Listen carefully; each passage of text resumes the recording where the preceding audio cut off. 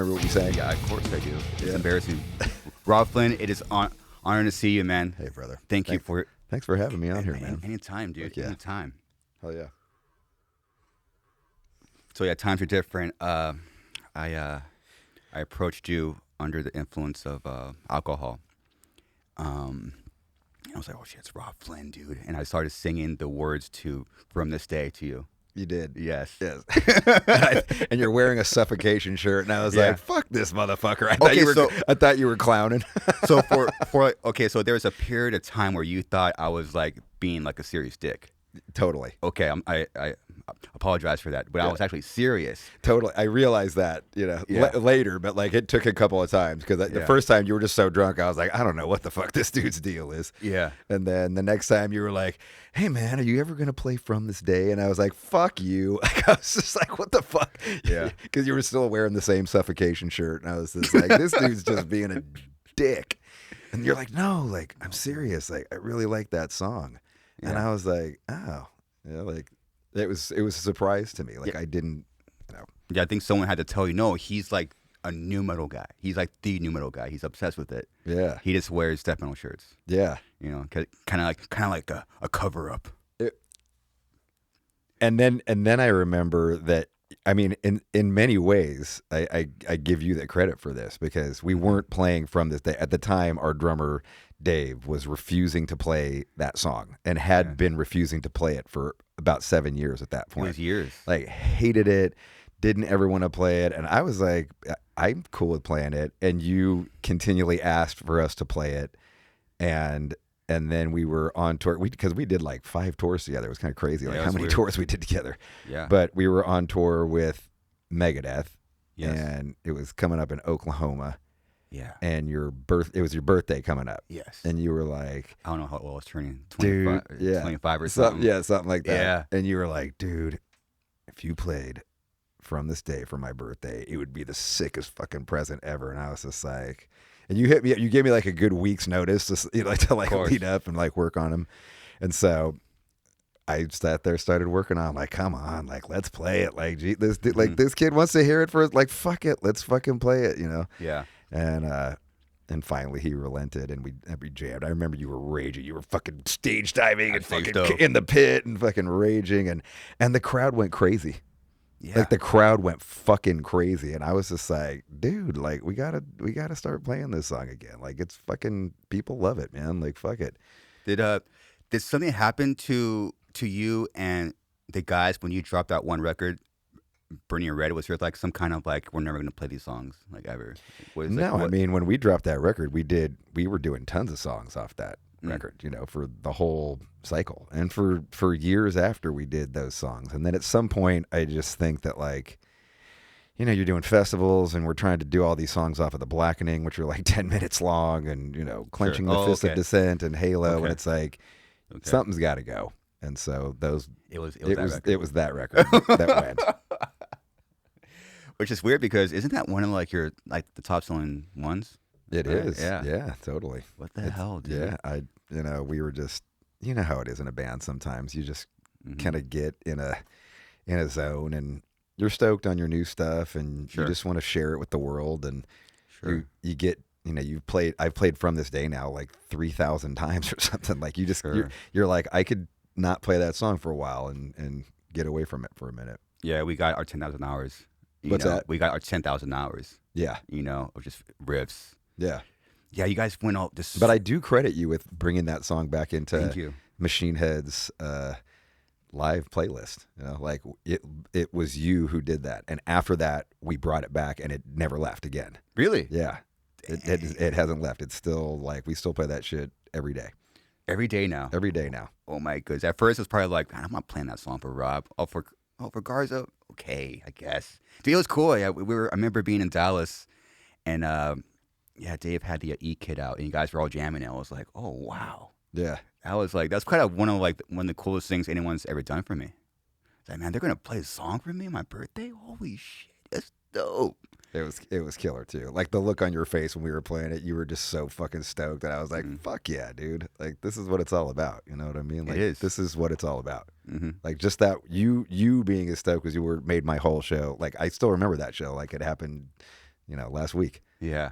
Yeah. And I mean, yeah, speaking of, these are like the moments. This is a moment too. Like just, sitting across from you, having like I wouldn't imagined it would be me doing this. I would not imagine. Someone told me a few years ago I would be doing this, hanging out with you, just dude, you're killing it. With you're gonna ask Robb Flynn questions. You're killing it though. This is fucking awesome. You got the killer show. Like I watched. I watched a couple of. What did I do? I watched the cattle decapitation one. Travis is great. I watched the Adam D one, and then I watched that Chris Barnes one, dude. It was so good. It was so good, man. Like it was insane. And honestly, I cried after. What's that? I cried after. Did you? Yeah. You look like you got a little emotional at the end there. I think we both knew something happening. It transcended like the conversation. Like something was. It was late too. It was almost like 1 a.m. Oh wow. When it was over. Yeah. And you guys did it after the show? Yeah. Yeah. That was the first after show one. At the whole, it was like, damn, this is. Like it's like similar to being in like a band where you're just grinding, and something happens. Something finally, this fucking cuts through. Finally. Right. That was like a big moment, like luckily, I think with his age, he's a new person, And I took it very. This is my first time even I think talking about it publicly, but I doing research on him and coming across these videos of him, I took it very personal. It's like you guys don't even know him, and I wanted to. I took it personal because when you have experience, when like the internet comes after you for whatever reason, like right. Yeah, but I separate the art from the artist. That's the kind of person I am, for better or for worse. Like you could be a dick to me, and I would still like listen to the songs. I'm a very painting like whatever. So as for him, I'm always like obviously I have a soft spot for like people like in bands or singers or artists. I'm like, that motherfucker wrote those songs. That brain, that wherever you think those lyrics came from, that came from him. Yeah. And that's a permanent stamp in death metal. Like, and people try to take that away. It's like, dude, I took it very personal. Dude, I gotta say, like, I've never met him. Like, we've played a couple festivals here and there, but we've just never crossed paths. And I'm pretty, like, I kind of keep to myself anyway. Like, I'm not like Mr. fucking, get out. Hey, man. Hey, like, that's just not me. Yeah. And I fucking loved that dude at the end of that podcast. Wow. I was like, how do you not like this dude? He's so fucking like, he's funny, but he's like, crazy story, like the whole like, family stuff that he was going through, and then just going right out on the road. And I was like, man. it's just like, anyway, just kudos to you. Fantastic job on that. I had a podcast for a while, but nothing like this. Like that was like, this is so professional. My shit was just like Zoom calls and you know what I mean? Hell yeah. Like, this is the real deal. Hell yeah, man. This is the future. I think so too, man. I think bands need to take some, kind of take the power back, put it in their own hands, you know. I kind of see where things are going. You kind of have to own your shit, and anything I could do or the band could do that you own this and no one could take it away. I think that's where it's going. And you probably have more experience than me, Robb. I think like the music industry or people or music in general is always last to kind of adopt any kind of new thing. So I'm just trying. So this has helped me kind of stay like ahead. Yeah. And then also give any band, small, no matter how big or small the band is, they have a platform now. Yeah. I'll talk to anybody. Fuck it. Yeah, it's killer. Yeah, I mean, like, you had like Peeling Flesh dudes like showing how to do slam riffs and shit. And I was anybody, dude. It's killer, man. I was, as a fan, Robb. What really made you guys make the step to do the Burning Red? Because it kind of came out of nowhere. Like, what made you guys just jump into that kind of record? Well, I mean, that was album number 3 for us. I mean, in my mind, it really isn't out of nowhere. Like, we always had groove. We always had hip hop elements. Like if you go back to the Burn My Eyes, a lot of people talk to me now about like the Dynamo 95 video, like people talked about all the time, like I'm doing a Method Man rap in the middle of the song Thousand Lies, like I drop a Method Man rap like halfway through. I don't know if people knew it was Method Man back then. I never heard about it till right now. Yeah, but I did, like we were, we covered Colors by Ice-T on the second album. That was a bonus track on that. Like that hip hop thing was always there. And then with that record, I do feel like the hip hop thing kind of dominates the conversation when people bring up the Burning Red. I think that might be it. Which to me isn't really the most, to me, the biggest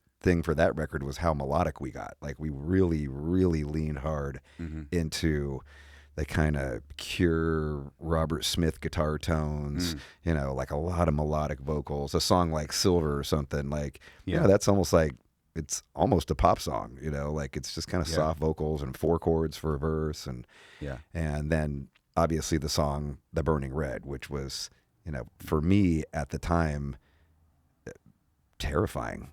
It was absolutely terrifying to think about putting a song that mellow on a Machine Head record.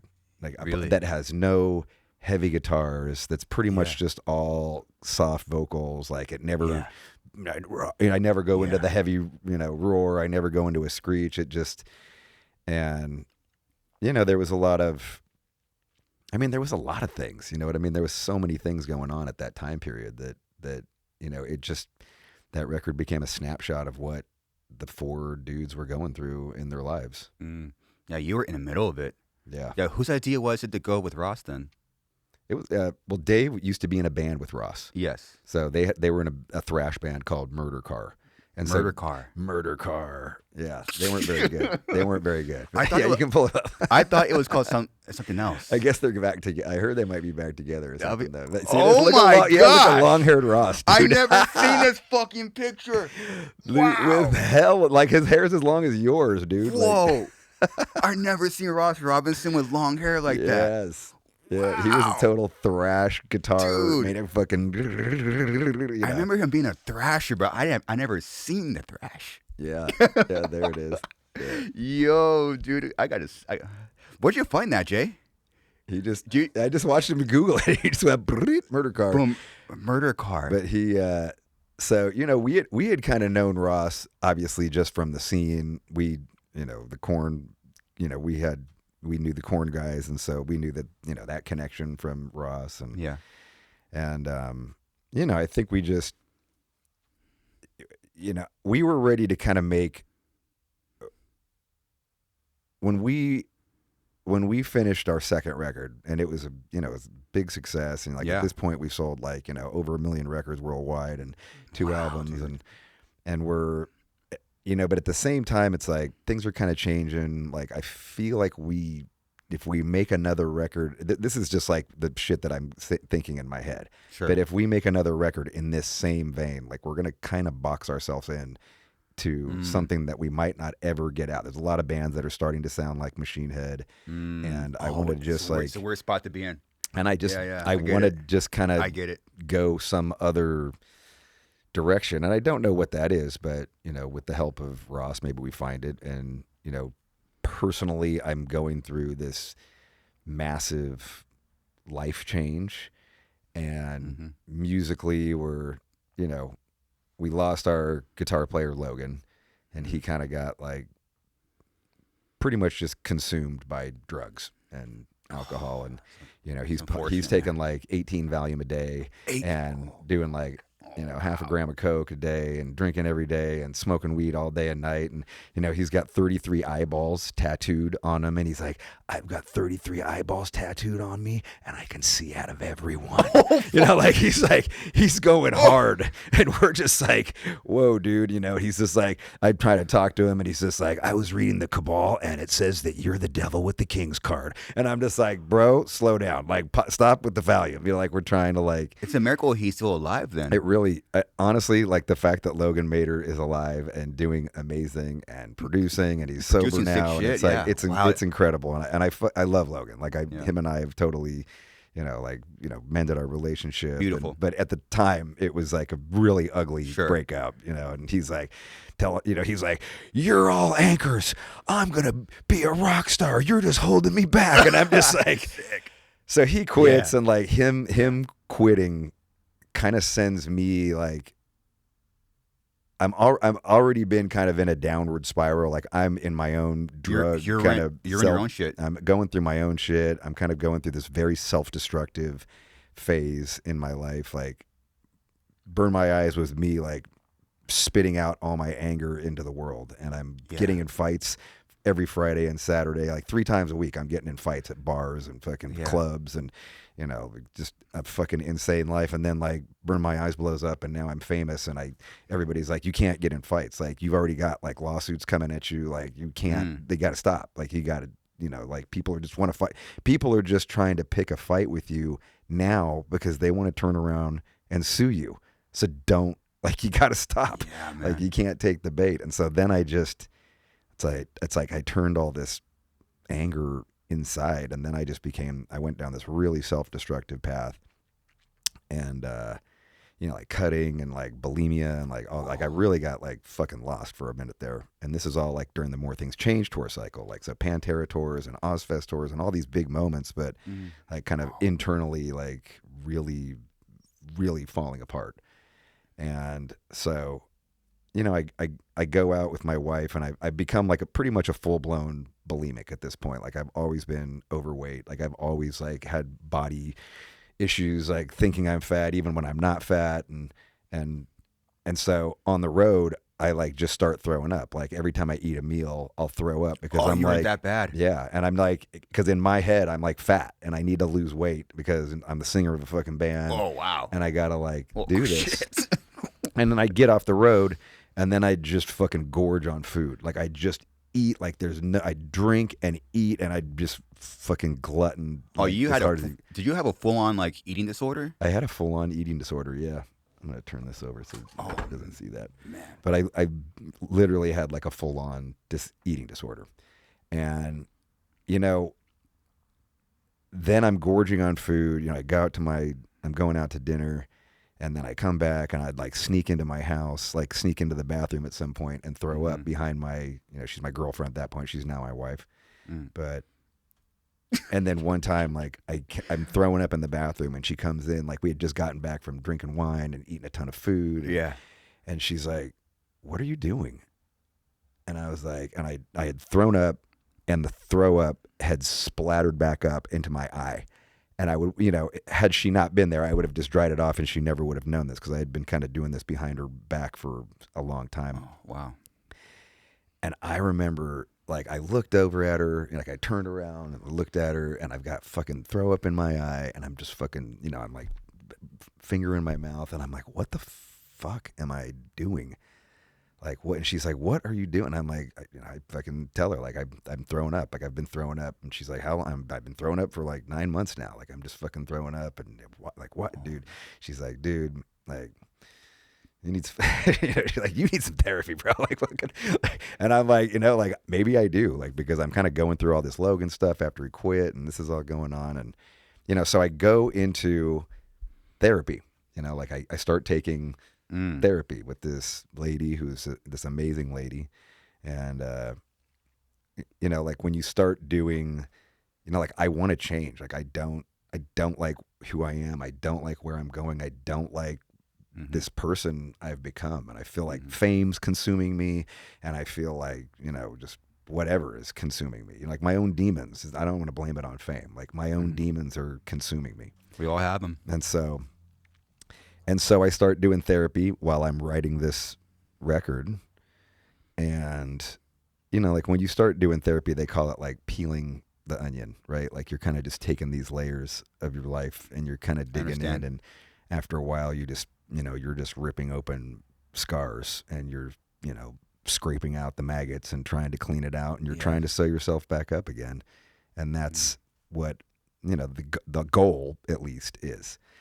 And so, I'm writing these songs, and it's really like I start pouring all of this, trauma from my past, from my childhood into the lyrics and into these songs. And, the Burning Red kind of starts taking the shape. Like, I don't want to like just whatever the song's going to be, I'm just letting it kind of take me where it is. And it is decidedly less heavy than, the last two records that we had done. But I didn't care because I was like, this is where I got to go. Like, this is where the music's taking me. And this is have to, yeah. Yeah. Yeah. So yeah, you've always been that way. I've heard you talk about that. You kind of let the music take you where it needs to go.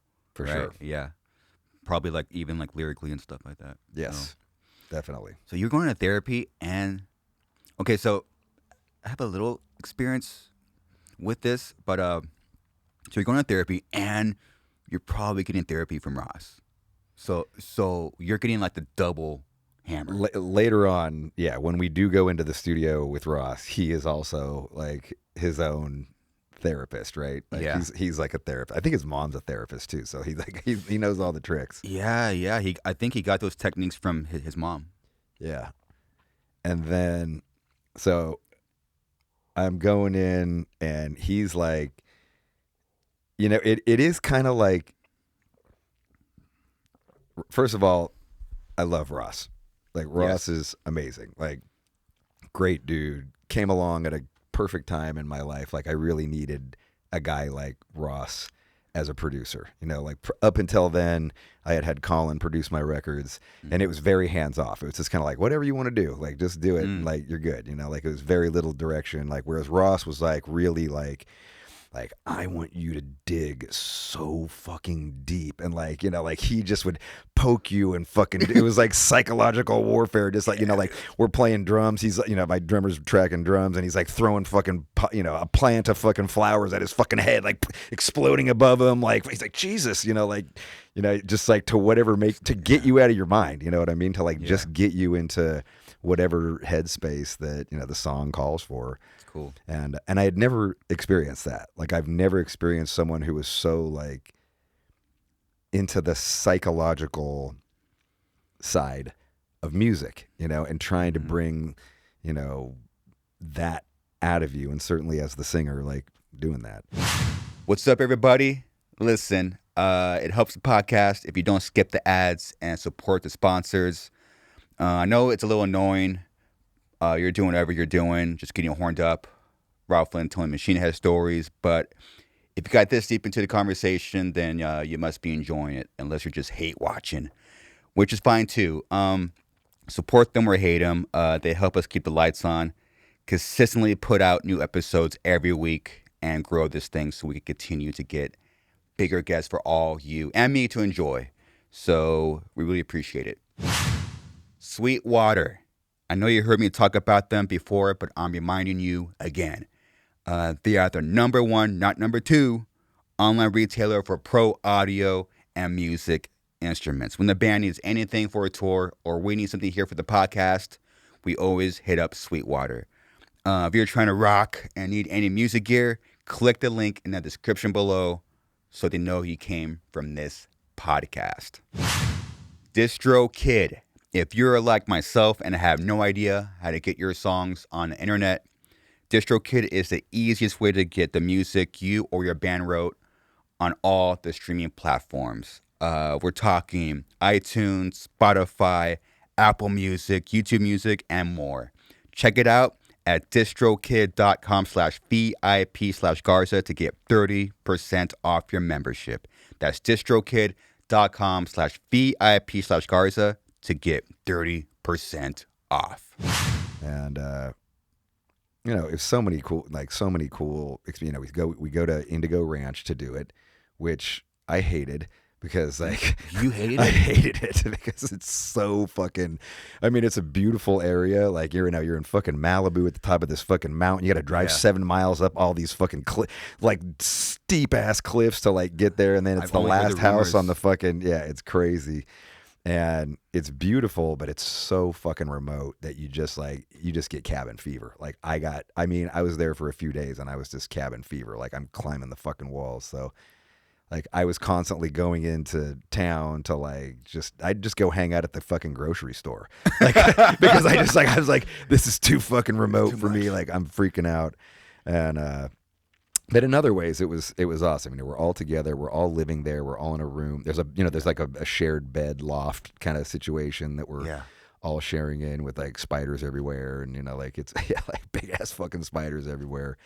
And it's a weird time for Ross because Ross has just signed Slipknot to his IM Records label.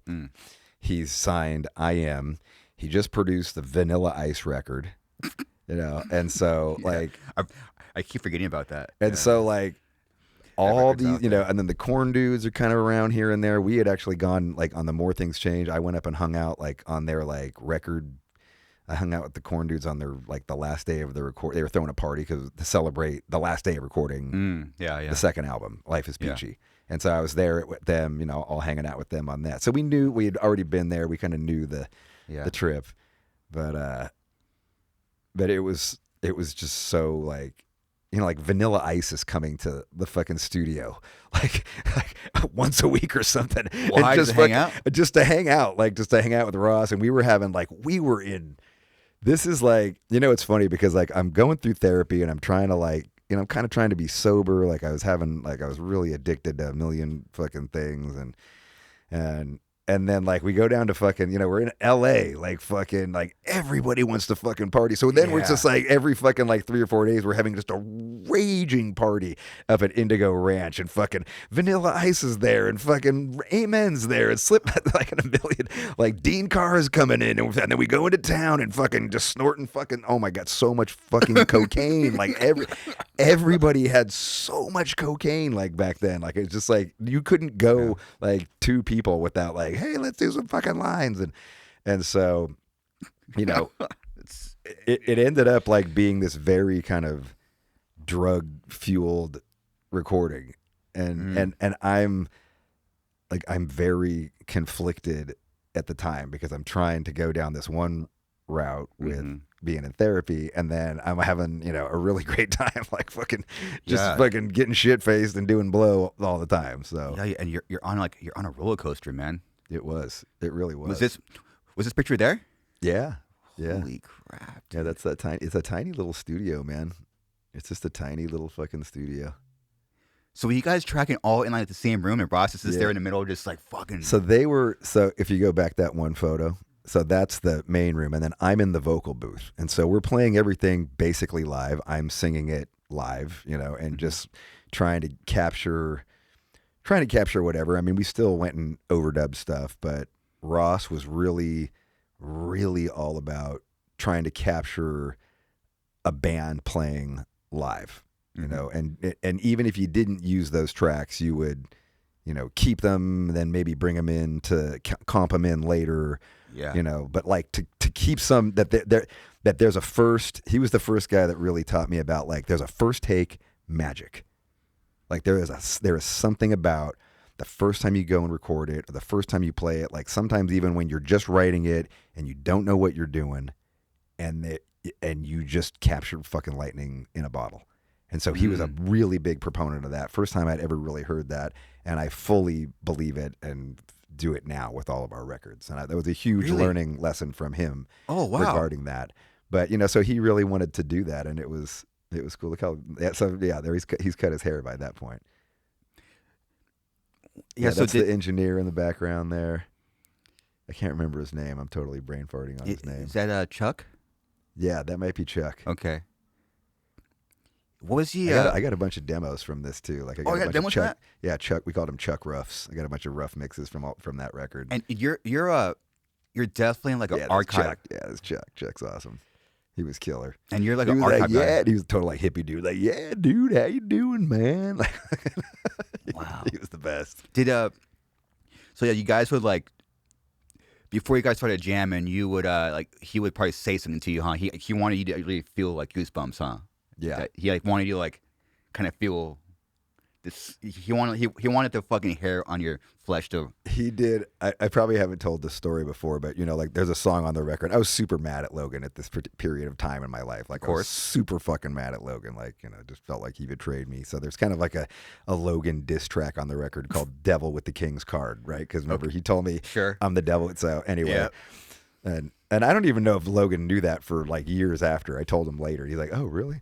And so, because he was pretty lost. But anyway, there, he joined Soulfly, and then he's doing like a bunch of photo shoots and stuff. And so I'm singing that song, "Devil with the King's Card." And at one point, there's like a full like centerfold of Logan Mader in one of the magazines, and he just runs up and sticks it on the window of the vocal booth. He's like, right here, motherfucker. And he's like, sing this, sing what you're singing to this. And I'm like, he was just funny. He'd just come in and shake me around sometimes when I was doing vocals. Like just come in. Him and Joey Jordison at one point, that song, the second song on the record, Nothing Left. Like Slipknot was there. We were both there at Indigo. Really? At the same time. They're getting ready to record their first album. We're finishing up recording our third album. We're all living together. They're living in the studio studio sofas, and we're still staying in the bedroom. Holy crap. And so at one point, I'd kind of hit it off with Joey. And so Joey's like watching me record the song, Nothing Left, the vocals, and he's in there. And then at one point, they both, like, I'm doing the build up, they got nothing left for nobody else. And then him and Ross run into the vocal booth, and they just fucking start literally moshing with me, like in a circle pit, like while I'm doing the vocals. And then they start screaming. So you can hear a scream that's kind of like, I got nothing left for nobody else. I got nothing left for nobody. That's Joey and Ross doing the like live with me in in this room that they had just run in, and it just sounded so sick. We were like, "Fuck it, keep it." Like that's badass. Keep it. Yeah, that's fucking crazy. I didn't know they. I guess that the timeline is there. Yeah, that was 99. I was there through the whole mix of their album. Are you serious? I was there almost every day of the mix of the record. They worked on that song. It was at that point the rest of the band, like Corey and Sean and Clown and everybody, had gone home, and it was just Chris Fane, Joey, and Ross mixing the record. And it was really just Joey and Ross, and Chris was just kind of hanging out. But I heard they worked on that song Purity. I'm shitting you for like 30. I'm not shitting you, like 30 days straight. Like they fucking worked on that song. That was like the first song that was the one that they were trying to get the perfect. They were trying to get like the this actual. Is the template, right? This is the song. Wow. Purity is the template for the record. Yeah, there's always that like one song that let's mix this song to get like. But they did it further, and I was like, guys, you got to move on. Like you're tweaking. I was like, come in, like they're on day 25. I'm like, you got to move on. Like you're just tweaking. Like just go do do another song. Come back to this one. Like you need to just get it. And they finally did that, and then the rest of the record fell into place. And so, like, I was there. Like, I had an end of album party with Joey and Chris when they finished recording. They're mixing the album. We all went out to a strip club and fucking everybody got shit faced. And of course, Joey had like 3 drinks and was fucking annihilated. Drummers. Chris jumped up and was like, dancing with the chick on the stripper pole, and fucking we got kicked out of the strip club. It was awesome. It was a great night. Joey's like, I fucking love you, man. Like he was one of those drunks. Like, I fucking love you, man. Like, I love you, dude. Let's fucking start a band, dude. I'll quit my band. It's all good. Totally. Yeah. So funny because he was sober. He was fucking stone cold sober that whole time. That's the other rumor. I heard they're all sober. Is that you think? I don't know if all of them were, but like he for sure was like stone cold sober, wouldn't have a drink. Like even when we took him on tour, right a few months later, he was like sober, like no fucking way, man. Like I can't drink anything. Like I can't. He's like, I gotta fucking kill this. I was like, fucking good for you, man. And I was like, I'm just like anything that came in front of me, like at this point. So yeah, I'm always thinking back. I'm like, should I go sober for like a hot minute is write a record? But it's just, I don't know, maybe it has to do with age. I don't know, because I didn't drink till I was 21, so first record, sober as fuck. Oh yeah, no weed, no nothing. I wonder if there's something like to during that. the recording or just in general that whole time whole frame. Time. Okay, yeah. And what I was sober for Burn My Eyes. Were you? Yeah, I was totally sober for that whole like recording period, mixing period. Like I wouldn't touch a thing. Like I was like, I got to keep my wits about me. Like I just don't want anything to, I just need to be as clear as can be because I just want this to kill. How long is that? What like a month or 2 months? How long were you? Yeah, about a month. Yeah, probably 2 months. Is there something to that? Is there like maybe like a period where you should probably step back and it's like focus, like hardcore fight, just like a month. It's just a fucking Just that little period. Is there something to that? I mean, I've done it a few times. I mean, few certainly, times. certainly back then, like, when we record now, it's like kind of like a longer process. Like we kind of just demo, and then the demo becomes the album. You know what I mean? Like, whereas back then, like, you had to go into a studio for a set amount of time, and then you had to mix it in a set amount of time. And now it's kind of, it's a little more flexible. Sure. But back then, I was like, got to be sober, at least for that record, for Burn My Eyes. That explains the focus. You guys just fucking log in. Dude. Yeah, Dude, Rob, thank you for those stories. For someone that's like not there, that's all we have. I just want, give me all the stories. Give me all. I heard when you drive up there, I heard people talk about they thought they're gonna die. Oh my God! Because it feels like you're gonna go off the cliff. First of all, it's a 1-lane road. It's 1 lane, and it's a dirt road with a fucking literal 500-foot cliff to the side of it. No guardrails, no nothing. Like, it is. And Ross has got like a badass BMW, like a sporty BMW, and he would try and take it at like 70 miles an hour, like the whole time. So it was even more terrifying riding with him anywhere. But it was crazy because it was so, it was beautiful. Like, it was so beautiful. Calming. I mean, like, you're just up there and it's like you're looking over the ocean, and the ocean's kind of far away, but just, like forest. There was a canyon over to the right where you could like hike down, and there was a river that ran through the canyon, and you could like, it was very peaceful. But at that moment in my life, I just didn't want peaceful. Like, I don't know why. Like, I it was an amazing experience, but for me, I wouldn't ever do it again. Like, I just no. Yeah, it was. It's honestly peaceful. like, it's a very, and like, as I'm thinking about it, saying that to you, like, it's a very, I can't listen to that record. You can't listen to the record? I can't listen to that record. Because you just associate your memories and feelings to that particular time, huh? I do. And then it's negative.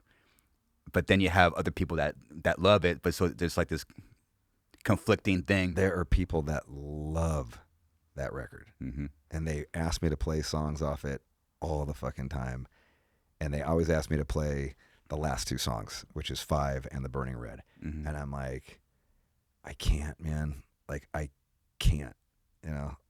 Like, I wish that I could. I can't. I can't listen to the song. I don't want to play the song. Like, I don't want to think about the time. Like, I don't want to think about the lyrics. I don't want to think about where I was or what I went through. And I certainly don't want to do it for a tour. You know what I mean? Like, yeah, like, it's coming up. It's going to come up in what? Fucking 4 years? What? 4 years? Oh wait, no. For the 30th anniversary. 30. Yeah. It would be. And I say that now. I have played the song. I did it for an Electric Happy Hour. I played it. We did It was just an anniversary. I don't think it was like any particular anniversary, but it was like the anniversary. And I brought Aru, the guitar player, on that record in, and we played it live on my live stream that I do most Fridays. Yeah. And how'd it feel? We played the whole album top to bottom, and in some ways it was like,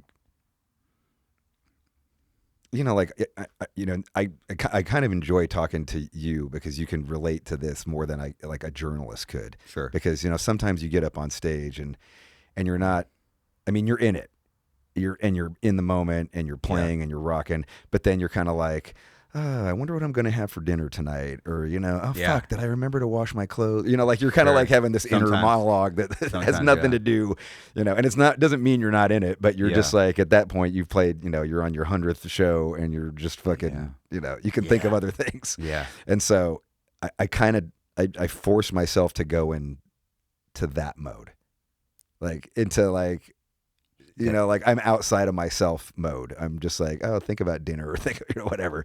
Think about 49ers or whatever the fuck, you know what I mean? Wow. So I got through it. Like, I got through it without really connecting to it. So you had to like disconnect yourself completely to jam it. I did. Yeah, because you had a very interesting, from what I understand, like a pretty rough like upbringing. You were I didn't know this, but you're adopted, right? Yeah. And And the first time you smoked weed was 6, right? Yeah. Wow, dude. How can a 6-year-old brain process that? Because when you're adopted, do you call them your parents? Like, here, this is my dad. Yeah, for sure. Okay, cool. Yeah. So I mean, I'm 6 months old when I'm adopted, okay, and so I've gone through from what I know, and I don't know much. I've never reached out to my biological parents, but the handful of things I know is that my mom was a teen pregnancy, 14. She has me at 15. Oh, fuck. And then as she's about to have me, the guy leaves, and so puts me up for adoption. Mm-hmm.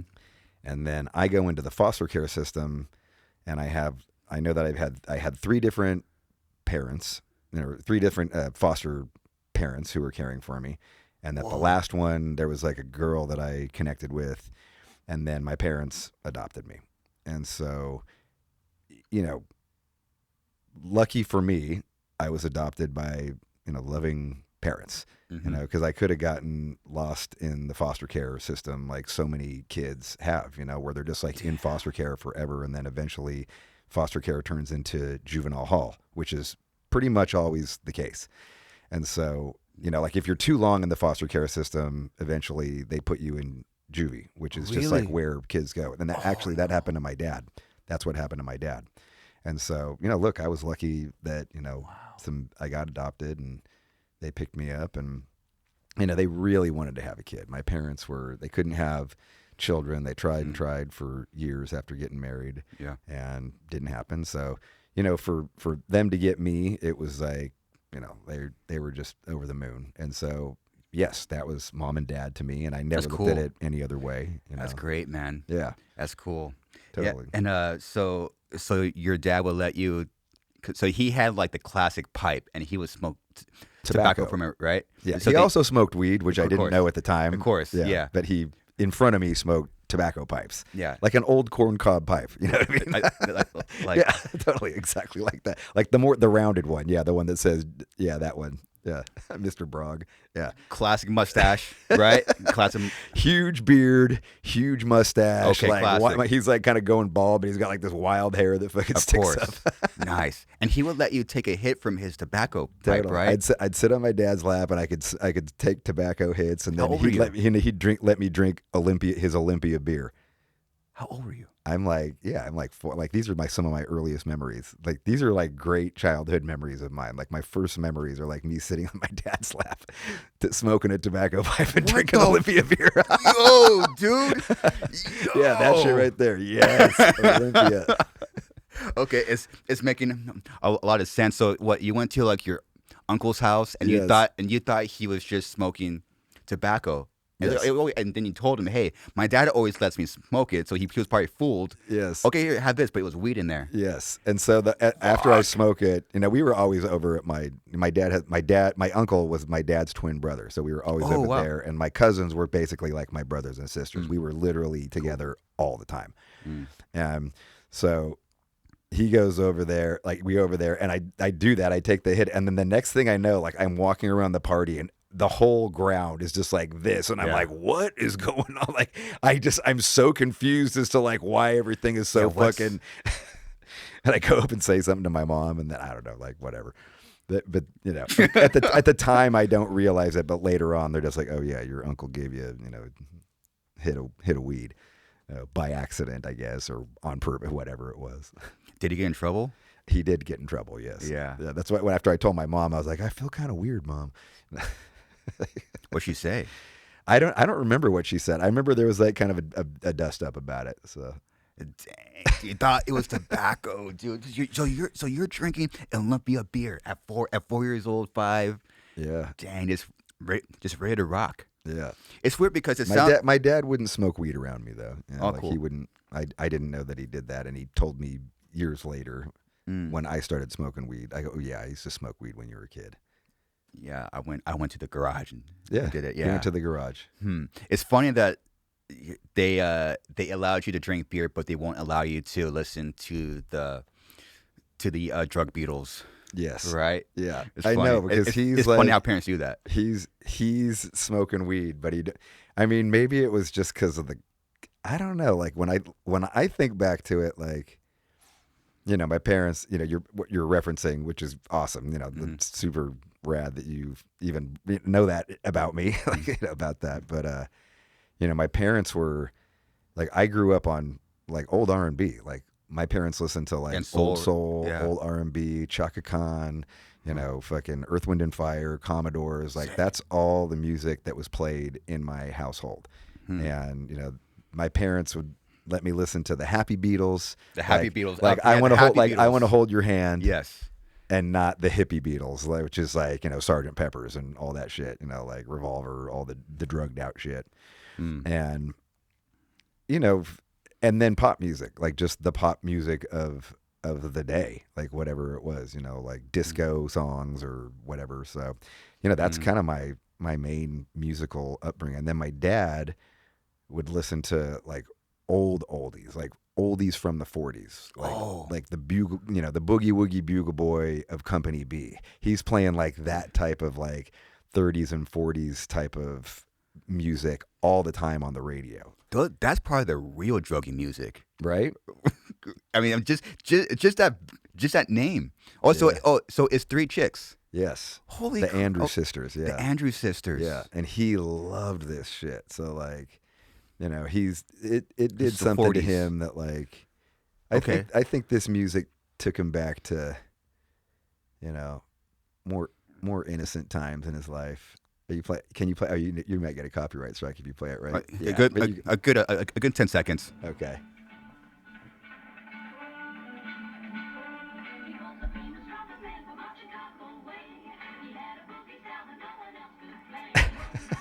Yeah, this is sick, dude. Yeah, he loves this. So he plays this like. So at what? He was the Pokemon of Company B. Yeah.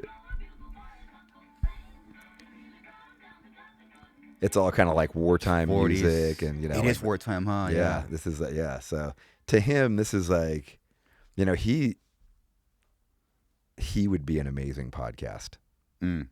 He like if you ever had my dad on your like, it would blow your fucking mind, dude. He had the most insane life, you know, and so whenever he listens to this, I think it kind of takes him back to, you know, he's taken away from his alcoholic mom, him and his brothers, when they're like 4 years old, and put into like, you know, foster care, and then it goes into juvenile hall, and then they kind of go back and forth, and then his mom just eventually like ups and leaves them, and like, it's sad, man. You know, so I think that when he hears this kind of stuff, you know, it takes him back to like good memories, you know, like hanging out with his brothers, or, you know, like even hanging out with his mom. But, you know, like they live in a trailer, you know, so I grew up in a place called San Lorenzo.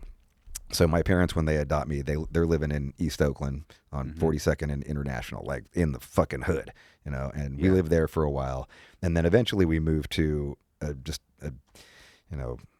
San Lorenzo, which is just a poor white trash town in the Bay Area. You know, it's a few cities below Oakland. And, you know, I know most people look at California as like, you know, milk and honey, and like, you know, but there's all kinds of like little crazy white trash towns like all over this state, you know, and that's what this is, you know. And so, you know, we live in a very small 3-bedroom house in San Lorenzo. I mean, if you saw a picture of it, it's basically like a mobile home but it's got one of these roofs instead of a flat roof. You know what I mean? Okay.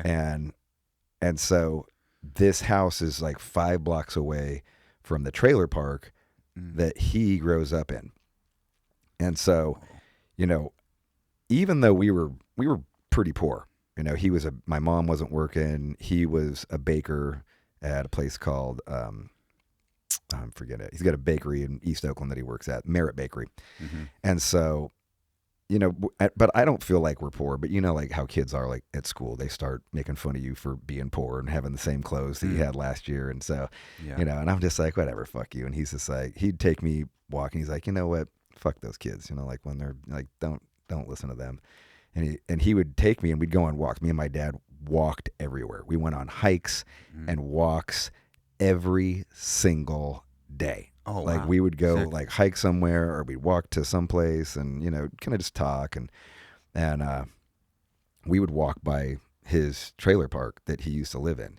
And he's like, I know your friends, I know they make fun of you for being poor, but he's like, you're not poor. Like, this is poor. He's like, me and my two brothers and my mom and her boyfriend used to live in an aluminum shed, no heat, no AC, no running water, no toilet. We had to shit in a bucket and carry it to the community dumping hole or whatever the fuck it was. Whoa. That was a quarter mile away on the other side of the trailer park. You had to shit in a bucket and then walk it somewhere. And then carry it somewhere and dump it. And he's like, that's poor. So, like, no matter what those kids are saying, you remember you're not poor. And, you know, like, it was of course, at the time, like, I'm a young kid and I'm not, like, thinking, like, oh, my God, this is, like, this huge life lesson. But it was this huge life lesson. It's just about perspective and how everything is subjective and, you know, how you can, don't let motherfuckers get you down, basically. Yeah. You know, that kind of a thing. So,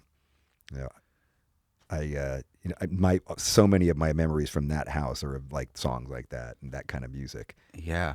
Yeah. What else was going on? Because you also mentioned like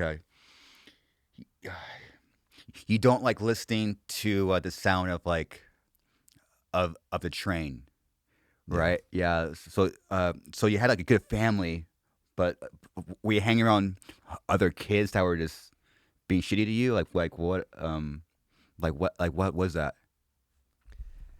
Well,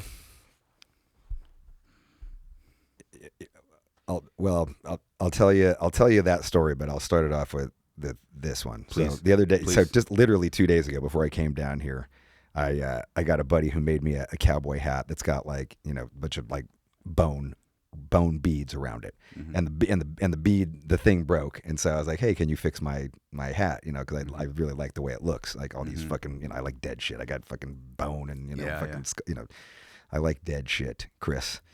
And I appreciate that. And so I go over his house, and when I got there, I was like, oh wow, like they're kind of near my old house in San Lorenzo, and I was like, I'm gonna cruise by there after I'm done hanging out with him. And I haven't been to this neighborhood in 20 years. It's been 20 years. And so I go down there, and it's trippy because San Lorenzo is kind of between two, you know, it's a couple cities away from two cities that have really come up in the last like 20, 30 years, you know, like there's Hayward, which had a big come up, and there's San Leandro on the other side of it with its downtown had a big come up. But I pull into San Lorenzo to go look at my old house, and I swear it's like time has stood fucking still. It looks exactly the way that it did when I was a kid, except for all of the houses now just have like the paint is just peeling off. Like it's the same color as I remember it as a kid, but the paint's just peeling off. And there's bars on every door. There's bars on the windows. There's tattered American flags with American flag poles in almost every front yard. And there's rusted ass cars. And I remember it being rusty as a kid, and now it's a really rusted ass car. And it was just such a trip to go. I actually took a picture of it. Like I took a picture of my old house just to like, you know, and picture just to like, oh wow. You got to post it. Yeah. I thought about it and I was like, I don't know. Like, I think you should. Yeah. Yeah. Yeah. Yeah. So what, is it abandoned? Anyway. Is it abandoned or is it? No, it's still a total. Like the nneighborhood's still. Someone's living in there. Yeah, tons of people. Yeah, there's. I jump out of my car and I start taking pictures of the house. I'm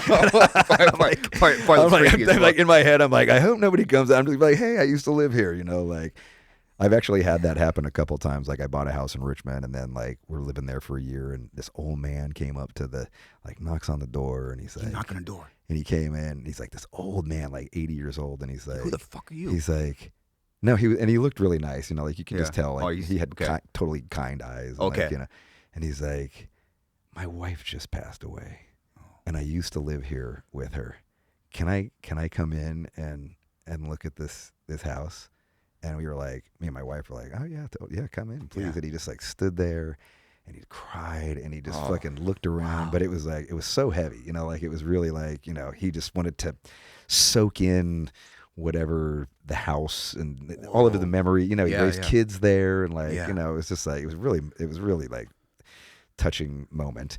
And obviously I wasn't gonna do that. I kind of wanted to go like knock on the door, but I was just like, I just couldn't bring myself to do it. Like I was like, I don't know, like just whatever. Anyway, I had a pretty that neighborhood. I had a pretty heavy. I was sexually abused when I was living in that neighborhood when I was 5 years old by a neighbor down the street. And it was crazy because I drove away from my house and drove past the house that it happened at, and I passed the house. Like I just drove past the house, and I didn't even realize that. Like, and I thought I was like in my mind freaking out, like, oh, I'm gonna fucking have this freak out when I pass this house because it's gonna bring up all this shit, and I didn't. It's like I didn't feel anything. Like I didn't, and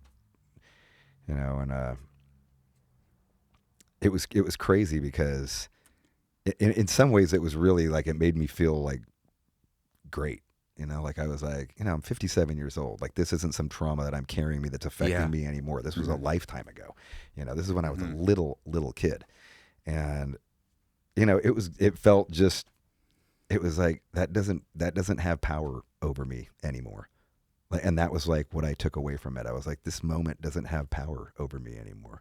And it felt liberating in a way because that moment had a lot of power over me for a really, really long time. Yeah, especially when you're 5. Yeah. And trying to fucking process it, Yeah. Yes. And so, to me, what you brought up the train track. So, this incident begins at the train tracks with this older kid who's hanging around with younger kids. And, after the incident happens, and the train went by. The train was going by, like when just kind of triggers this. And I live half a block away from fucking train tracks, so like you're always hearing the train tracks. Yeah, and it's right next to the BART station, which is the subway. So you're always hearing the BART, you're always hearing the subway, and just certainly like after this trauma happens, like that sound would just trigger me. Like it would just trigger. I hated that sound. I never wanted to hear it. It would make me fucking cry. And, so, and now it's like, it's the past, you know what I mean? Like I'm not there anymore. And that sound doesn't have that effect on me either. But for probably up until the Burning Red, that is really like, it's, this moment, haunts me all the time.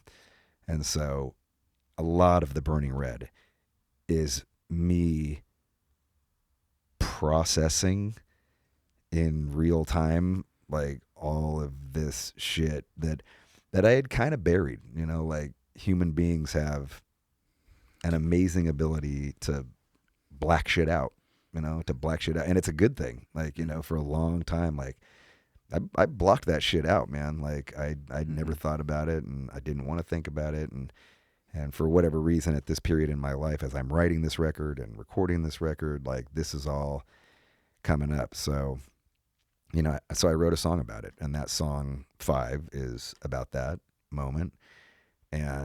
And that's when I say, like, I can't listen to that record because the whole record the whole thing is just that. It just is that. And it's not that I don't appreciate it. Like, I think it's great songs and I think it's great music, but like, I just don't want to go back there. Like, I don't want to think about it. And, I don't know if I don't think I've ever told this story because nobody really, a lot of people don't ask about this record anymore. You know what I mean? Like you're interested in it because you're into this type of music. But like a lot of people ask about the other albums. And, Yes. you know, like that song was, you know, I knew I had to write that song. And then the Burning Red was kind of like the second part of it because, you know, when I got into my teenage years, like I tried to commit suicide. I took acid one night and started thinking about all the fucking shit that happened to me when I was a kid. And it took you there. Dude, it was like a super bad. First of all, I decided to watch The Omen 2, Okay. which was, Probably it was didn't just help. like God, devil, Satan. I was like, Omen 2. What's yeah, that one. Me and my friend, we start watching that one, and I was just like, Jesus, it was just like way too much for me. And I started having like a super bad trip. I'm on this I had just come from a wrestling match. Me and my friend went to go see fucking wrestling at the Oakland Arena. We had went and seen like Rowdy Piper. Oh, sick. We had seen Coco Beware, Jesse the Body Ventura. Like they're all wrestling. And we're frying like a motherfucker on 4-way window pane acid, dude. We're bonkers. And we're hammered. Like we took Bart there. We drove his car to the BART station, took Bart to the arena, and then like, you know, he's like starts screaming like starts screaming a bunch of out of hand shit, and like everybody wants to kick our ass. And so fucking we end up leaving. We go back and it starts pouring rain, and my friend has this giant like crack. He's got a giant crack in his windshield, and he's like, I can't drive. You've got to drive, Rob. Like, and I'm just like, I can't drive. I'm fucking frying on fucking acid out of my brain. He's like, I can't. So it's pouring rain, and I'm trying to drive out of the BART station, and it's fucking like I can't see. I get lost in the BART station for like 20 minutes. Like I can't even get out of the parking lot. I'm so fucking whacked out. And then we sit there and we go back, and then we're frying, and we watch a couple of funny movies. But then he like, let's watch The Omen 2, and I was like, okay, this sounds killer. But then like, I'm just like, you know, I'm like at this point, I've been kicked out of my house. Like I'm like 17, like I'm fucking living on friends' couches. My dad kicked me out. Like I'm fucking like I'm just kind of like I'm fucking up. Like I'm a fuck up at this point, right? Like just a fucking mess. Yeah. And so it was bad. It was all bad. And so, you know, like I'm going in, and I'm kind of like, that song was about kind of that moment. The Burning Red was about that, wanting to commit suicide moment over all this shit that I had been burying. And so, you know, I go into, you know, going back to Ross and his psychological warfare when you're recording an album. And, you know, I'm telling him that I'm like, I need to sing about this. Like I need to sing a song, and like I need to just get this out of me, you know. And I want to get rid of it, you know. And I don't not to say that just by writing a song it makes it go away. Sure. But I need this I need to get this out of me. Let's process it. And the first couple times I try and do it, like I just can't. Like I can't write about it. Like I can't even get through the song. And I just stop recording the song. And so this is kind of a long story. I don't, you know, it might be kind of boring, but like, no, let's go. Who cares, okay. dude? Who cares? Okay. I'm in. All right. But so then I'm going crazy, like Charles Bukowski poetry, right? Like I'm reading like all this Charles Bukowski stuff, and I just seen Barfly. I'm like, I'm obsessively watching the movie Barfly. Oh right? Yeah, Mickey Rourke, and like, you know, it's all about like getting as fucked up as possible, and then writing lyrics or writing a story or writing a book or writing what. Yeah, there's Barfly right there. Fucking best. Mickey Rourke is a goddamn stud in that. Such a grimy movie. Like it's just so good. Anyway, we sit there and. You know, his whole trip was about like getting fucked up and then writing. Yes. And that's how, like, that in his mind, that's where you get your best stuff. And I'm like, okay. I'll try it. I was like, I can't connect with this song, and I really need to get it out. So I'm going to try and write this song about this fucking horrible trauma in my life while I'm all fucked up. So I'm like, I'm going to do a bunch of coke, and I'm going to get fucked up, and then I'm going to go, like, I make this plan, right? Like I tell my wife and everything, like, I'm just like, I'm going to go, like, this is what I'm going to do. I'm going to go do like a gram of coke. I'm going to go get shit-faced drunk. Then I'm going to write all these lyrics. I'm going to stay in a hotel room so I'm not by you and like driving you crazy. Oh my goodness. And she's just like, this is a bad idea. And I was just like, no, it's a great idea. And like there it is. It's like you did that last week. Yeah. Right. This is the best. Such a fucking good movie. The fucking such a gnarly movie. Sick. And anyway, so I'm like, I set up somebody. I'm gonna buy Grandma Coke at this bar that I'm hanging out at all the time called the Hut. And I got, I'm hanging out this girl I used to date, like she's the bartender, and so I'm gonna go hang out. And I'm just gonna wait there, and like she always gives me free drinks and stuff, so it's fun, good vibe. And I'm going there, and this guy never shows up, and so so I'm hanging out, and I'm like kind of bummed. I'm like, fuck, I've already paid for the hotel room. I was like, well, I guess I'll just get really drunk and then write these lyrics. Right at the end of the night, this other buddy of mine, and I'm not going to name any names, but this other buddy of mine came, and he shows up, and he's like, I got a bunch of speed. And I was like, and I used to be really addicted to speed. Like in my early 20s, I was really addicted to like in late teens, early 20s. I was super. So I've been trying to not do speed because it really had like a big power over me for a while. And I was like, well, I'm kind of hammered now, and I'm just like, I'm trying to do Charles Bukowski, so I guess I'll do a bunch of speed. So he's like, let's go back to my house. We'll get a bunch of beer. We'll do a bunch of speed. It'll be killer. And he's sitting there. He's fucking starts talking. He's like, we go back, and he's fucking like, this dude's like so fucking intense, and he's insane. This dude's insane. Like, he's one of the most craziest friends I ever had in my fucking life. Like, fucking wired to like fighting all the time. Like, when I was fighting, he was like my partner in fighting. Yeah. And he's sitting there. He just got married, right? He just got married. He's like 30, and he just married a 21-year-old chick, and he's just like, yeah, and he's like telling me how great being married is and all this stuff. And then he starts telling me about how sister's really cute and like all this stuff, and I was like, oh, okay, cool. And then he's just like, yeah, and then the sister's there, she's really cute, man. And I was just like, yeah, cool, it's just like, and he's like, Rob, I'm telling you, she's really, and I'm just like, oh my God. He's like, I couldn't help it, Rob. And I was like, what? It's like, I couldn't help it. She was all over me. Like, and I was just like, oh my God. And I'm fucking sitting there. He's like, and I've done like a quarter of speed. I'm fucking wired high to Jesus. And I'm just like, I gotta go write lyrics. I gotta go write lyrics. Right? I was like, I gotta get out of here, man. So I go, I'm like, I'm gonna go. The whole point of this was like, I'm gonna go write lyrics. So I leave, and I go back, and I get back to the hotel. And I'm like, I start trying to write lyrics, and I'm like kind of hitting like a roadblock. And I total sidebar, I had just gotten my nipples pierced. Oh God! Right? Okay. Right? Okay. A quick sidebar. Quick sidebar. Okay, got it. I had just gotten my nipples pierced. This is like late 90s, like piercings and fucking spiked. This is like, blonde Robb and like fucking. Yeah. And so I'm sitting there, and my right nipple had got really infected in the last week, right? I'm not talking like it's fucking a giant pustule about like that big, like a giant green glob of pus is perpetually leaking out of my right nipple, like at this time. And I'm trying to do, there you go. And I'm trying to do, my nipples. My nipples. Yeah, this might have been before the nipple. This was after the nipples. This is after the record's done. And so, and I'm so like, when you're on speed, you start tweaking, right? Like, and I'm just like, oh my God, what's going on with this fucking nipple? So have you ever had your nipples pierced? I've never had my nipples pierced. Okay.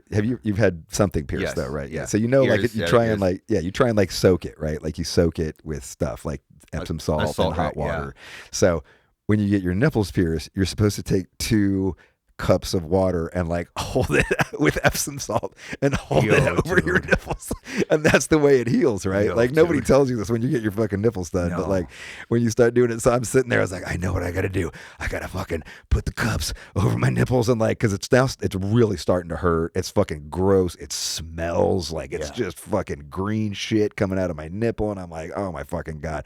And I'm like, I'm wired so fucking high. Like, I did so much speed at this dude's house. And so I'm sitting there, I was like, I got to take this thing out. And so I unscrew, it's like a barbell, right? So you unscrew the one side, and then it pops out. And then the one side, like it's so like tight around my nipple, is so like infected that as soon as I take that barbell out, the other side just shoots out, and it goes into the sink, and it goes, oh no. And I'm like, oh, and I try and grab it, and it goes down the sink, and I'm like, of course it does. Oh my God. I'm like, fuck. And now I've just got this leaking fucking nipple.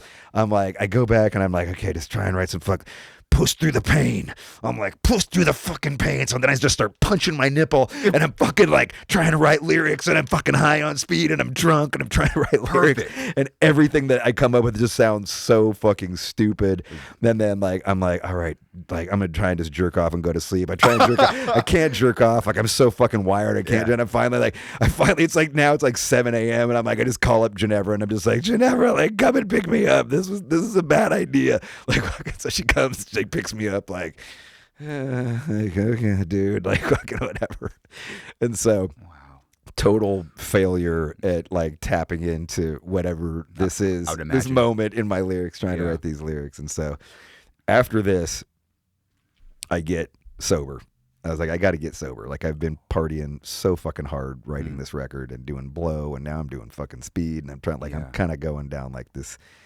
I'm a bit of a mess, and I'm kind of constantly hungover. And like, granted, it got some great vocal performances on the record because I was just like constant like cigarette, vodka throat, rasp, and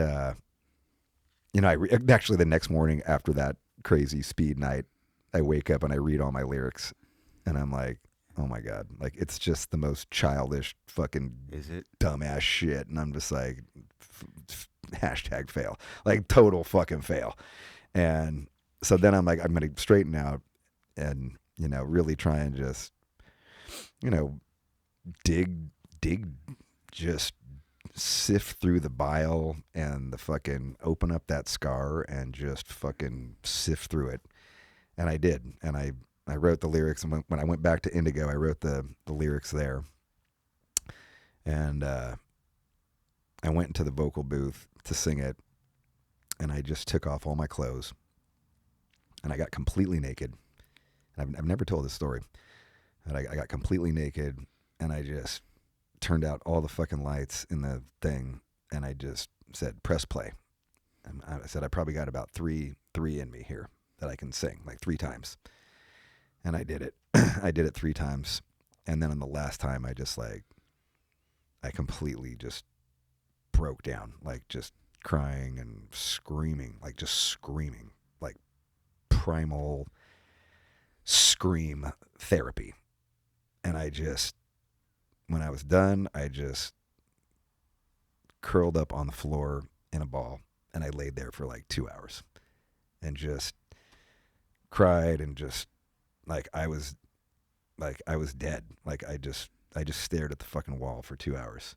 And Adam, my bass player at the time, came in and he sat next to me, kind of sat behind me, just laid there, and I just laid there for then. And I got up and I went, and there was a bench outside, and there was a bench that was like, there was like an avocado tree field like in the front area of the studio, and there was just a bench, and I just went and I sat on that bench and like looked out at the ocean for like another 2 hours, and it was nighttime and fucking cold, and I just didn't care. I just did it. And when I came back in, the song "The Burning Red" wasn't written at that point, and I just picked up a guitar and I sat in the living room, and it was really late by that time, like everybody had gone to bed, and I just wrote the song "The Burning Red." And I wrote the whole, like all the chords and the music, and I started like fucking around with the melody, and the next day I sang "The Burning Red." Wow. Thank you for sharing that, Rob. Appreciate that, man. That's cool. Yeah, it's just, as fans, we just don't know. All we hear is like this like record. I was like, oh, there has to be some kind of backstory there. Something, Thank you, Rob. It was awesome, man. Welcome. What, so you had to, just to close that one off. So you had to temporarily get sober to kind of. So you're trying to access it with the drugs, but actually, what helped you go in there was actually cutting everything out. Yeah. Okay. So, absolutely. Yeah, I know some people struggle. Like, how am I gonna? What do I do? How do I access that? And I guess you were like, okay, maybe I'll do speed. I'll get fucking blacked out drunk. But actually, it was just getting sober, and it's kind of sitting with it.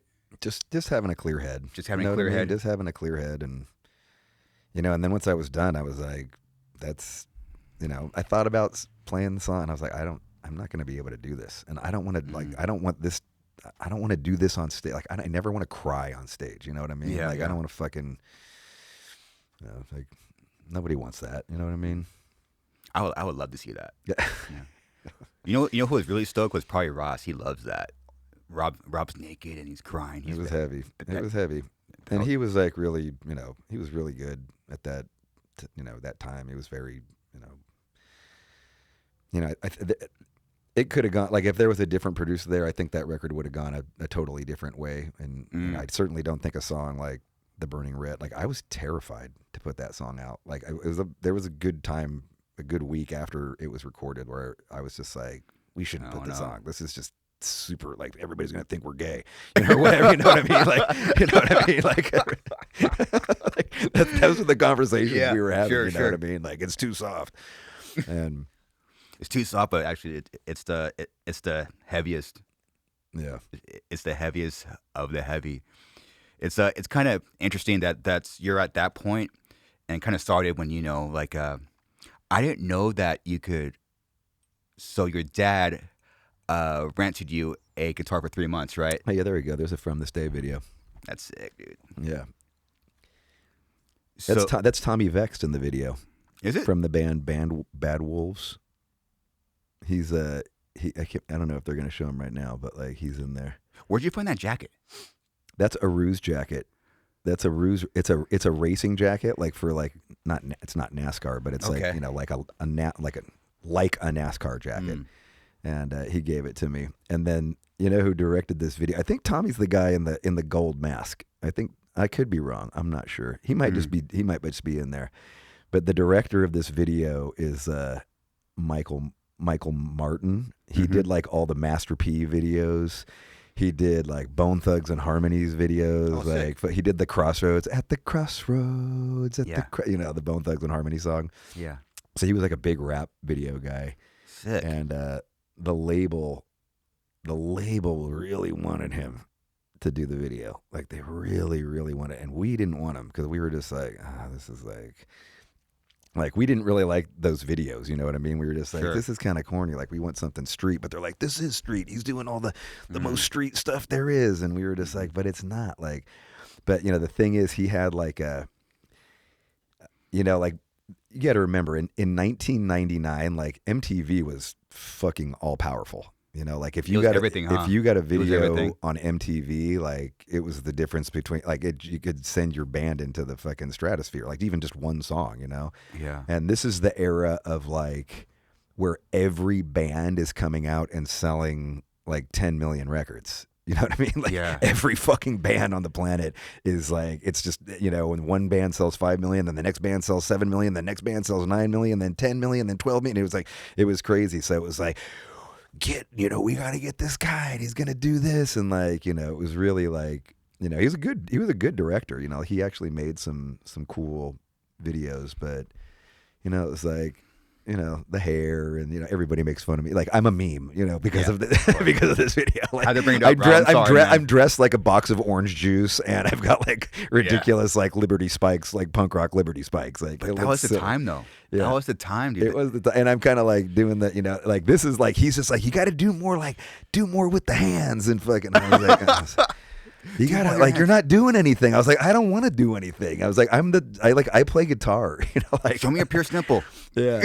At this point, I've gotten rid of my pierced nipple because it got so fucking infected. So then I've just got one, and then I've just got this like, now I've just got like, my nipple is still fucked up from it. Like it's just a mutant nipple now. Like it's just all fucked up. That era no more. There's no more pus. Just so you know, there's no more pus. Ooh, hell yeah.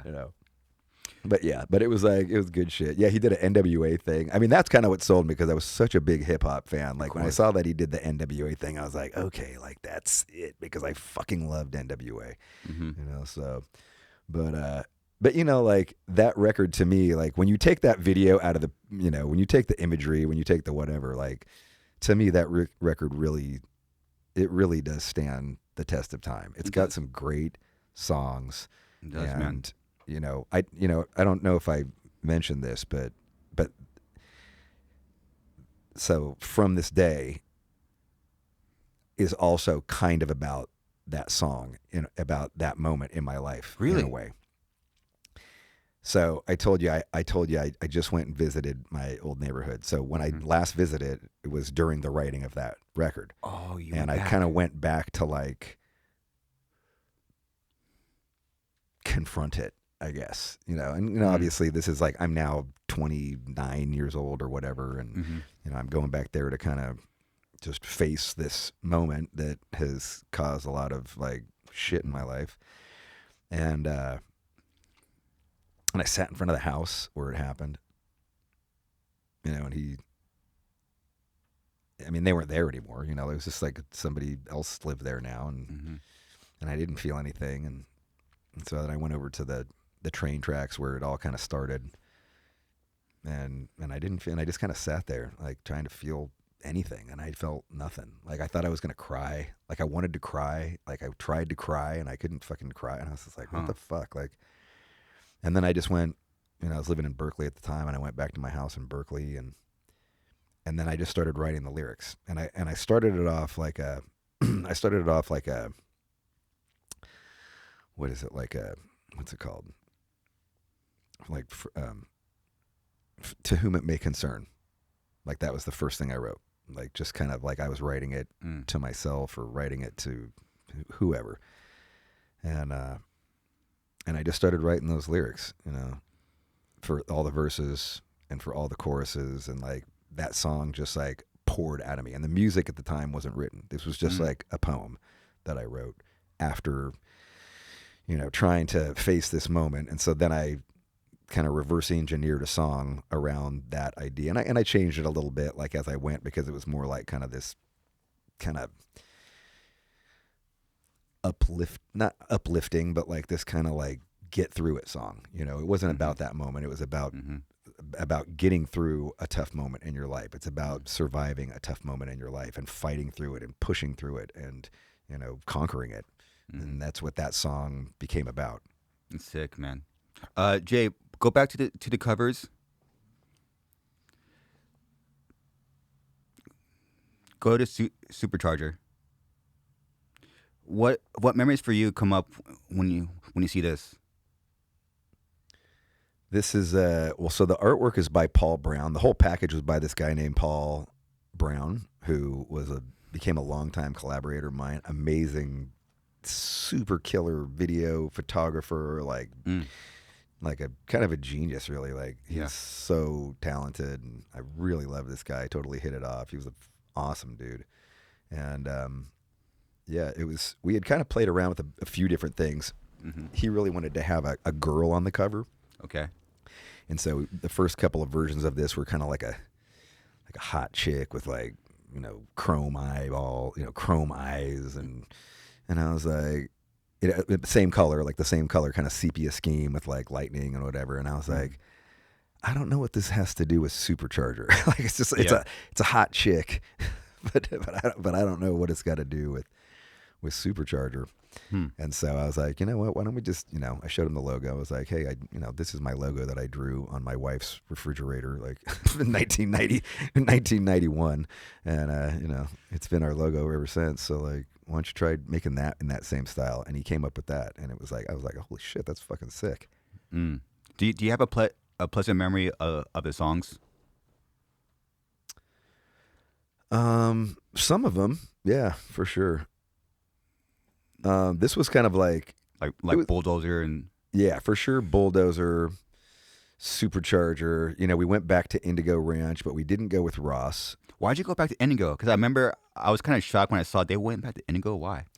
Yeah, I don't know. You know, we had a big falling out with Ross after the Burning Red came out, and so he. You know, we weren't going to work with him again. And so it was produced by Johnny K. And Johnny K had just done the first Disturbed record. Yeah. And he was pretty hot. And, you know, again, the label wanted him. Yeah, that's Johnny K. He was tall as fuck, like 6'8". Like this motherfucker was gigantic. Like he was like Lurch. And, like, you know, great guy, but not the guy for us. And, you know, it was a tough record to record, kind of a tough record to write. We were having a lot of problems like internally as a band, and, you know, like a lot of arguments about money, and Dave quit for a while during the Burning Red, and Adam quit for a minute, and Aru was about to quit, and we were just having like a lot of issues, and then we kind of got through it, and we wrote this new record, and there's some killer songs on there. Like I really do think like Bulldozer. I mean, Bulldozer's like a fucking. We play Bulldozer, and motherfuckers like lose their mind. Like it's a all-time Machine Head classic now. Yeah. Crushing Around You. But there's some stinkers on here.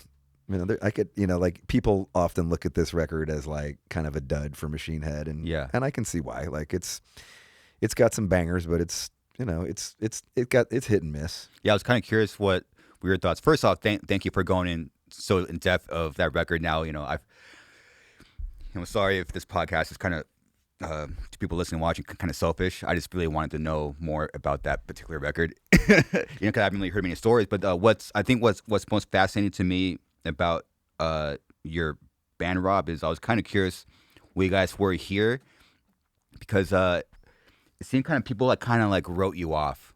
It seemed like it's like during this time period. So I was kind of curious what happened, and then because when people like doubt you, they'll just erase your entire past.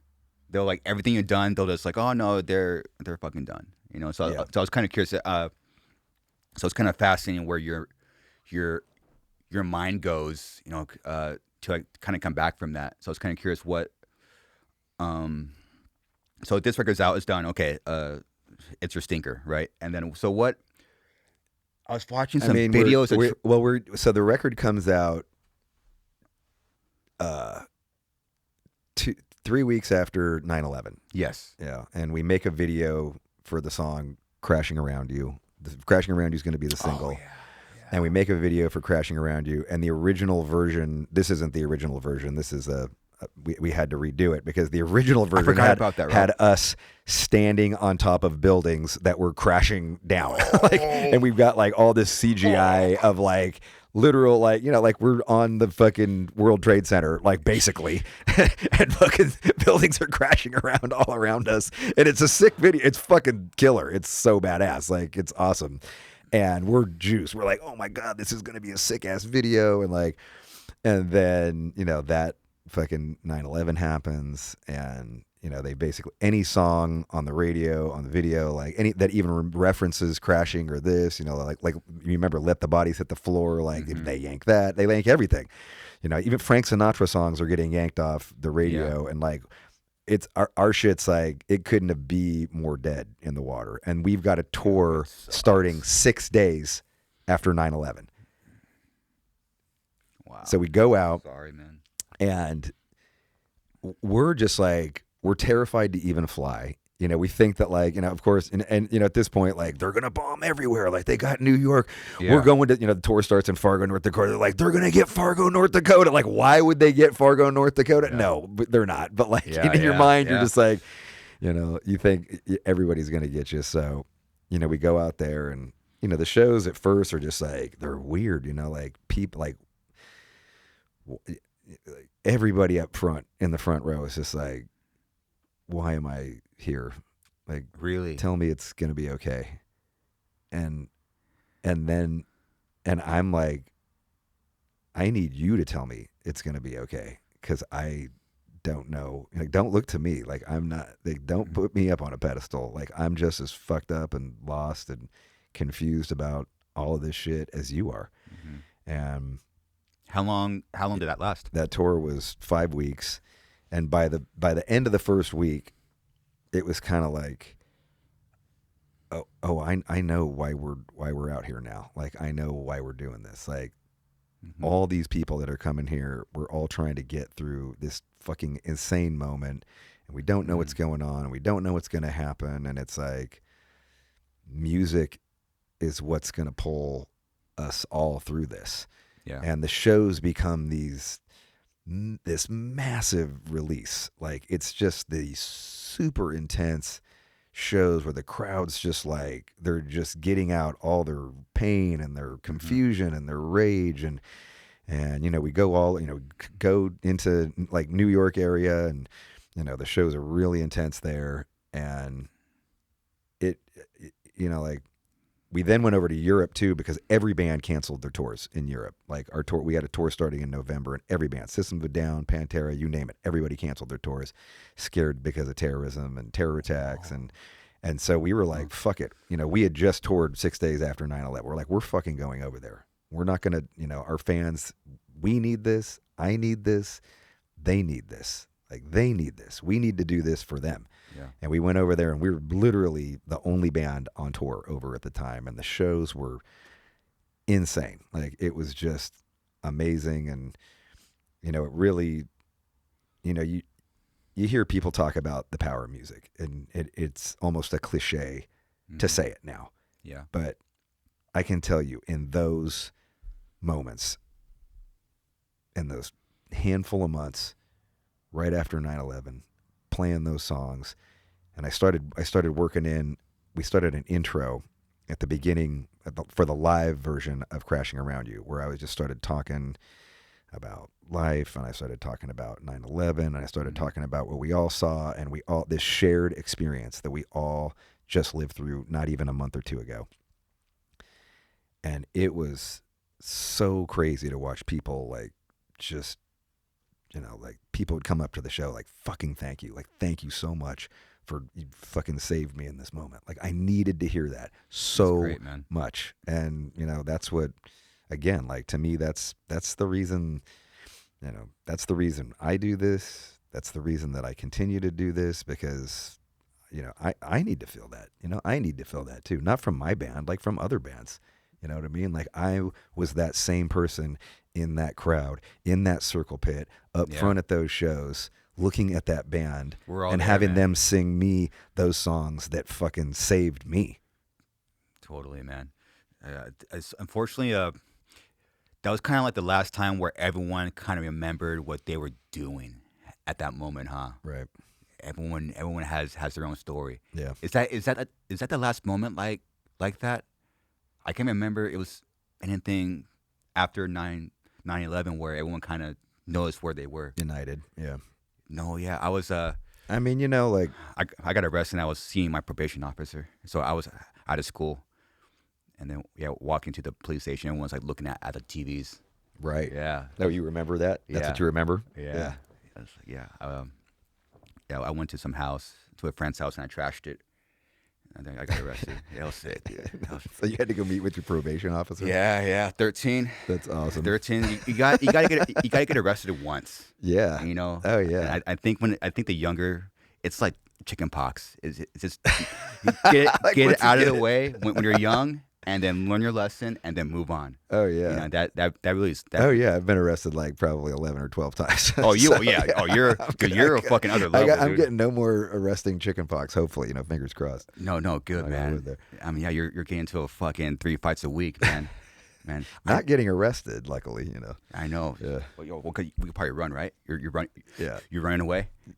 Yeah. Oh, I the didn't want to fucking get. cops I are didn't. coming, I didn't dude. want to get caught by the cops. Fuck that. You know. No, being arrested sucks, man. You're fucking terrified. You think that the world's gonna?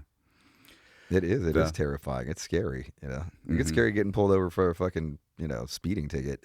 True. So shit. Like even like when you get pulled over, even when you know you're fine, like why am I scared? Dude, Yeah. I'm fine. Literally, Totally. like unless someone plants drugs in my car, I'm fucked. But everything's fine. Yeah. Just be cool to the cop, especially all these videos right now going viral, like people like just testing, like poking the cops. It's like, fuck, this job probably sucks ass. Just be fucking cool with them. I had a couple of cops that weren't cool though. Really? You know? Yeah. What happened? It wasn't driving though. Like, I got arrested on New Year's Eve. Although I guess now that I think about it, I was pissing in a I was pissing in a doorway. Like, Okay. I remember I thought I was doing nothing. I was like, oh no, you were doing. I was doing wait. something. Wait, I was pissing in a doorway on Broadway in San Francisco. So, like, you know, like the main drag of like the New Year's Eve party. You forgot the part that you were being an asshole. Yeah. I mean, I was just pissing in a doorway, for God's Yeah. sake. It's not that big of a deal. Like, it's fucking, dude, it's. If you saw Broadway at this particular, this is like where is like where all the fucking prostitutes and the strip clubs and fucking, you know, it's like me pissing in the doorway was the least of anybody's problems. Dude, I'm terrified of peeing in public. I had an incident happen to me a couple months ago. I was peeing in the parking lot.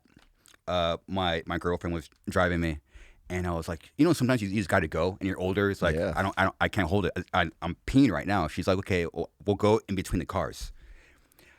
You look around. There's no one around. Okay, Rob, I kid you not. But when I'm done peeing, this couple came out of nowhere. The one couple in the parking lot was the car that I was next to. Right, Because you're peeing in between cars, and that's God or fate. Like, and I know, but it's just taking a piss. It's not like that. She had her drunk boyfriend or husband. Oh, geez. Yeah. So he makes a big stink, probably. Luckily, my girlfriend was sane in the moment. Sometimes you're just not there, and in that moment, I was weak. I didn't have the fucking mental speech. She's like, get in the car, and we're gonna leave. And sure enough, when we were pulling out, I mean, you weren't pissing on their car, no. right? Yeah, you were just pissing on the street between the two cars. But what the girl said is he's peeing on her car. So right out of the gates, I was wrong. I was wrong, but she lied. I was wrong. She lied. Right. My girlfriend said, get in the car. We're leaving. And sure enough, she was right. We were pulling out, and the guy was your cliche, probably late 20s, really tall, white bro, shaved head, and football jersey on. It was during, it was Sunday, so all the football games were going on. Okay. He was some drunk dude, and this was not their first rodeo. So it was like, that was the last time I almost, I'm terrified of peeing in public now. 39. Yeah, right. At 39 now, I won't pee in public anymore. Yeah. Fuck it, dude. Okay, so anyway, enough of my selfish stories. So what? No, it's fine. What? That's what I love about podcasts. They can be a conversation. Yeah, go back. I do enjoy that part of it. Yeah. Well, people, especially what I don't think people really realize is that with artists and people in bands, they tend to need longer time to process thoughts. I noticed. So that's why I'll be quiet for a period of time when someone's done talking, because I know for me, if I'm done talking, I'm not really done talking. It's something that I noticed with people in bands, but I try to explain that to to the public. But I think it's just I know how a musician's brain is kind of chain linking, so I kind of give them the space. Because it happens to me all the time. I'll be on the verge of being up, and then someone will say something, and then that stops my chain linking process, and I close back up. You mean when you're doing an interview? It's happened during podcasts, yeah. Okay. Yeah. So I make sure that I'm not doing that to somebody else. I gotta say that's I had a podcast for a while. I don't do it anymore, but and it was mostly on Zoom. I never had your kind of next level. Mine was just always on Zoom, but it was over the pandemic. Yeah. So but that I gotta say that was a really good. It was I don't want to say it was a lesson, but it was a great experience to just be quiet and let somebody talk, get somebody talking about themselves, and then not interject with your story or your version of the same thing that happened to you or whatever, but just let them tell their thing, and then just keep them, it's not the way that it's the way that people should converse, but sometimes in society now, they don't. Dude, Rob, so you got to experience that with your podcast. Yeah, that's my personal secret weapon. It's just shut up and listen. Right. But that's how conversation should go. It's one person talks. You're not thinking about what you're going to say next. Your brain, and it's a fucking muscle, dude. You got to continually work out that muscle, dude. Your brain wants to come up with we're going to say this. You have to say this, but Chris, shut the fuck up, dude. And right. This is how humans should communicate. They say something, you're not going to say. You're not thinking about what you're going to say next. You're going to that's what they said. Okay, then I process it, and hopefully this is what they meant, and then this is my response. Right. That's normal human communication, but it's pretty rare when you find. I think that's why family and close friends are super important, because you can tell when you're talking, they're actually listening to you. Yeah, they are. This is my fucking best friend or something. You could tell you're talking. They're not. Or your parents too. Sometimes parents because they come from a slower age. Sure, they're less inclined to jump in and kind of Whereas younger people, when you're talking to them, I love listening, man. It's cool. I've learned I learned a lot. This is I'm learning a lot here. Each person's kind of like a book, and you'll get one golden nugget from each one. One or two, and then now you have that in your back pocket. It could be it could be unrelated to music. It could be personal. It could be music. It could be about recording. It could be something that you're going through. It's fucking fascinating, dude. It's fucking nuts, dude. Anyway, I don't want to take up time talking about me. So another selfish question actually is, I was curious where you were personally is when you're riding through the ashes, because I remember being younger, Rob, and watching like these videos of you and like Dave like trying to like sell the band. I was like, Oh, right. I was like, damn, like how you could just get to a level and then almost kind of lose it. Like something happens to you like mentally, like it's like, man, how do you like just watching those videos? Like I remember like seeing Dave have like this like drum machine. Hey, this is what we're doing. I was like, damn, they're fucking going through it, man. Yeah, what was that experience like for you? Like, were you guys communicating like, hey, we don't got a label anymore? Hey, we should take a break, or hey, this is the time actually to write like probably our sickest record. Like, how'd you guys process that time? I mean, first of all, so Supercharger, the cycle kind of ends. We, contrary to popular myth out there, we actually negotiated off Roadrunner. We weren't dropped. Okay, like cool. we flew out there and negotiated. Hey, like this isn't working out. You didn't live up to your stuff. Like, we don't want to sue you, but you got to let us go. And so they did, and they let us go, and they kind of like, it was a clean, fair break. Mm-hmm. And at the time, we had a shit ton of labels. I mean, you live in LA, so you know probably what it's like better than anybody. Like, everybody here blows smoke up your ass. Like, oh my God, your band should be so much bigger. If you were with me, I would make you a millionaire and a star and a blah, blah, blah. So, we... I call it bullshit. Yeah. My it's total bullshit. My fucking my bullshit meter, dude, it's just, it rings off constantly like around here. Yeah. So it's good. Like, keep the circle, tight. But, somewhere during the Burning Red, we kind of got sucked up in like the whole music industry thing, like it's like we're doing this video with this guy that we don't want to do a video with. We end up firing our manager, my longtime manager that I've had since Violence, and, get him eventually, time passes, but, that all happens. We get with a high-powered management company, doesn't work out. We bring Joseph, our manager, back, same manager from my early days. And he's actually still my manager now. Been my manager for 38 years. 38 years, yeah, man. Except for the the little period where I fired him. But attaboy. Yeah. but he so we come back and we've negotiated out the label, and we had about probably 7 labels that were courting us during this period when we were still signed, right? Like, if you sign with us, like fucking blah blah blah, take you to the next level, this, that, the other thing, whatever. Sure. They all the shit that they say. Yep. And we get unsigned, and we're like, hey, like, here we are, we're free agents now, like, we're ready to go, like, deal's done, we're out, we're clear. And they're like, slow down, like, pump the brakes, we gotta hear some music, and we gotta make sure that this is the right fit for the label and this. And we're like, well, we've got 4 albums out. We're like, well, that's the problem, you've got 4 albums out. And I was like, what does that mean? Yeah, what does that mean? And they're like, well, you're proven.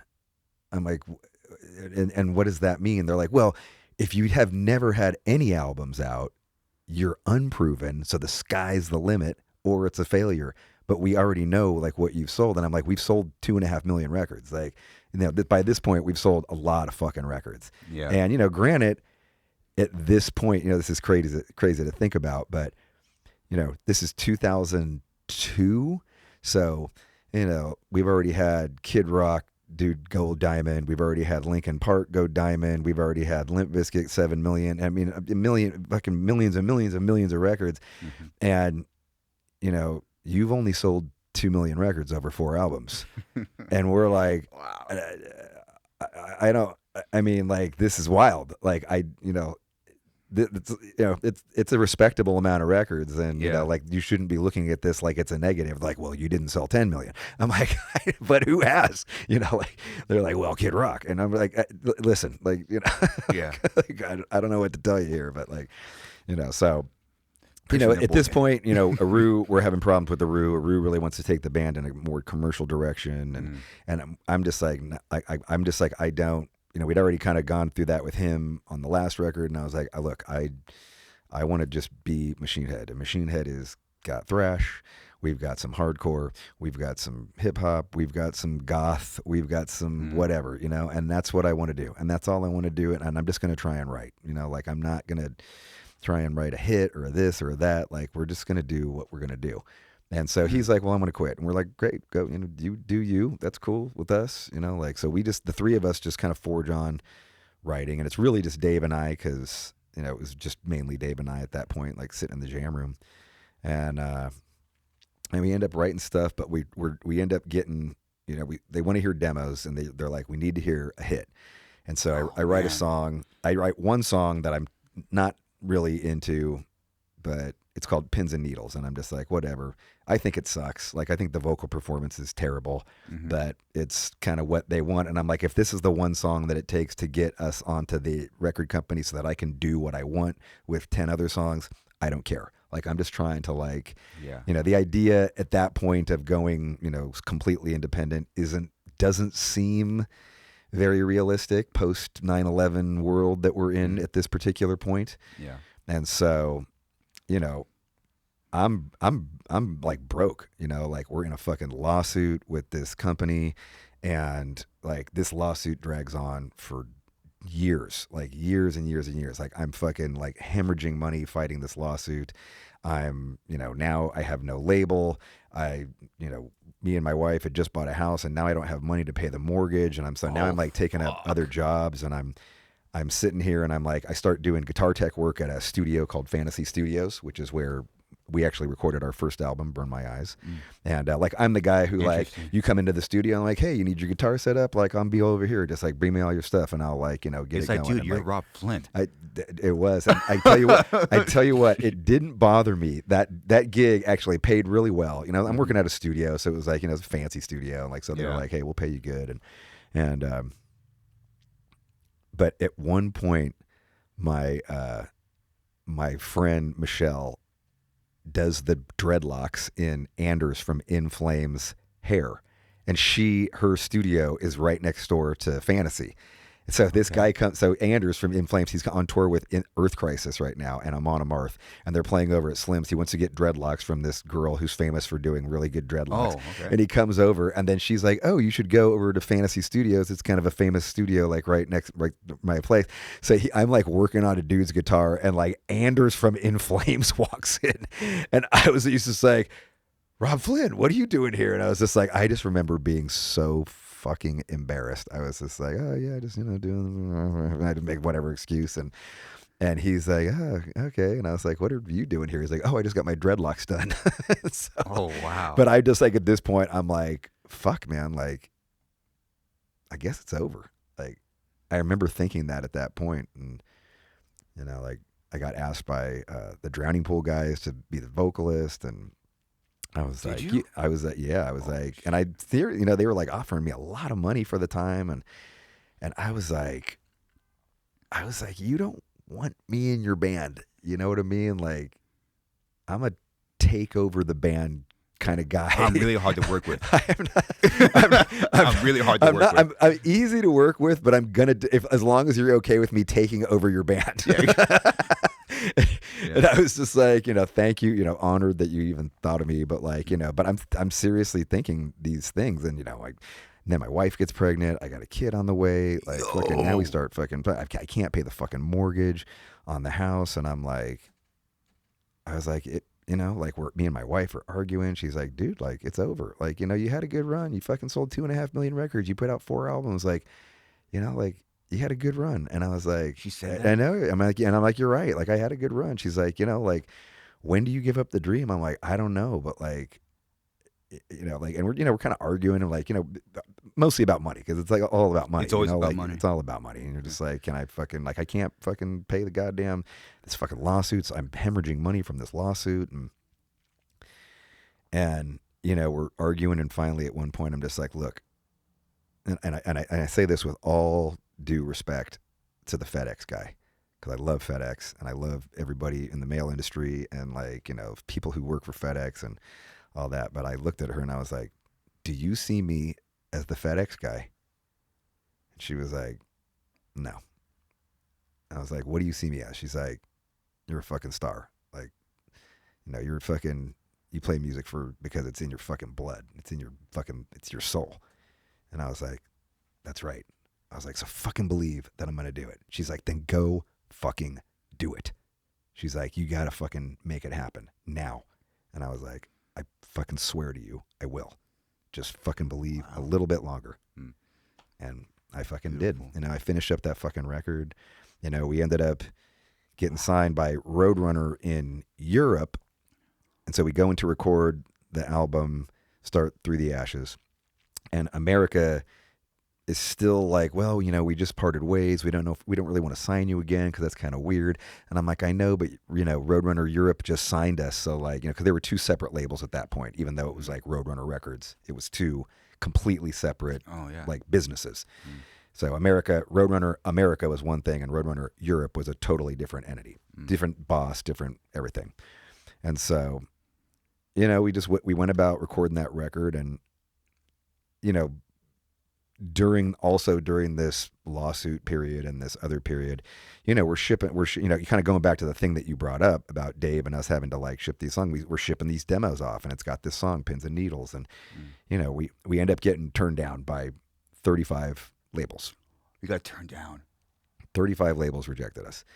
And the first 5 labels was really crushing to me. Like it fucking crushed me. Like I was depressed and just really like I was like it's over, like it's over, you know, like. And then we got 5 more labels checking us out, you know, checking the demo out, like not checking the band out, but same thing. They turned us down, more turned us down, more turned. By the time it got, you know, first I was really depressed. By the time I got to like the 15th one, I was kind of annoyed. By the time I got to like the 20th like rejection, I was like, okay, man, like, wait a minute here. Like, I was like, really? You know, by the time it got to the 30th record company rejection, I was just the angriest, most pissed off, fuck you, fuck them, fuck everybody who doubts me. I was just a walking like time bomb. Like I was so fucking, you know, I'm not doing the fighting every weekend Can't thing, fight anymore. But I was like, I'm fighting for this band now. And, you know, we just wrote a record and we put it out, and then, you know, we finished the recording of the record, and we had been really, you know, we demoed some stuff for Roadrunner US and they were all excited and they're like, oh, we might do this. And then the last day of recording, they turned us down and they said, we're not going to sign you in the US. And up until this point, we had totally kept our cards, you know, close to the chest. And you know, nobody knew that we were unsigned. You know, we were just like going about our business like we were still on Roadrunner. And then it was like, well, we got to tell everybody. So now you know, at this point, I know it sounds crazy to say this because, you know, it's so common now, but in 2003, you know, doing like videos and sticking them on the internet was like unheard of, right? Like, you know, talking to your fans on a message board was just like, you know, that's the way we kept contact with people because everybody had kind of left us. Magazines wouldn't cover us. Like, you know, promoters would, you know, all this stuff. The promoters would book us because we drew a lot of people and we made them a lot of money. And so I was like, look, well, you know, we're going to keep on making you money because people still want to see Machine Head. And so that was always like the feather in the cap that we had, you know, that was the ace up our sleeve that we always had. And so, you know, at that point though, it was like, you know, I put out a post and I was like on the message board, I knew it'd get picked up, you know, Blabbermouth was just starting. So like there was all this internet stuff. I didn't need a magazine. I didn't need a magazine. I was like, I don't need a fucking magazine anymore. This is the way I'm going to communicate with our fans via this thing called the internet, you know, via message boards, via these little videos and that we would put up that like literally would take, you know, 17 hours to upload, you know, a minute and a half long video, you know, and you're watching it on a 56K modem where it'd take like, you know, an hour to load a video for people to watch, but we did it. And that was the way that we communicated. syndicated, and the record comes out over in Europe, and it fucking explodes, Chris. Like, it fucking explodes, and everybody's like, oh my God, like, it just blows up. Tour does amazing. And then, 2 months later, Roadrunner comes back, and they're like, hey, like, that new record you got's really good. We're like, oh yeah, the one that you passed on. And they're like, oh, is that the same record? We're like, oh yeah, it's the same record. And they're like, well, we want to put it out. And so then we re-signed with Roadrunner, and then like just kind of kept on fucking keeping on, man. Yeah, was that the first record that you actually produced? Yeah. Okay. Yeah. Man, oh my goodness, that's a lot of pressure too. It was. Yeah. That's wow. I was like, I can't pay. I mean, you know how sometimes it is, like those big name producers, and we had gone through a slew of big name producers. Like Ross got paid a lot of money. We had Terry Date mix Burning Red. It was a lot of money. We had Johnny K for the next record. It was just so much fucking, it was too much. And I was like, I can do this. Like, I've learned a lot from Colin. I've learned a lot from Ross. Like, I know what this band is supposed to sound like. And, I had help. I had a great engineer. Like, I can't take the credit. Like, Mark Keaton was my engineer. Andy Sneap was finishing up a Testament or an Exodus record, and he came in for the first day to just kind of help with tones and set up mics and stuff. What a blessing. And yeah, totally. So I had I had help, then it was just a matter of getting the performances out of the band and myself that would make the record. Yeah, that's one of the most fascinating times as like a fan and as an outsider about your band. So I was just curious where you were, because it gets really fucked up because anyone could get there, but keeping it, and then it's even worse when you lose it. To gain it back is, well, you find out who you are, how much do I love this, and then you're older, so you have wives, girlfriends, bills. Right. I didn't make this shit happen now. Yeah, this shit needs to fucking happen, dude. Yeah, and you guys Absolutely. did, man. It's fucking fascinating. Man, no matter how many no's, and what's also fascinating is your ability to compartmentalize, because it's really easy to buckle under pressure because you can't force out riffs. right. It's being able to kind of, there's like the pressure, but you could actually tone it out. Was that what you were doing? You're like toning out like this kind of outside thing. All right, this is time to write with Dave. How do you do that? I mean, we were just writing. He brought in like a lot of my old riff tapes from The More Things Change. He had held on to my riff tapes. I'm pretty bad at actually holding on to my riff tapes. Like, I almost never ever go back to old riff tapes. Like, I always just start fresh. Like, I don't care what I did 2 years ago, 10 years ago, 15 years ago. I just start new and I go. And that's just what my mind wants to do. And but he brought back some riff tapes from The More Things Change, and we kind of took a couple of riffs from there. And but really it was like, that record to me, some people, I always hear people say it was a return to form, which I don't know if I agree with that. Like, I still feel like we were just kind of moving forward, and I felt like we brought some, it's still a classic Machine Head record, but it brought in new elements and a new vibe, and it felt fresh. And I think kind of brought in some stoner elements with songs like Elegy. Imperium is like, Imperium was just kind of like lightning in a bottle. You know what I mean? Like, written in like one day or something crazy. Like, David brought in the verse riff, and we had been jamming on the verse riff for a while, and then I wrote the chorus, and then we had just that little section of the song, like a minute and a half of the song, and I was like, this is cool, but it's like, I don't know where it's going. And then I got the flu, and I canceled practice. I was like, I was just shot. Like, I'm fucking dead on my feet. Like, I can barely even get out of bed. Yeah. And at some point I just got so sick of, your back starts hurting. Like, after you've been laying down too long, I'm like, oh, just get up and play guitar. So I just picked up a guitar and I fucking just wrote Imperium. Like, I wrote Imperium in like 30 minutes, like the whole intro. And then I was like, oh, maybe I can connect this to the one verse thing. And then I wrote the bridge, and then I wrote the thrash part, and then I wrote the super fast part at the end. And then I was like, was like, oh my God. I was like, I think this song's done. Like, and I was, you know, I'm super fucking sick at this point. So I'm like, maybe I'm just like so goddamn sick with the flu that I think I've done something killer and it's not. But then I woke up the next day, I was like, oh no, this is good. And I went in and I showed it to I was like, I think I finished, we were calling the song Ba-da-da-da at the time. You know, you always have like dumb names for your song, like those Ba-da-da-da, Ba-da-da-da, Ba-da-da-da. But so we called it Ba-da-da-da. I was like, I think I finished Ba-da-da-da. It's pretty cool. And like, I played it for them. They're like, holy shit, this is sick. So the song, you know, this is the week before we're going in to record the record. Week before? Yeah, like no lyrics. Like I've got nothing. Like I just finished this song. It almost doesn't end up on the record. And then a couple of days later, we had been jamming on the last song on the record, which was Descend the Shades of Night. And at this point, the song is like the wackest Deftones ripoff you've ever heard. Like it's so bad. Like it's just the worst. It's the worst. Like it's horrible. And I'm just like, but it's got this one part in the middle that I love. And I'm like, the one part is so good. I was like, we got to do something with this. And that's what became the bridge and a little bit of the chorus. And I was like, there's something here. And like, we're arguing, like the whole band wants to like fire the song from the record. They're like, this song sucks. We got to fire it. It's just like shitty Deftones. I'm like, I know it is, but like it's this one part's so good. And they're like, I'm like, listen, give me 2 days. And I feel like I got this idea. I was going to start the record with basically the beginning acoustic thing of Descend the Shades of Night was going to originally be the intro to the album, right? It was just going to be a quick little intro. Yeah. And it was, you know, so I was like, give me, you know, 2 days. When I come back, I'm going to try this idea out, and maybe it works, maybe it doesn't.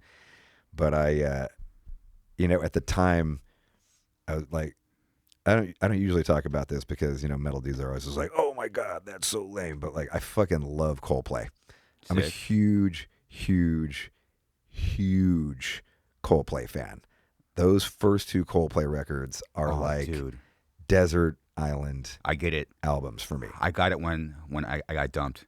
Oh, that's why people love this fucking band, dude. You go into a Coldplay fucking. you go down a Coldplay rabbit hole, dude. It is like the best depressing music you're ever gonna fucking hear. I get it. And it's so like, especially those first 2 records are just so stark and there's something to them, man. It's just some fucking sad magic you tapped into. And I was like, me and my wife had been listening to Coldplay nonstop, and you know, she's pregnant and we're constantly like playing Coldplay around our kid, and it's crazy. I'm just going to go off on a sidebar here. Please. But like, we're just listening to that because we just, you know, me and my wife just hang out and listen to music, and like we were really vibing on the Coldplay records at that point. And when we have our first son, Xander, you know, we have Xander on a couple months into the Ashes tour cycle, and you know, he's a pretty what's the word? Colicky. Like he has a lot of trouble sleeping, and he's constantly awake, and he's like crying a lot. You know, he's like crying a lot, like a lot. You know, like he's like, you're just like, we didn't sleep for like 9 fucking months straight. Like after he was born, like he was like, it was fucking brutal. Like, and but we'd put on that first song on the second the other album with the white with the kind of guy with the beard goatee or whatever. Yeah, that one. We'd put on the first song on that record. Dun, dun, dun, dun, dun, oh, dun, dude. dun, dun, dun, dun. And Xander would be crying, and he'd hear that and go, and he'd shut up. And we were like, dude, we played this song so much when he was in the womb. Like maybe it's like triggering some like thing from hearing that, right? Like he's connecting to hearing Coldplay when he was in the womb or something, because it would just make him, that one song would just make him completely stop. For the whole song, he would stop crying. And we were like, this is crazy. Anyway, just, you know, put that on repeat. Yeah. Just loop that song all the time. Loop that song, dude. But, you know, I'm kind of like vibing on Coldplay, and I was like, you know, maybe I can just kind of try and channel some of this into this metal song that I've got. And I end up like, so I throw away all the lousy Deftones rip-off stuff that we're doing, and I just end up writing this like 8-minute song that's like this kind of sad ballad about death and mortality, and you know, it kind of becomes this like moment on the record, and And it was really really cool. Like this is one of my favorite songs that we've ever done. You know, really tried to like channel some like Eagles, tried to channel some like, you know, this part especially. Now I'm vibing on some Hotel California shit right here. Oh, yeah.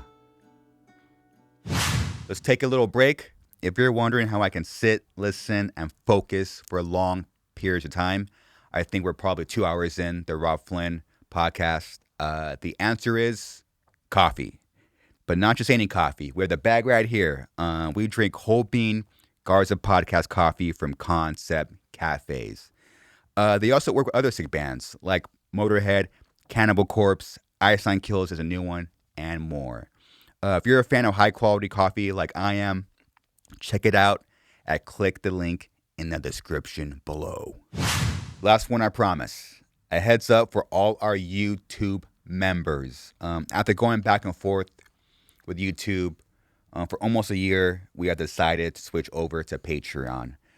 There's an issue with the join button, which makes it pretty inconvenient and a hassle to join. I love YouTube, but there's no signs of this being resolved. So it seems like the older channels got godfathered in. All good. Just want to give a heads up so the change doesn't come out of nowhere. So look out for that. And that's it.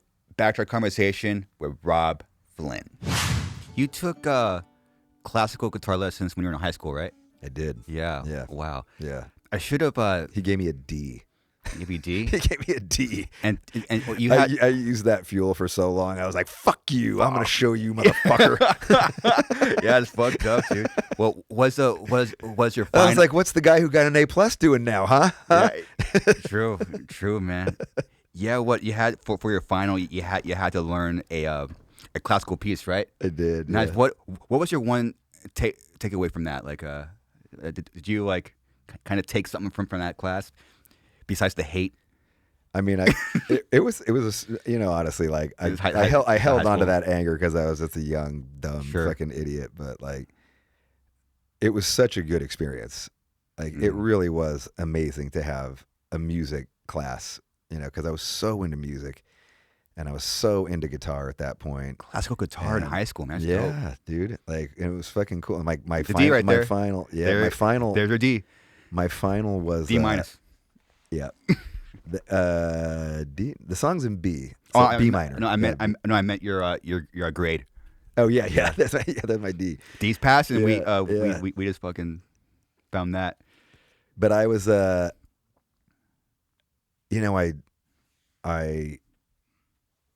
had to do Green Sleeves for my final. That song Green Sleeves, okay. Which is that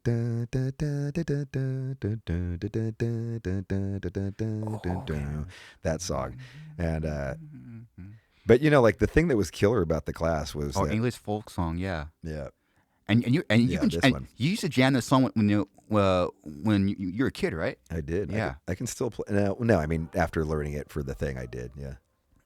But I can still play this. Like I still play it from time to time just to kind of like I'm like there's something about me like I got to keep my chops up. Like as long as I can still play this, I'm good with guitar. But at the time, yep.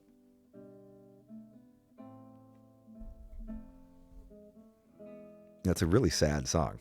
Like all the notes are all minor and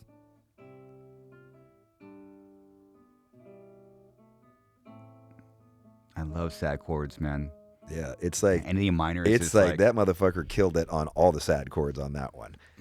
And so I did that, but it was killer because we had just a bunch of friends. We're playing guitar, we're making music, and even if we were just kind of goofing off. We were basically just smoking weed and like playing guitar and in high school. And I was taking a lot of mescaline in high school. So like mescaline was like like acid. Oh my goodness. Yeah, like got it. They were taking like all the cholo vatos in my high school. I went to American High in Fremont, and all the cholo vatos sold mescaline. Like, so we were just like constantly frying in class and, fucking coming into class stoned as fuck. And like, and a teacher definitely knew.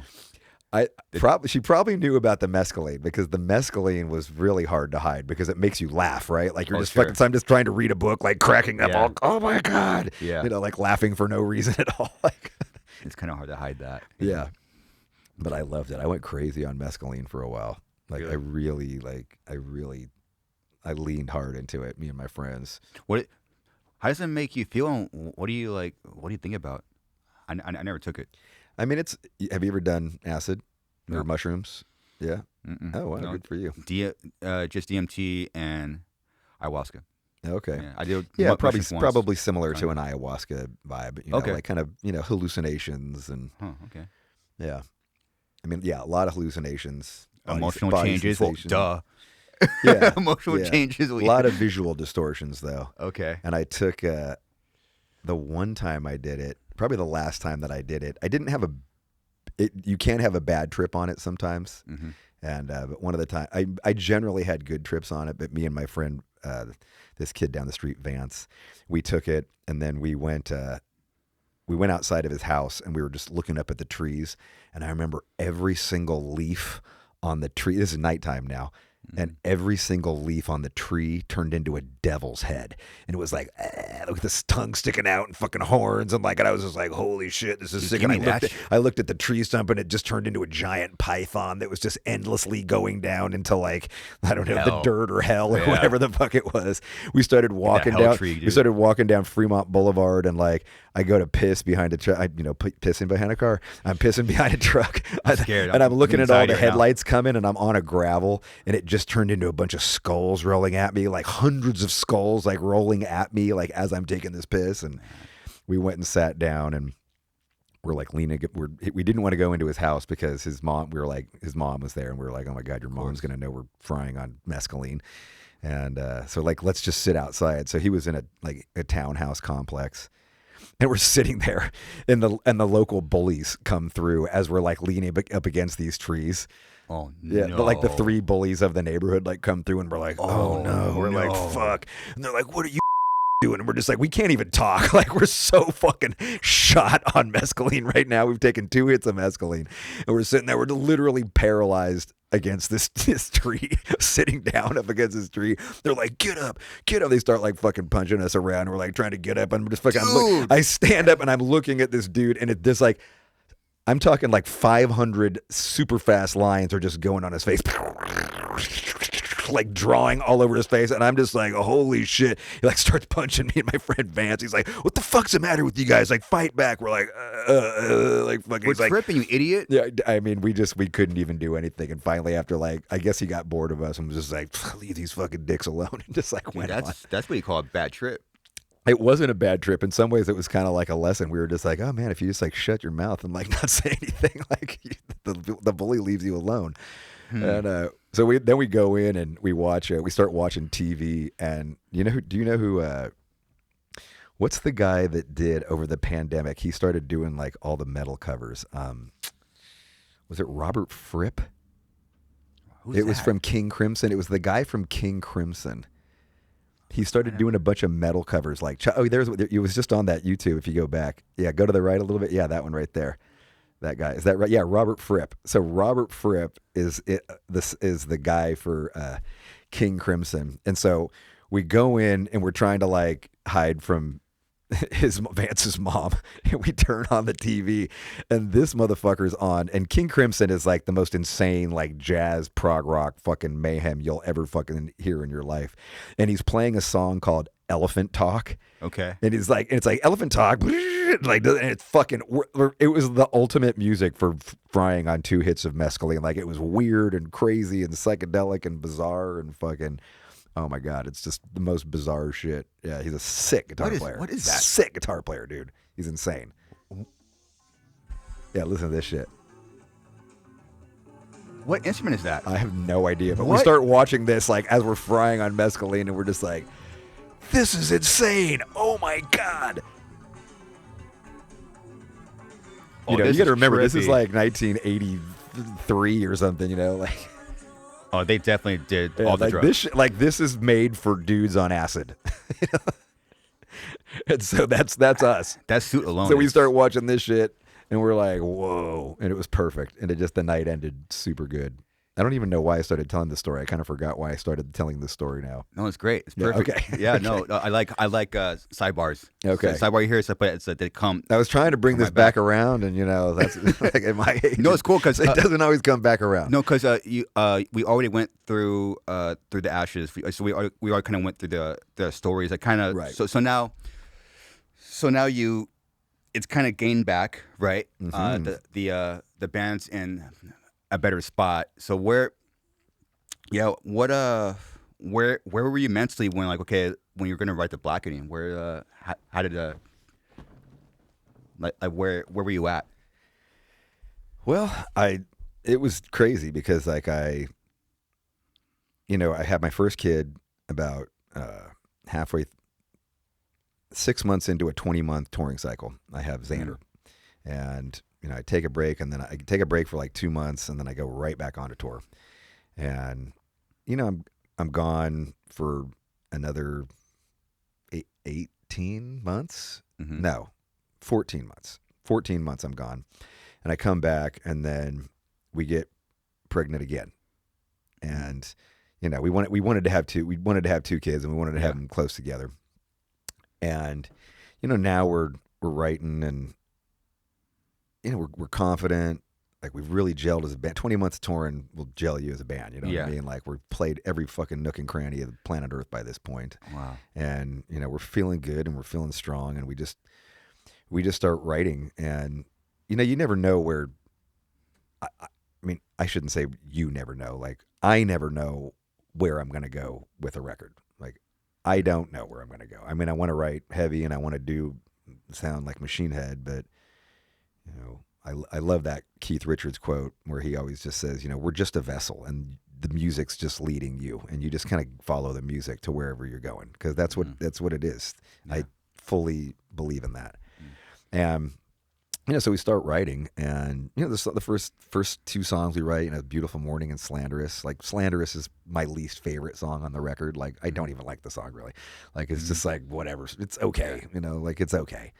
But so I'm not like, and then we had written a bunch of other songs that didn't make the record also during this period, that all were just kind of okay. Like, so like the first like 3-4 months that we're writing for the Blackening, like, there's nothing to indicate, oh wow, this is going to be some awesome record. Like, I honestly think all the songs suck. Like, I don't like any of the songs we're writing. Yeah. And so then we hit upon Beautiful Morning, and we get to that middle section, and I mean, most of my fans know this, but I'm a huge My Chemical Romance fan. I love My Chemical Romance, like Three Cheers for Sweet Revenge, The Black Parade. Like, those are also, in addition to Coldplay's first two records, like, those two My Chem records are like desert island records for me. And I haven't really heard these kind of like super crazy emo melodies before, like these really like sad emo melodies that are especially on that Three Cheers record. And I'm just like, what, I'm gonna try. Like, I'm kind of getting more confident as a singer. Like, I'm not a very good singer. You know what I mean? Like, I'm up until this point, I'm completely self-taught. Like, nice. I don't. I know what I want to hear. I've always sang on every Machine Head record. Like, there's always singing, like I'm Your God Now, or even Old, or song like Nation on Fire. Like, it's got singing, but I'm not confident as a singer. And I know I'm good at heavy singing and screeching, but I'm not confident in my clean singing. But singing along to like My Chem and stuff, I kind of get like that confidence where I was like, I think I can do some of this like high clean singing. Like, I feel like I can do this.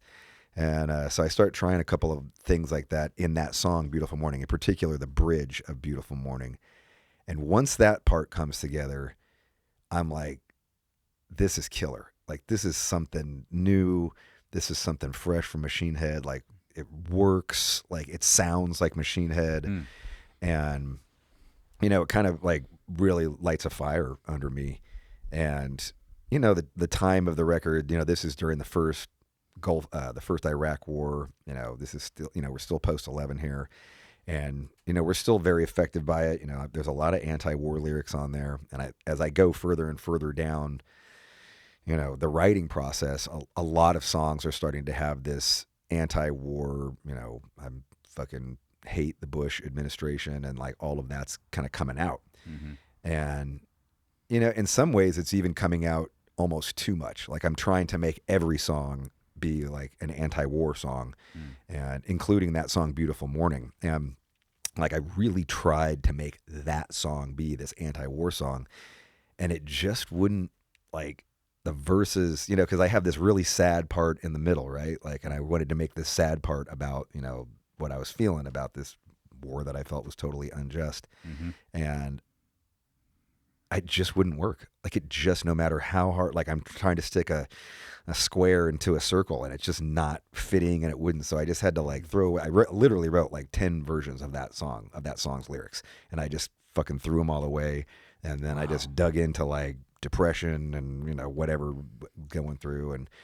And yeah, so like we're going through that. And then, we just kind of hit on these magical moments. It really was like kind of a magical time. Like we were all dialed in. Everybody was there practicing every time, and you know what it's like. Sometimes like dudes aren't in it. Like sometimes dudes just are checked out. They don't want to fucking be at the practice room. They got shit to do. New girlfriend, what pussy starts calling, and they're like, I gotta go fucking do this. And I'm like, I get it, like I get it. I've been there at times too, but like, it was a magical time when we were all just there and there for the work and there to put it in. And, we're grinding. Like, Dave and I were there, 2 hours before the other guys would show up. We'd jam for 3 hours at rehearsal, then stay for another hour and a half, work on shit. So, like, we were a fucking killing machine by the time this record was, like, finalized. We go into the studio, and it's like, boom, shit's fucking done hella fast. And granted, like, musically, I'm saying, because lyrically, then I had to, like, so, we're writing these songs, and the first, we write this first batch of songs that I think are awful, and then we write another batch of songs that I'm pretty stoked on, and this ends up being, Beautiful Morning, Slanderous, Now I Lay Thee Down, and Aesthetics of Hate. So these are the 4 shortest songs on the record. These are all like standard, 5-minute long songs. For Machine Head, that's kind of like our average length or whatever. Yeah. And so really there's nothing to indicate that we're going to start writing 10-minute long songs at any point during this whole process, right? Like, there's not even a precedent for the last record. We wrote a long song on the last record, that Descend the Shades of Night song. And then at some point we just start writing these really long, involved, Merciful Fate, 30 changes in a song, 30 riffs in a song type of songs.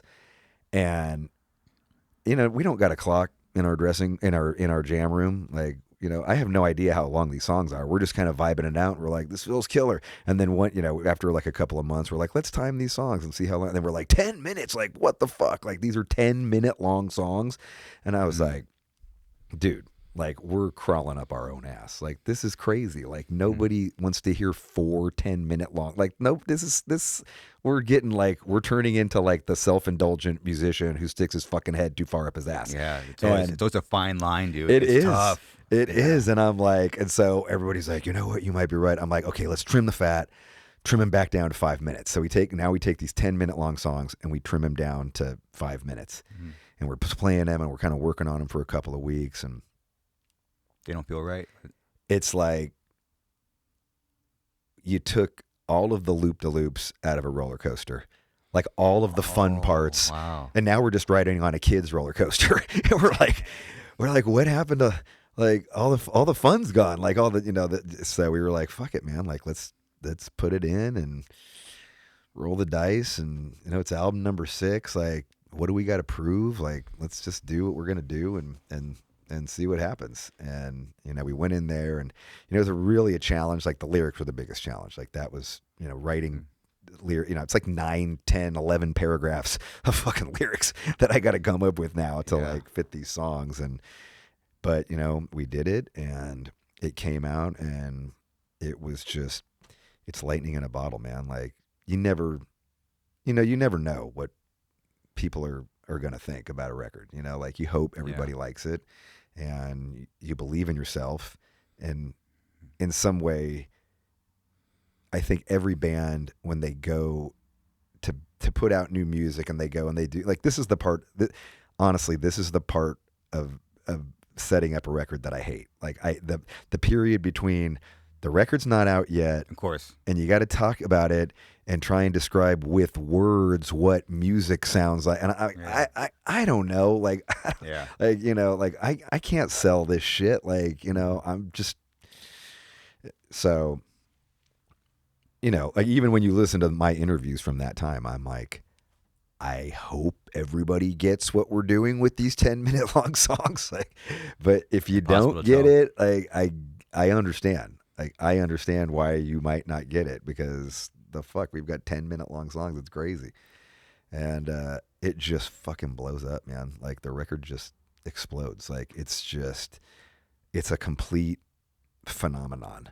That is just becomes bigger than us. It becomes bigger than anything, and we go out on tour, and you know, we end up, you know, we're touring with Lamb of God, and we go out with Heaven and Hell, and it's Heaven and Hell and Megadeth, and you know, I'm a huge Black Sabbath fan, and I've already toured with Black Sabbath once on the Ozfest when they did their first reunion with Ozzy, and so I had kind of gotten to know Geezer a bit at that point. You know, Geezer used to, like, it was crazy, like on Ozfest, like I go up, I watch Sabbath every single night. This is dream come true, pinch me. I can't even fucking believe, like I don't even like I'm totally like I'm so like fucking Imposter Syndrome on the fucking that tour. I'm just like I don't even deserve to be here. Like why? Like this is crazy. Like I'm, you know. And then Geezer's like, you know, Geezer's a huge Machine Head fan.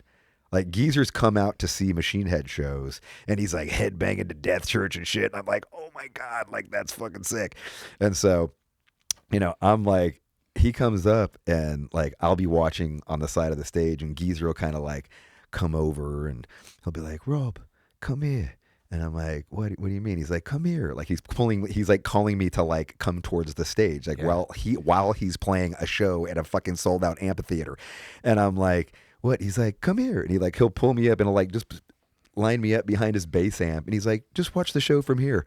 And so I'm like I'm just like sitting here, like I shouldn't even be here. Like what the fuck? Like what my dumbass on this fucking stage? Like everybody's like, who the fuck is this dude? And I'm like, are you sure? He's like, no, it's fine. Like stay here. And so I watched the fucking, like I'm watching Black Sabbath play. Like you don't even know, dude. Like I was a 13-year-old fucking dork who worshipped the ground. Like every Black Sabbath record, I'm writing in to the Black Sabbath fan club, and you know, Ozzy's already, you know, doing solo career, and they've already got Dio like at this point, and I'm like, please get back together with Ozzy Osbourne and come to the Cow Palace in San Francisco and play National Acrobat off of Sabbath Bloody Sabbath, and I will be there with a sign that's, you know, like on a sheet, like hanging from the you know, like I'm writing all this like to the thing, and of course I never hear back from him or whatever, but I'm just like, for me this is like I can't even tell you how special it is that, you know, that I have the respect of these guys. Like I never, ever, ever in a million fucking years dreamed I'd be doing this type of shit, or that Geezer Butler would invite me to watch fucking Black Sabbath play. You know, here I am, like I wrote this dude as I'm 13. He's now inviting me to stand on fucking stage. You know, so I'm just like, it's, you know, it's dream come true shit. That is a beyond dream. Yeah. And then we go on the Heaven and Hell tour on the Blackening. And, you know, I'm walking out and I'm come out of my dressing room most days. And then for some weird reason, like for about a week straight, every time I walked out of my dressing room, like I'm going to go to catering, I'm going to go to the bathroom, I'm going to go back to my bus.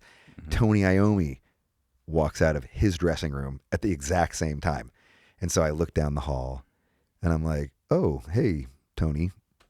And he's like, hey, Rob. And I'm like, oh my God, Tony Iommi knows my name. He knows my name. You know, I'm just like, he knows I'm alive. You know, and fucking, you know, time passes, you know, like the tour ends, and then we go over to Europe, and we're touring in Europe, and we're now doing the festival circuit. We do Download. It's this giant fucking moment. and the Metal Hammer Awards come up. We're playing the Metal Hammer Awards. We're up for Best Album, up against Lamb of God, who was very mad at us when we lost. but I end up winning a Golden God, and the Blackening wins Album of the Year. And we're upstairs as this happened. You got to walk from upstairs to downstairs to walk on stage. And as we're walking by, it's Tony Iommi and Geezer Butler sitting on a table right at the corner as we're coming around. And Tony Iommi gets up and he goes, "Robb, fucking congratulations, mate," and gives me a fucking huge hug, like on my way down to like accept this award. And I was like, Chris, it was one of the most surreal moments of my fucking life. And, you know, never in a million years that I ever dreamed that I'd do it. And it was just so fucking, you know, this is the Blackening to me. Like, it just was like an endless stream of good news for fucking, you know, 3 years. And then it was like an endless stream of bad news, you know, like Phil's father passed away, Dave's mom passed away. Like, it was like all these like crazy ups and downs. And, you know, we toured for 3 years and 3 months on that record, like Slipknot tours. And then we get Metallica tours and fucking headlining every festival. And, you know, we did 2 headline tours the whole time. Like, it was like we did eight tours of the U.S. Like, it was bananas, you know. Man, to think back, like when you got that tech job. Yeah. That's only 5 years in the past. You know what I mean? It's only 5 years. Yeah. How much you could fucking do, and it's like a few years, man. Yeah. Well, you fucking earned it, man. It's cool. Yeah. Just say fuck it, I'm doing it. I mean, and then touring with Metallica, dude. Like, that was just, I mean, that was for me, you know, that was, you know, Metallica. I love Black Sabbath, right? Like, Black Sabbath, like the band that, you know, like, they're the reason I wanted to smoke weed and drink beer and get snowblind and sleep with dirty women. You know what I mean? Like, fucking, like every decadent rock and roll thing like came from that band. I wanted to play guitar. My first guitar riff I ever learned are Black Sabbath songs. You know, so like that band holds this special place in my young heart, right? But Metallica's like the band that's like kind of sets me on my path. You know, like I become friends with this guy named Jim Pittman in my high school art class. And, you know, at the time I'm listening to what was, you know, pretty underground music, like, you know, the first Motley Crue. I love the first 2 Motley Crue records. Like, I love Shout at the Devil. I love Live Wire and Too Fast for Love. And I'm listening to Black Sabbath. And this guy turns me on. He's like, "No, there's this whole new like thrash metal thing coming up." And I was like, "Oh yeah, what's that?" And he's like, starts playing me all of this underground music. He's a tape trader, and he trades with people, and he's like, I've got pen pals all over the world, and they send me like this music, and it's all like demos and bootlegs and live versions of stuff. And there's these bands coming from California, and one of them just moved up here, and they're called Metallica, and, you know, they're playing this super fast form of music. And like, I listen to it, and I'm like, holy shit, like, what the, you know, he's playing me like the Slayer, you know, first album, you know, Metallica demos, Exodus demos, and then punk rock, Discharge, GBH, like fucking all this like gnarly punk rock, Dead Kennedys, like all this shit. And so he opens up this whole like world for me that I'm totally, you know, up until then I've listened to Iron Maiden, I've listened to Saxon, I'm listening to, you know, that kind of stuff. But he really takes me down this whole like other thing. And you know, I'm lucky enough to have had a handful of people in my life that they see something in me that I can't see in myself. You know, he's the one that told you to be a singer, right? Yeah. Nice. He tells me he's like, "You seem like you're the guitar player. You should play guitar." And I'm already playing guitar at this point, but like, you know, like he really kind of makes me like go down that route. And, you know, like I said, we're pretty poor, and my dad's like, you know, I talked to my dad, like, I want to get a guitar, and, you know, my mom's like, "Oh, I don't want you to, you know, play music. You should do something else." And my dad's like, "Look, I'll rent you a guitar. One, right? I'll rent you a guitar. And if after 3 months you're still playing the guitar, you know, we can talk about maybe buying you one." Oh, that's a good deal. Yeah. Totally. And so for $45 a month, he rents me like an Area Pro guitar. Area Pro. Yeah, the Area Pro. It's like a Stratocaster type of guitar. Yeah, are you pulling it up? Yeah, there you go. Yeah, mine was those are kind of like the ones on the right. Yeah, sort of like that. Nice. Not quite as fancy, but just like a plain strap. And Okay. and I get an amp that's about 4 inches by 4 inches, like a little square amp like this. Mm-hmm. And I play that thing day and fucking night. Like day and fucking night I'm playing guitar. And then I get in a band and we end up getting this guy, his name's Noel, and he's a really good guitar player, but he's not into thrash at all. Like he's into like UFO and stuff like that. And I don't really like UFO, but I'll play it because I'm just like jamming and I'm just like, I'll just fucking play because I want to just fucking play. I don't care. Course. So I learned how to play Rock Bottom, even though I hate the song Rock Bottom. Yeah. And I'm just like doing that UFO. There you go. Totally. And he's like crazy about it. And this is Michael Shanker's on the guitar. Like he's a guitar legend. I just don't get it. Like I don't get it at the time because I'm so into thrash. Mm-hmm. This is like, it sounds old to me. And so, he's so good that we get a there's a talent show happening at a hotel, like a Holiday Inn. Mm-hmm. And it's like it's like a bunch of bands are going to go do like a battle of the bands at this thing. Yeah. But it's half battle of the bands, half kids beauty pageant. So it's like 13-year-old girls like getting up there singing like Kumbaya, my lord, yeah, dude. and Let's all go, this shit. dude. Totally. And then it's like a handful of like rock bands, and we come up and we play a song by this band called Torch. They were like a kind of like a new wave of British heavy metal band from Sweden called Torch. And we get up there and like my drummer's just like, you can't play guitar. Like, you're not good enough. He's like, you should just sing. And I was just like, really? I was like, I'd rather just play guitar. He's like, no, you seem like you're the singer. You should just sing. And I was like, okay. But I'm super annoyed because I just want to play guitar. Yeah. And I get up there and there it is, Torch right there. I can't remember the name of the song, but I want to say it was the first song on the record. And that's a promo picture. Oh my God! Look at that album cover. Isn't that the best album cover you've ever seen in your life? That's way better than the Blackening. Oh my God! It's like those early Pantera record covers, right? Like just so fucking out of hand. Sometimes it's so bad it's good. Right. Totally. That's a great. Totally. That's a great example. That's a great example. But so we get there and like. And this is like one of those moments where like we plug in, we start playing. We just followed this 12-year-old girl who sang Kumbaya wearing like a tiara and like a sash. Yeah. And then we get up there and we're like, bo, do, do, yeah. And at one point I like slide on my knees up to the front and I swear to God, move. I remember I'll never forget the look on everybody's faces because it was such a rad moment. I'm telling you, like 70% of the audience just like the minute we started playing went and covered their ears and stood up and walked out the fucking door. And I was just all, oh wow, like you can do that with music? Okay. Yeah, well, I guess we won. Yeah. One. Oh my God, that's a good album lost. cover right there. That's a really good album cover right there. It's a little better. Is this 80s? Electric Kiss. I don't even know this. Yeah, this is 80s for sure. That's an 80s cover, Totally. dude. Yeah. And so we start playing. Like we start playing garages. We start playing, backyard parties. We start playing living room parties, and we're playing like the kegger party circuit in Fremont. I moved to Fremont like when I'm in junior high, and fucking, it's killer and then we go see. So Metallica puts out Kill 'Em All. And, like the first time I ever get drunk is to Metallica. My friend Jim's older brother buys us, like a 12-pack of beer. And we sit there. My parents are like at a bar, like till 2 a.m. dancing. Wow.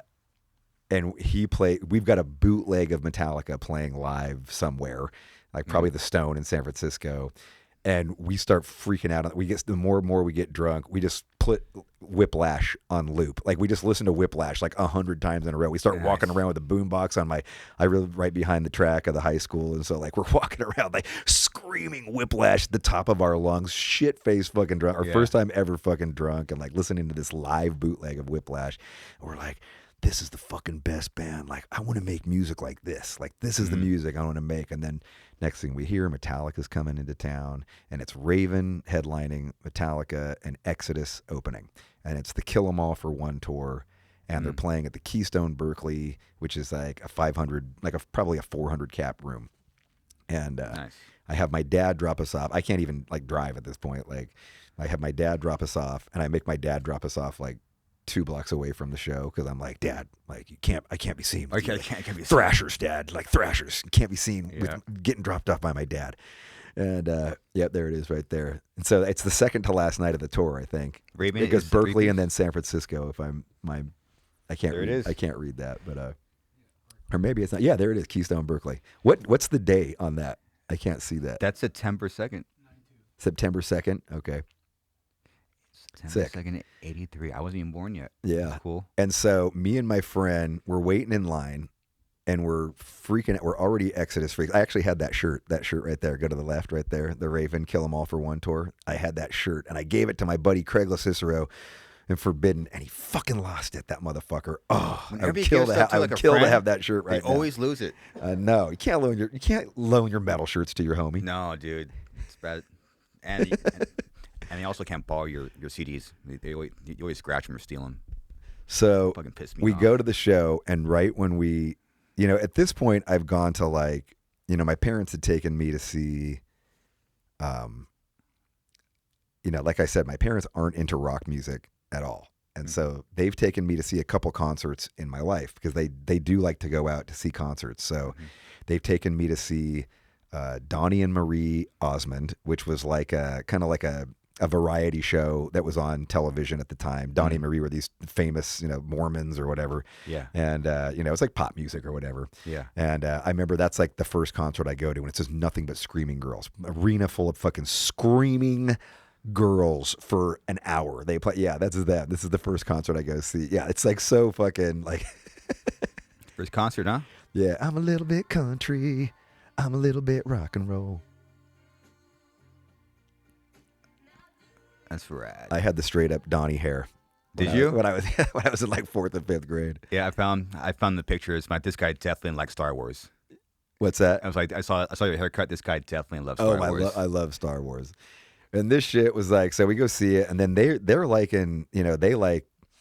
they take me to go see John Campbell, which is like kind of like a country guy who ended up hosting a TV show called That's Incredible. Okay. And then they take me to go see Neil Sedaka, like a bunch of like kind of like older pop guys from like the 50s and 60s. And then my first concert's AC/DC, which was funny because Chris Barnes said that was one of his first concerts, the AC/DC show on the Those About to Rock tour. That's my first rock concert. Oh wow! And so bring people together. Yeah, I love that your dude's doing this the whole time. That's so good. Like I love it. Yeah, it's awesome. We got to fact check and bring them the flyers.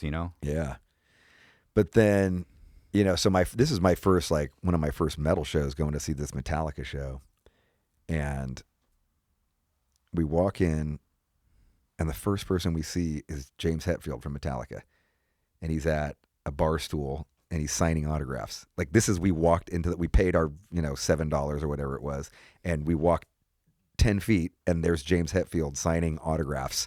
And we're like, holy shit. Like this is the dude who we were singing Whiplash to when we were drunk the other day. and so we're like, we just walk up. We're like, can we get an autograph? He's like, fuck yeah. He writes like, fuck yeah, and my friend's autograph, and signs his name on mine. What a cool dude. Yeah. And then and he goes up, and this is like Cliff Burton's there. And I remember every second of this show, dude. Cliff Burton's wearing a Dawn of the Dead like jersey. He's got his fucking big old fatty big bells on. James Hetfield's wearing a Ronald 6, Wilson 6, Reagan 6 t-shirt. So 666 with an upside down cross behind it. And I was like, holy shit, he hates Reagan. Sick. And then, Kirk's wearing the fucking, that's a Kirk on the right there with the V and the leather jacket and the fucking, that whole trip. Oh my God. Like, it's awesome. Like this show, me and my friend, we don't go up front because we're kind of scared because everybody's like circle pit and we're like, whoa, this is crazy. Oh yeah, It's like kind of the first time I'm really seeing like a fucking raging circle pit and first crowd time you see surfing. like a real pit, you're like, oh wow, I gotta. Yeah, and so I'm sitting there, nice. I'm sitting there and I'm like, we headbang the whole show and then we start to watch a little bit of Raven.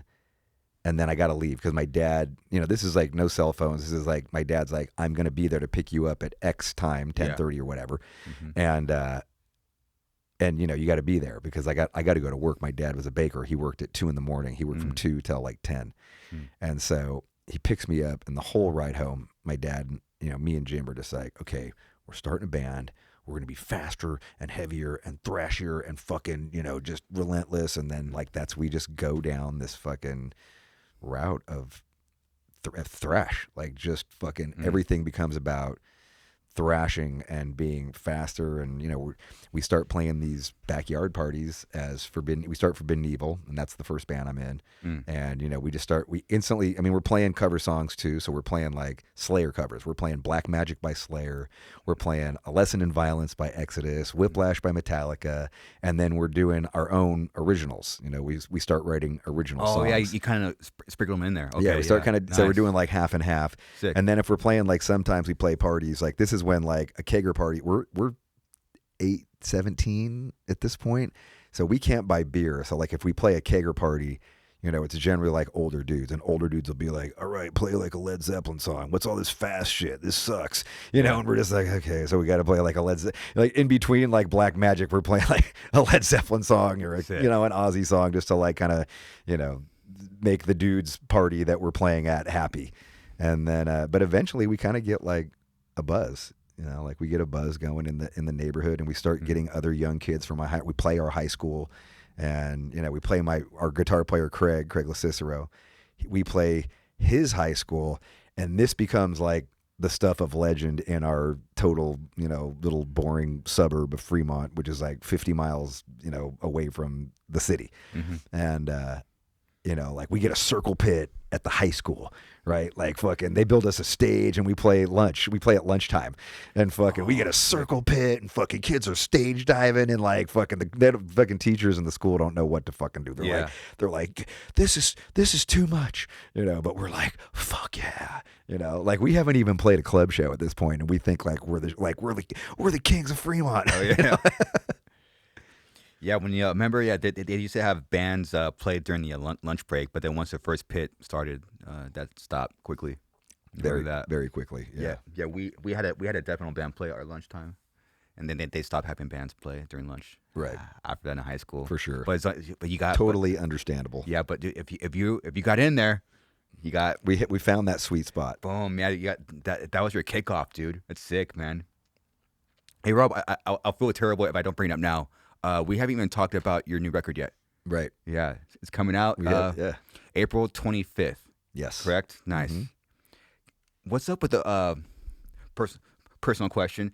Was it done on purpose, the way you did the song titles and all the O's? Yeah. Did you okay, I'm gonna write this song, but it has to have an O in the song title. Was that like some kind of Well, yeah. I don't know.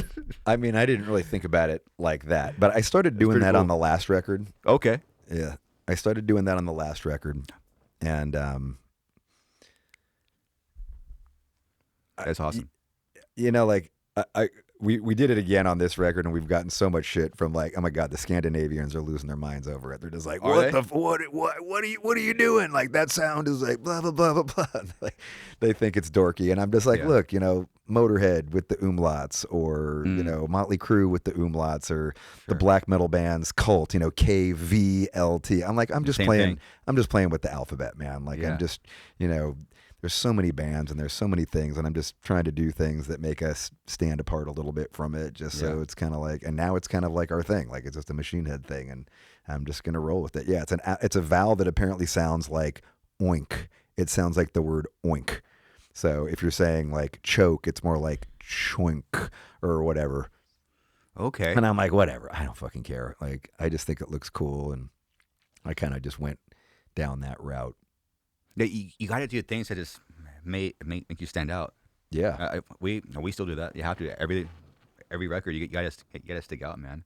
Yeah. The songs. Yeah, Yeah. I heard the record this morning, man. It's awesome. That's right. We sent you the record. Yeah. Right? Cool. Awesome. Well, it's funny. I was driving here jamming. It was kind of. I forget sometimes because I'll be jamming like a new record. I'll be oh shit, like this isn't even out yet. This is like Right. it's like what would I tell myself in high school? You're gonna get these records in advance. You're just gonna jam them like casually. I'm like oh shit, I'm listening to the brand new record, and it's not even a big deal. Yeah. That's so fun. I was like damn, that's fucking sick, dude. 2 months in advance. Yeah, it's awesome, man. Yeah. It's also awesome that you don't got to worry about like the leaking. Yeah. Anymore. Yeah. That's not really a thing anymore, right? Thank God. Yeah. Yeah. I mean, in some ways, I was never like. I know, like the record industry kind of went crazy on it. I was never that like. Like I said, my friend traded tapes. Man, I had everything, months, sometimes years before it came out. I mean, when I was a kid, when we were like coming up in the thrash scene, like. I had Rain and Blood 4 months before it came out. It still had the hi-hat counts at the beginning of every song. Like we had that shit from everywhere, like we had just a whole like network of people that would send us, we had Exodus Bonded by Blood 6 months before it came out. Oh shit. We had all the bootlegs that they were playing all the songs, I had a million, Creator record and like a bunch of stuff like that. So to me, that never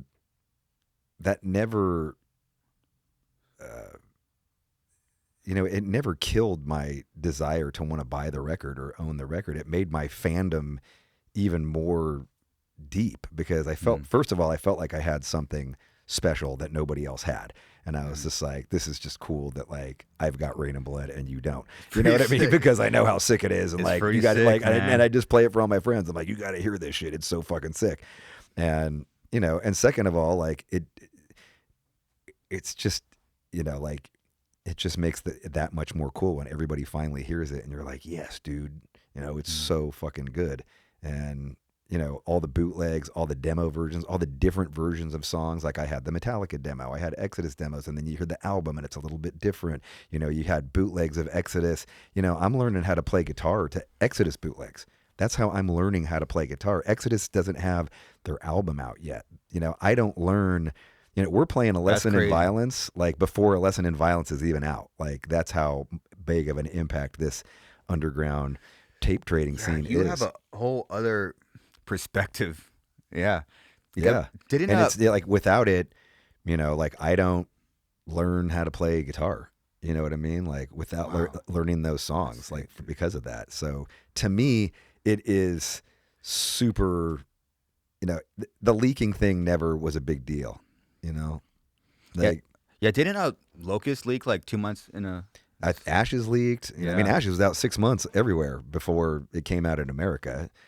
Blackening leaked, Locust leaked, Bloodstone leaked, and I was just like, who cares? Like, big deal, like it is what it is. And people are excited about it. And it don't matter. And now it doesn't matter really because, it's all DSP, which is cool. Yeah, it's a whole other metric. Oh, so you sold out of the vinyl already? Dude, it's killing it. Like, it's crazy. Like, our fucking pre-order is insane. Great. Like, it's been amazing. It's been really amazing. Yeah, you got to have a sick vinyl. Yeah, you fucking have to, man. Yeah. When did you write this riff? The bam. I wrote it in July of 2023. Yeah, the fuck. Yeah, it's the fucking that's the 3-note bendy. That's a riff that once you have it, you're like, okay, it's everything's gonna be fine. Yeah. I totally was just like, oh, this is a good one. I was like, I hadn't written I used to write bendy riffs all the time. Like Burn My Eyes has got like 2 songs with big bendy riffs. Like More Things Change has got the End of Frontline's got like a sick bendy riff with a bar thing. Fucking Devil with the King's Card is all fucking bendy riffs. Like on Burning Red. Yeah. And then I just I don't always get away from them, but I kind of just give it a break sometimes just because I don't want to overdo a bendy riff. Yeah. But this time around, I brought it back like big time. Yeah. I was like, I got to bring back Bendy Riff. I haven't done it in a minute. It's like this one just wrote itself. It did. This song came together super fast. Like fucking super fast. Some songs come to you fast, and some are just a fucking hassle, dude. Some songs I mean, it's all the process, right? You know what I mean? Like, yeah, it's the process. And it's great when it happens fast. And sometimes it's great when it takes a long time, you know, because you got to go there with it, you know, like you don't know where it's going and you just go, this sucks. And I demo like crazy. Like I really demo a lot. And I always have just because I need to, like, I'm doing, when I write, like I hear guitar, I hear bass, I hear drums, I hear vocals, I hear like the whole song. So when I start like rehearsing it or whatever, I can't really, you know, I'm hearing it in my head one way, and then, but I can't listen to it. You know what I mean? Like it's like I'm playing it and it's like I'm kind of doing this other motion and I can't analyze it. And then, so I got a demo to like hear it back. And that's when I can go, oh, okay, this is working or this isn't working or whatever. But when I'm playing it, like I can't think like that. I don't know. Like I've never been able to do that. Yeah. Like I can't, but I can hear everything that's going on, but I just can't go, is this good or is this bad until I'm hearing it and I'm not doing anything. That makes sense. Yeah, I never thought about it that way. Maybe that might be a problem I have. Because when you play it, I'm like, oh, this sucks. But you only know until you're not like you're not playing. Yeah. It's weird. Have you ever heard your? Yes, I remember like when you're doing sound check or something, like you're playing, but then when you're not playing, it sounds completely different. Ever have that? What's that? Like if you when I'm doing sound check, it's like if I'm not playing, like if someone else is playing, I'm like, oh, that's how my tone sounds like. But someone else is playing your guitar. Yeah, but the moment you are playing it, it just sounds fucking. I mean, you know, it's all in the, you know, it's all in the hands. It's all in the hands. Happens, man. It's all in the hands. It is. You know, like your guitar tech can play your guitar, and you're like, no, that's not how my shit sounds. Yeah. You know. So no, it has to sound shittier. I'll show you how to do it. Or you know what I mean? Yeah, it is in some ways, right? Like you got to kind of add. Sometimes you got to add like a slop. Like they're playing it too right. I added a lot. Rob, I add a lot of slop. There's a lot of slop in there. I love slop. I make a point to add slop in there. Like it's like, you know, I love that punk rock. I mean, I do. It's a part of me. I grew up on so much punk rock and going to punk rock shows, and you know, like I used to go to like 100 shows a year. You know, like I saw so many fucking bands, and like that's what I loved about punk rock and hardcore. Like it wasn't about metal. Kind of, there was a time period, not so much now, but like there's definitely a time period where metal got very perfect. It got about being perfectly tight and perfectly, you know. And I was like, no, like you got just bending out of tune. Gotta fucking dig in. You know, like I love that. That to me is like that's the attitude and that's the fire and that's the passion. And you know, so I always, you know, I don't make a point to add it in, but I never make a point to take it out. Sure. Rob, I have one more question for you. Throughout your career, do you have any, like you ever look back and I'm like, man, I wish I kind of, you know, did that differently, you know, like what were some like lessons that you have?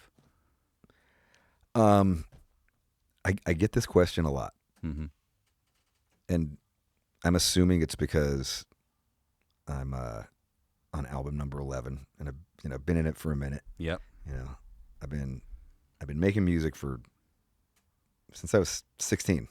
You know, I've been in a band since I was 16. You know, like I've never had. I mean, I've had some real jobs. And I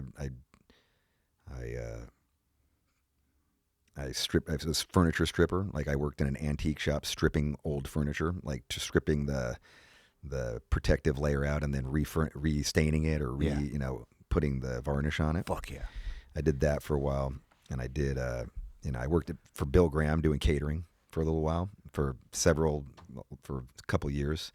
You know, like Scott Whelan from Stone Temple Pilots was coming up to get enchiladas one day, and he got a Machine Head demo along with his enchilada. Oh, dude, let's go. That's how you give someone a demo. And he was super annoyed. He was just all. I'm like, and I could now I could totally understand that, but at the time I was like, I'm hustling. I gotta fucking grind. Like this dude, who knows? Maybe this dude likes, Anyway, but like I've done this for a really, really long. I worked at a car wash for a while. I sold drugs for a while. I've done this for a long time. A long time, man. And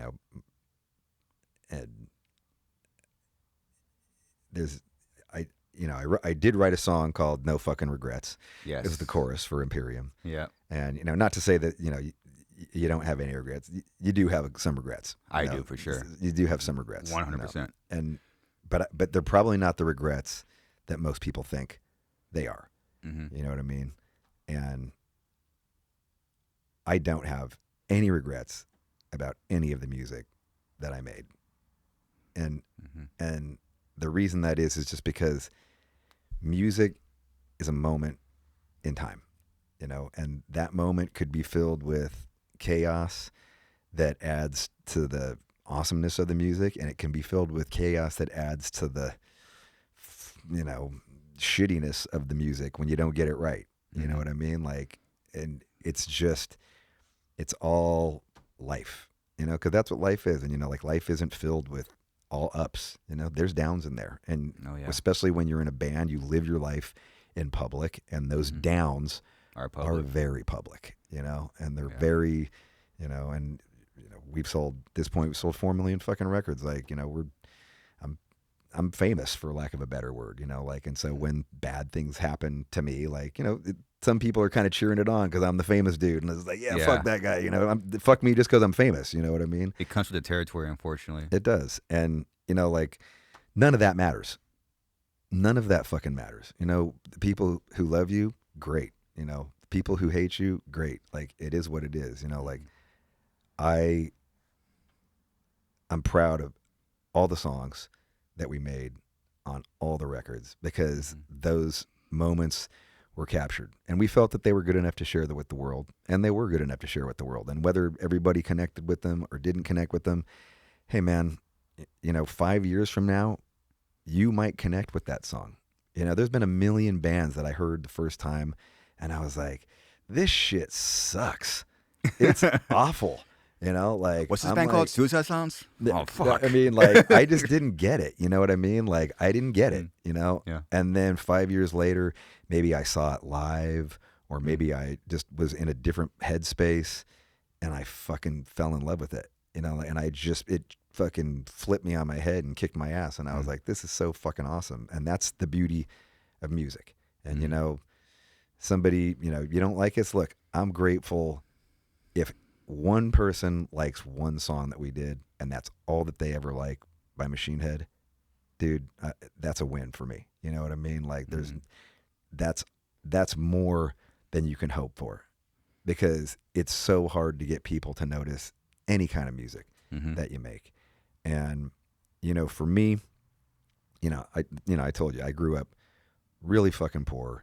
There was a time, my mom got a job, and eventually we got a little bit of money, and we moved to Fremont. We started doing okay, and that's when I fell in love with all the bands and started playing guitar and started being in a band. And then I kind of started fucking up again in my, you're a rebellious teenager, and you start acting like a dick, and you don't want to be around your parents. And, I kind of fell in with the rough crowd, and there were so many times when I was this lost kid, 17, 18, smoking meth on an aluminum foil little V. I'd pour meth in there, and I'd take a fucking pen, a Bic pen, and I'd take the end out, and I'd stick it in my mouth, and I'd hold this fucking foil, and I'd light it, and I'd go, and we'd just smoke meth fucking like crazy, get shit-faced on the cheapest $5 vodka, smoke fucking weed, I'm sleeping on my friends' couches, and I'm lost. I'm lost, and I'm probably on my way to jail or dead real quick. And I'd listen to these songs, and I'd listen to music, and you know, it could be Jimi Hendrix, Little Wing, or it could be Pink Floyd, or it could be Metallica and Slayer, or it could be, you know, punk rock, you know, Dead Kennedys or Discharge or whatever, you know, shit that like makes me angry or sad or whatever. And it saves me. It saves my fucking life. And it makes me want to live, and it makes me want to play guitar, and it makes me want to push harder and do my thing.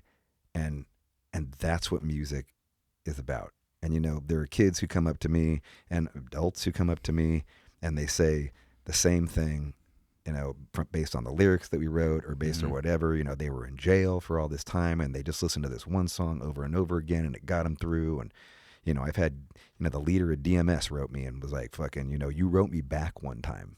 You know, like I was just replying to people in the Burn My Eyes era, and you wrote me back one time. He's like, you don't know how much that fucking letter meant to me. You know, like when I was in jail, locked up. And that was me. That was me. I was that kid. So when I'm writing songs, the songs on this new album, Unatoned, like I'm not trying to reach radio people. I'm not trying to reach Spotify top 50. I'm not trying to reach fucking, I'm trying to reach that poor kid who grew up in a fucking white trash, know nothing town that was fucking smoking meth and drinking his way into the fucking early grave and needed a song to save him, because that's who I was and that's who I write for. That's fucking beautiful, man. Yeah, it's, we always go back to that. Like what, you know, what song saved me? You know, that's what now that's what we're doing. You know, you're talking to yourself, even when you get older. I got to say, when I walked in here, yeah, I saw that. Yeah, that picture. Mm-hmm. And I've still got that shirt from the memorial show. Yeah. Thank you for doing that show, man. Yeah, it was cool. I love that you have that. That's such a cool picture, you know. And you know, that show. Do you ever talk about this? I don't know if it's okay to talk about this. Oh, it's fine. Oh, okay, it's fine. Yeah. I don't want to bring up bad memories. Oh no. I those are unfortunately. Oh no. I kind of like talking about the weird stuff, and I'm drawn to like the dark stuff. Like I like talking about it. It's weird. I don't know if that's a good thing or a bad thing. You know, that shirt, that show. First of all, that show was incredible. Like so fucking incredible. Like so many people coming together. You know, it was beautiful, man. It was fucking beautiful. Like that crowd was like, there was so much fucking happiness on people's faces, man. Like I probably never told you this, but I walked through the crowd like all night. Wow. I just wanted to soak in the vibe, man. Like I just wanted to fucking, you know, we toured with you guys like 5 fucking times, man. Like so many tours. I don't know if people realize the like Machine Head Suicide Silence connection, you know, like I'm not sure why it happened. Yeah. Sometimes it just aligns that way. The Mayhems and the fucking Megadeth and the European tour and the fucking, you know, and I'm brain farting on his name, the singer for Whitechapel. Oh, Phil. Yeah, Phil Bozeman. Yes. Yeah. That motherfucker fucking killed it, dude. Yeah. Jesus Christ. Yeah, it was nuts. Pete, when he came out, I was like, people still talking about it. God, like it was fucking savage. He's an animal. Like he's a fucking animal. I brought that up to him. I was like, dude, holy shit. You know, him and Ricky Hoover. Yeah. Who I'd never met till that night, and ended up like broing down with later on that night. He was super cool.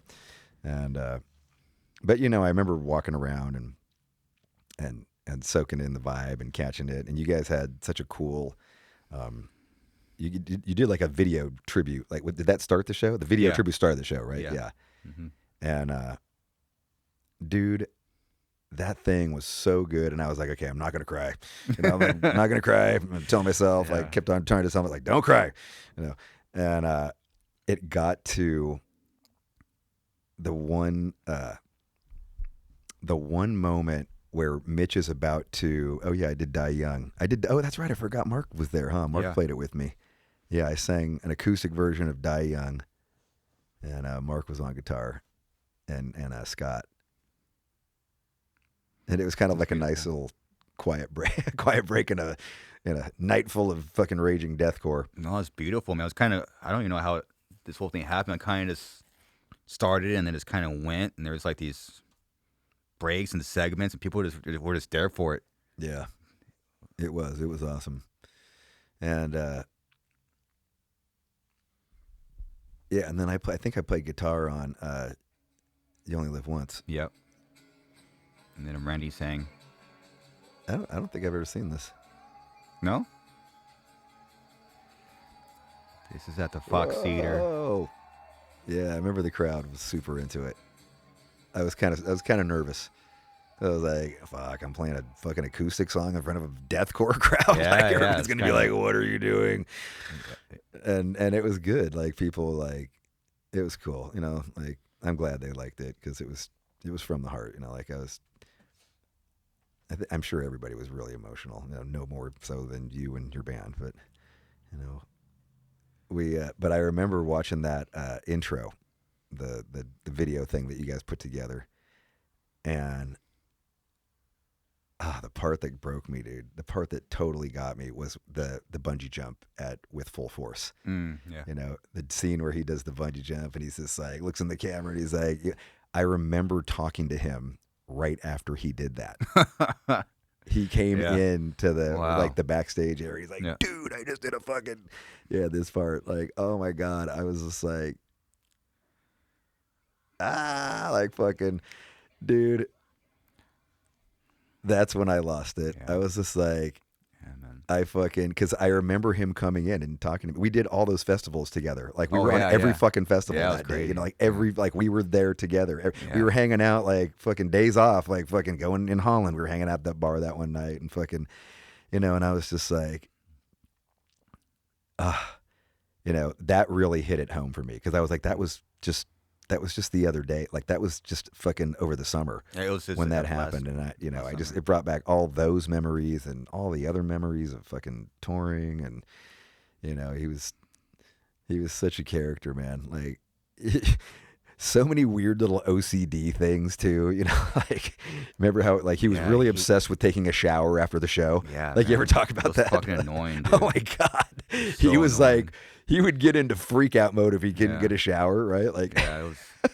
I was just like, I haven't showered for 5 days. What do you like? What's the big OCD deal? as He's like, fuck, no, man. I God, that was annoying. gotta take a shower. Yeah.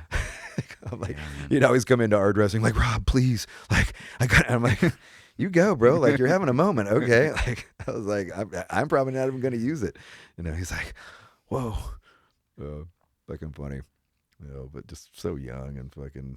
You know, all those moments, different moments came floating by. You know, it made me think about like the first tour that we did with you guys. You know, like you're the fucking hottest band on the planet, dude.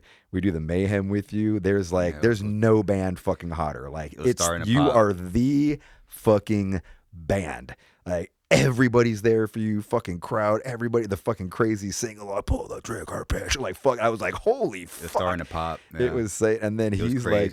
You had your crazy acid bass player, like dude's taking acid like every night. Oh yeah, yeah. Remember that guy? That's why it was at this tour. We're like, okay, like we can't, you can't do this anymore. Yeah, that was pre Danny Canny. Yeah, that guy. So and I remember time. Mitch. He He had a giant, like, herniated disc or something in his neck. I don't know if you remember this, but he had like a giant lump, like a fucking lump, like this big on the back of his neck because he was like headbanging so hard and just going so fucking hard. And he was like, I don't know what I'm gonna do, Rob. Like I'm in a lot of pain.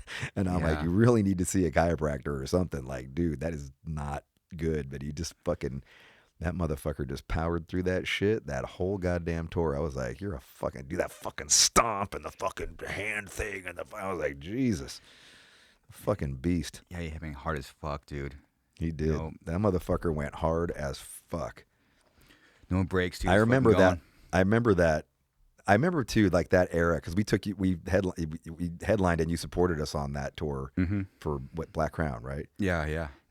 And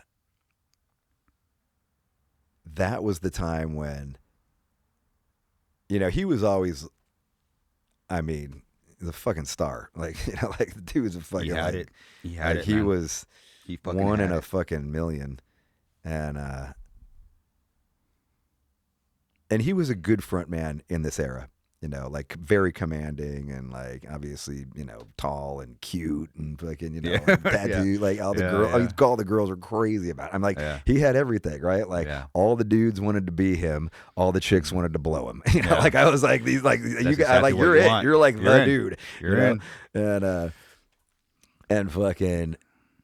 But yeah, that shit. That's the shit that gave him that crazy neck thing. Yeah. I was like, fucking animal. And but like that tour, when he was on that tour, and then he started doing the festivals, he's just like, I forget what he always kind of had a rap, and I can't remember what he said. He would ask the crowd to say something, and he's like, no. When you answer me with power. Say it again. I can't even remember what he was like. He was asking the crowd to say something. Maybe it was like a song title. He was very, very commanding. But it was like, I was like, whoa, this motherfucker is commanding now. Like he's just fucking commanding. It was amazing. It was amazing to watch, you know, that progress. Like, cause we probably toured together, I guess 4 years or whatever from Mayhem. It kept going. Then, like, dude, it just kept fucking going, man. Yeah. Anyway, shout out to having that drawing back there, just cause I brought back a lot of memories seeing it. It's cool. Yeah, I like seeing it, and I like when the band see it, they get kind of reminded. You know, I like to remind myself too. Yeah. You know, I mean, it's been a long time now, right? It's over 12 years. Is it really over 12 years? Over 12 years, man. Yeah, that Mayhem tour, when that shit fucking happened, you know how it is. Once like the rocket ship takes off, we've always had a really good relationship. Like we didn't fight or anything. We're always friends, but once that shit took off, that's my demon. That's my biggest regret. Is we just lost that connection. You know. Yeah. We're always friends, but just didn't really talk. You talking about the band, or you talking about him? You and him? Yeah. Yeah. It was our band. You know, it was our band, and I just didn't like, you know. Yeah, I just didn't go home from a tour and see how he was doing. More writing songs. It's always separate. You know, it's like all like these things that, you know, it's the cliche. You know, you don't know what we have till it's gone. You know. Yeah. It was it took the shock wave to fucking change. And you know me for a while. You know, I was a very different person. You know, so fortunately it took him dying to kind of change. Yeah. I mean, I just wish it didn't have to be that. Right. It just sucks, man. And sometimes you don't get like, because it's true, you know, it's hard. Like people don't, you know, everybody thinks that like being in a band is the easiest thing in the world. You know, it's just pussy and drugs and booze and fucking money. Yeah. And you're like, and there is that for sure, but like, you know, it's a lot of hard slogging, and it's a lot of living on a tour bus for months on end and not sleeping, and you know, you're in a fishbowl, and certainly you guys were in the biggest fishbowl because it was like all eyes were on you. Like it was just fucking crazy. Like covers of magazines instantly, like 7 shirts and Hot Topic right off the bat. I was like, holy fuck. Like you guys were. Yeah. And it was like so much, you know, pressure and fame and, you know, like it takes a toll because like you're just around each other all the time, and you get off the road and you don't want to fucking see that person. And it's not because you don't like him, it's because you're fucking sick of seeing them. Yeah, it's just like I want to see somebody else. Yeah, you're just around him all the time. It's funny how you could be around someone all the time but not be with them. Right. Yeah. Totally. And not even know what's going on in their head, right? Yeah, that sucks. Yeah. Yeah. And it happens. It happens way more than I think people realize in a band, that just because you're together, you don't know what's going on. You don't know what they're thinking. You don't know what they're doing. You know, your relationship starts to disintegrate, and you don't even realize what's happening, you know, until it's fucking does, you know, and you don't always get that, you don't always get that closure on your relationship. You don't, you know, we're so conditioned to believe that, you know, through movies or a series or through just stories that like, oh, there's going to be a happy ending. The happy ending doesn't happen more often than not, you know, like sometimes it just ends. You actually get more unhappy endings than happy endings, I noticed, especially when we're talking like a long career. Like Yeah. I think more shit goes wrong, and I think the bands that stick around and you just have a couple good ones. Yeah. You know, it sucks, dude. Yeah, that was a fucking muscle. That's a muscle, and it took a long time to not tour like that anymore. Now I'm around You the guys guys. did a lot of shows, man. So many shows. Yeah, now it's Which is what you got to do, like you were the fucking it band, like you gotta fucking that's the only way to do it. You gotta fucking tour full time. And now when we tour now, unfortunately, I don't Mitch. Now it's just you're with each other, but now I'm making it a point to pull someone aside at some point. Someone like Mark or Dan, our new drummer Ernie, Eddie, especially the singers. I find them a little bit more. To see how they're doing, see where their mind is. I tell them where my mind is. yeah. For better or for worse. I share the money issues. I share the bad news as much as the good news. And it took a long time to learn that. And it just sucks, fucking. And it sucks. We got what needs to happen for you to become like that person. It sucks. But my girlfriend told me that we've been dating for 5 years. She's fucking sick. She's like the best. I call her the foundation of us Suicide whenever I introduce her to people that she's fucking sick. And she told me something when this That's awesome. when this first started. She told me something, and I still try to wrap my head around it. But it's like you started a band to prepare you for this, and it's just fucked up. That's why I believe in God. Like he's fucking twisted, dude. Like he fucking put me through the ringer. And now that's why. But if I didn't go through that, this wouldn't exist. Yeah. And I could talk to people like you, Rob, and like the younger bands. We've been having people here lately, actually, that we had Snot in here. People that have dealt with passings in bands, and I'm kind of the only guy that could, because there's. Right. I think respect with people, it's always subconscious. Like you don't talk about it. There's just like mutual understanding. And it sucks that I'm not saying it sucks that it had to be me, but it just sucks that like that's what had to, I don't know, like a blessing is a curse. It just sucks. Yeah. I mean, when it's I've lost a band member, but he wasn't a band member for a long period of time. My original drummer passed away, but we hadn't spoken in a long time, and he was kind of just doing his own thing. He had gotten out of music, but I had a lot of friends die.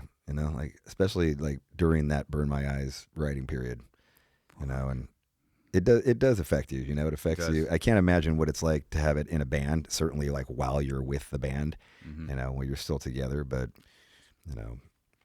so I often feel for you. I feel you guys have really like, it's tough because Mitch was such a fucking icon. I mean, he was literally he was the face of deathcore. I mean, like, he was literally the poster boy. Him and Ollie, like the two, like cute tattooed guys, and dude. like, Come good on. looking, and like fucking, and it's like, and then he passed, and it's like, oh wow, like it's hard to, there was a time when I was telling Mark, because Mark was like, what should we do? And I was saying that there was, that band Joy Division. They had that famous song, Love Will Tear Us Apart. Love will tear us apart. It's like a new wave song, very popular in the 80s. Anyway, their singer committed suicide, and it was hard. It was terrible. It was, the band was fucking devastated. They had just had this massive hit and this massive success, and they changed. They made it. He was a pretty iconic dude. Like he was kind of the face of the band as well. And they changed their name to. They just said, okay, we can't do Joy Division anymore. We have to become New Order. And they became a new band, a totally new band. And one of the guys started singing. And then, at first, like their fans didn't accept it. Like the Joy Division fans were like, no, like we want what once was.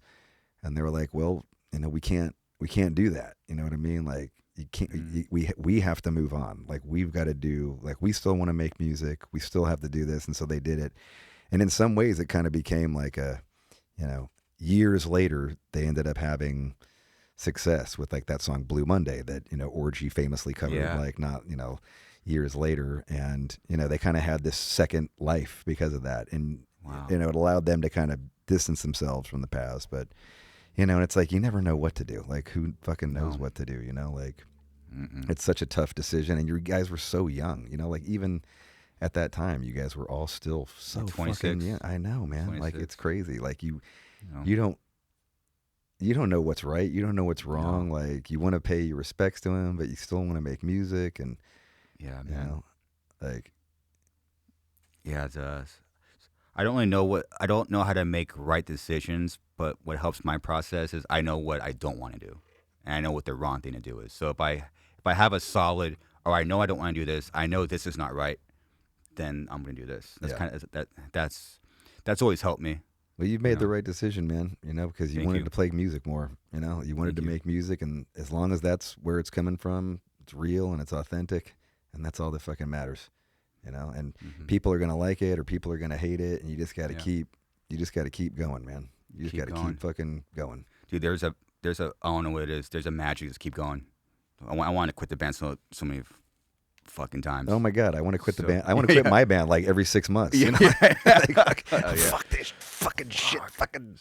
You know, like, Sucks, but dude. you know, you just Stupid, like I fucking, I'm just like, and what are you gonna do? Like, fucking, I'm pathetically unqualified to do anything else at this It's point. true, Like, it's I'm true, just like, it's true, it's been too doing this since I fucking was deep, man. 16 years old. Like, I'm fucking, you know, like this is it.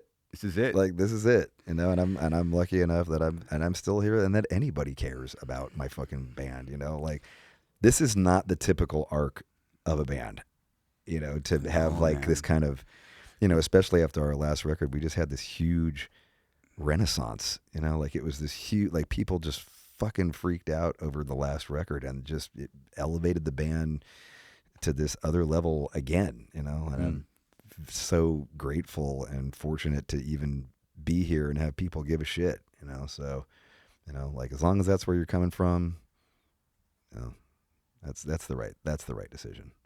You're gonna die the singer and guitar player of Machine Head. Yeah, Yeah, and that's I am. and that's a fucking honor. You Yeah. know, and I'm dying no matter what else I do. I'm gonna die the guitar player for Suicide Songs. That's it. Yeah. That's just it, and that's pretty sick. It's pretty sick. I'm pretty fucking It's pretty stoked, man. badass. Yeah, I it's, keep- it's yeah. a life less ordinary.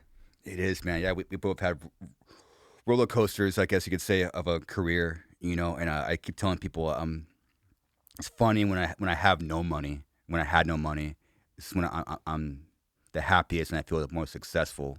Like all my guys, they, you know, Eddie, Mark, DK, and Ernie, they respect me. You know, it's like that's, you know, I can't fucking buy that. What do you mean when you have no money? Oh, Rob, I'm broke. Okay. I'm fucking broke as shit, dude. Oh, shit, okay. But I'm not. I thought you were talking about like the early days of Suicide Silence when bands shit, were broke. Shit's it's kind of ties in with the podcast and all that stuff. Like I sacrifice a lot. The band still continues, but I let to go in a room and make people feel like I'm an idiot, but it's purposely done, and yeah, I guess maybe that's why the band's still here. Like they see how much I'm not trying to boast, but I don't know, I've grown as a person, I guess, and I've done this learning. It's directly I flow this knowledge into Suicide Silence directly. I become addicted to knowledge because I want to play guitar. It's everything is about that. Literally, whatever I got to do to play that, and then support the guys and make the right decisions. But yeah, I mean the money's always tough in a band, man. You It know, is. like that. You know, we've all been sold that Led Zeppelin. oh, sure. Everybody's on private jets and Sure. fucking, you know, it's champagne and caviar and like it's. And I'm not going to say I haven't had that, and you know, but you know, it's tough to make a living being in a band. It's you know? tough, It dude. really is, man. Yeah, when you make a Especially in a metal band. Oh, you know, dude, this totally. isn't fucking The Weeknd. You know what I mean? especially in metal, man. Yeah.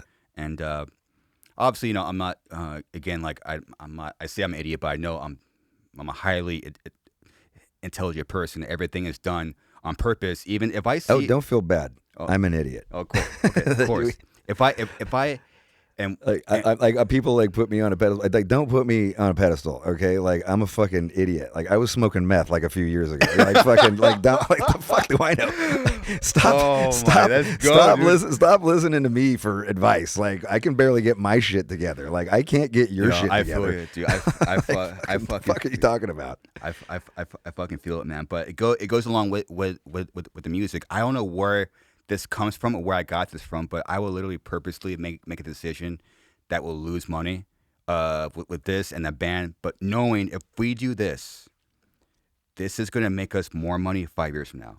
For sure. Or so many decisions. Dude, so many decisions are like that. And, so many. Way more than people realize. It is fucking the majority crazy.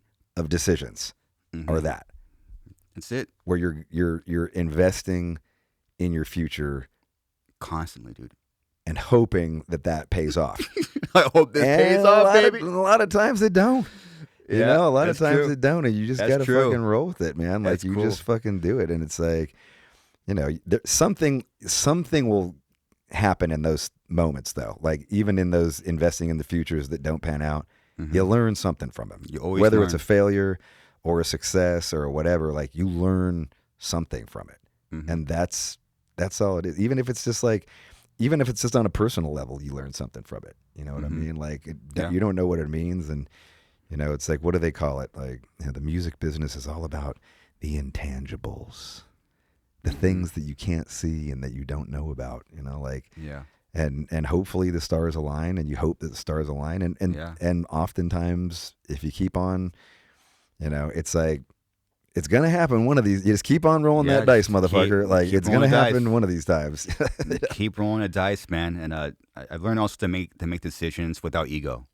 Yeah, that's also, I think, kind of why the guys trust me. You know, everything's done purposely for the band and their well-being. And I think that's how you can make. You know, anyone can keep a band together when there's money flowing, but when shit's going wrong, dude, like, that's when everybody leaves you, when everybody turns on you, when you're not cool anymore. Oh, dude, that's the hard part, man. And you know, like, look at all the great bands. Like, you know, Judas Priest had a different singer for a while. You know, Iron Maiden's had 4 different singers. You know, they had Blaze Bayley. They put 3 records out. They were as uncool could be at that period. You know, and I'm not saying I didn't like it. I'm not. I love Iron Maiden. All due respect to Blaze Bayley and all of it. I'm just saying, at that point they were viewed as uncool. You know? And fucking now it's like nobody even talks about that era. You know, it's like people just fucking, you know, it comes back around, and if you keep fighting, it'll come back around, you know. Yeah, I definitely see the light at the end of the tunnel. Yeah, we've gotten past the valley, and that's so we've gotten past the worst, and so now it's just, you know, sometimes. I mean, sometimes it needs a restructuring anyway. Like, you know, you spend money. Like, sometimes you start spending money and you're like, I don't even know why I'm spending all this money. This is crazy. What are we doing? Yeah, man. Yeah, but you know, sometimes, like, things just take time. Yeah. So now you got past the valley. We're all well aware, but okay, now you got to write a record. Now the record has to come out. Right. Now it has to. So they all understand. The worst is past. Our guarantees are higher than ever for like these like solo shows. So everyone kind of sees, like, there's kind of like some, like, oh, that's tangible. I see we were here, but now there's that, and it's awesome. So now we're kind of at the point, like, just gotta wait for the record to come out, and then let's be patient and continue to be ourselves. It's like what you were saying, you know, don't fucking you know, I like making decisions based from my integrity, character, that don't sacrifice my butthole. Yeah. You know, and I don't fucking do any. I don't do any. No butthole sacrifice. No, dude. I don't fucking go out there smooth, Rob. I don't care. I'm 39 years old, dude. My bullshit meter, dude, is just fucking. It fucking lets lights off, and I can't deal with it. You got to work that into a lyric. The sacrificial butthole. Man. Almost, dude. Yeah, you have like these little moments where, like, you want to, like, sacrifice your character. But I could probably say that we've all, you know, we fucking stuck by our yeah. Our I mean, shit, you got 50 people telling you to sacrifice your character. After a while, you're like, oh, maybe it's not so bad. Like, fucking Buddha. You know, you hear that 100 times, and you're like, oh, I might maybe do I it. should. Yeah. I mean, I definitely got caught up in that for a minute, and you know, it's rough. Like, you know, like I said, like, I don't I don't know what I'm doing. I'm just trying to write music. All I ever, I don't know what I'm doing. all I ever wanted to do was just play guitar and write songs and man. sing Always goes back and always make goes back to motherfuckers that. circle pit and make motherfuckers jump and sing and fucking headbang and go crazy. Like that's all I've ever wanted. I'm not a businessman. Like I don't know what the fucking right decision is. I just know like what the music that I do and where it comes from. And I do know that I'm really, really, really good at that. I know that. I'm not good at a lot. I'm not one of these guys who's good at a million fucking things. I'm not like, but I do know that I'm really, really good at that.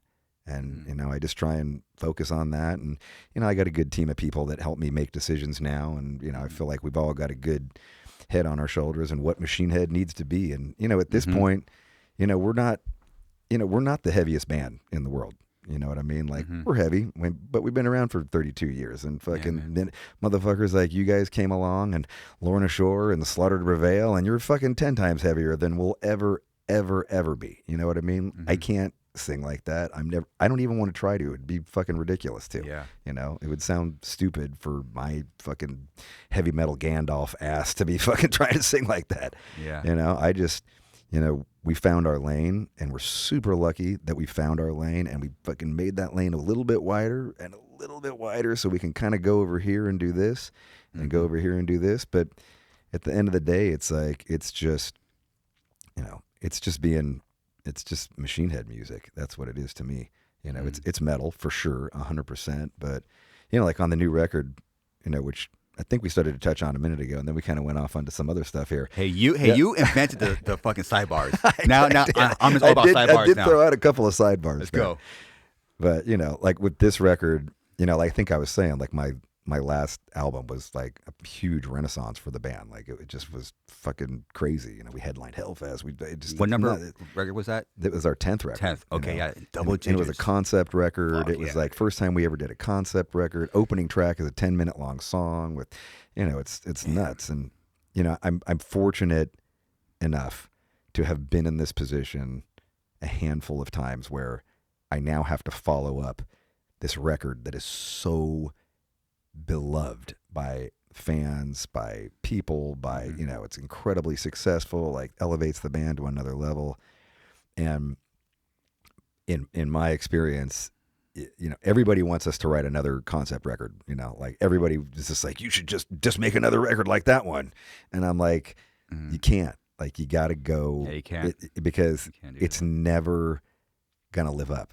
Nothing's ever going to live up because that moment, like for so many people, like Lars always talked about this, like the reason so many people love the Black Album, it's like they lost their virginity to the Black Album. Like nothing ever is ever going to top that. Like people lost their virginity to Locust or the Blackening or whatever. Like nothing's ever going to top that. Yeah, you can't top that. That's just like life and stuff.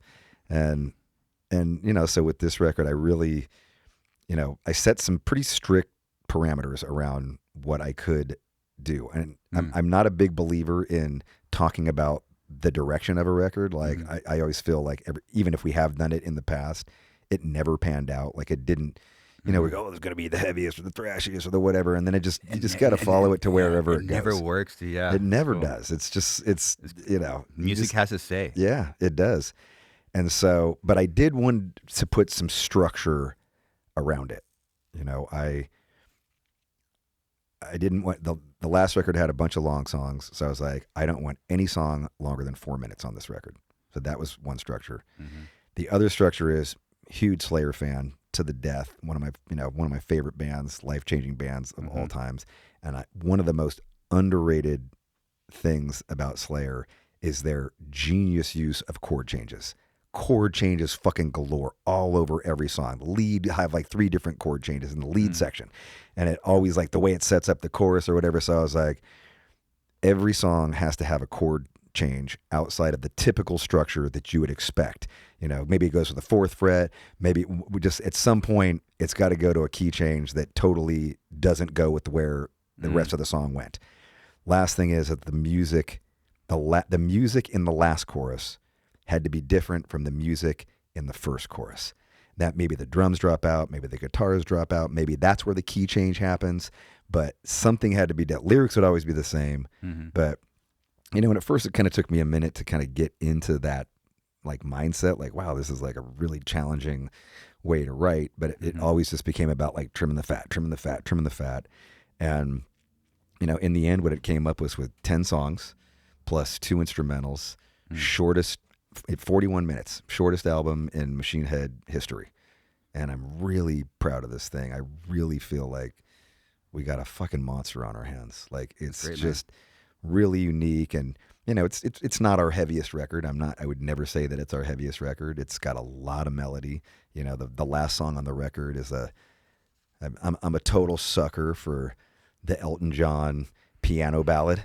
Like I'm a total, I love Chris Stapleton. Like I'm a fucking total sucker for so like I'm adding like a ton of music. And that last song, Scorn, it's like, I've been trying to write a piano ballad for 4 albums in a row now. And I failed 4 albums in a row. Like I failed 4 times in a row.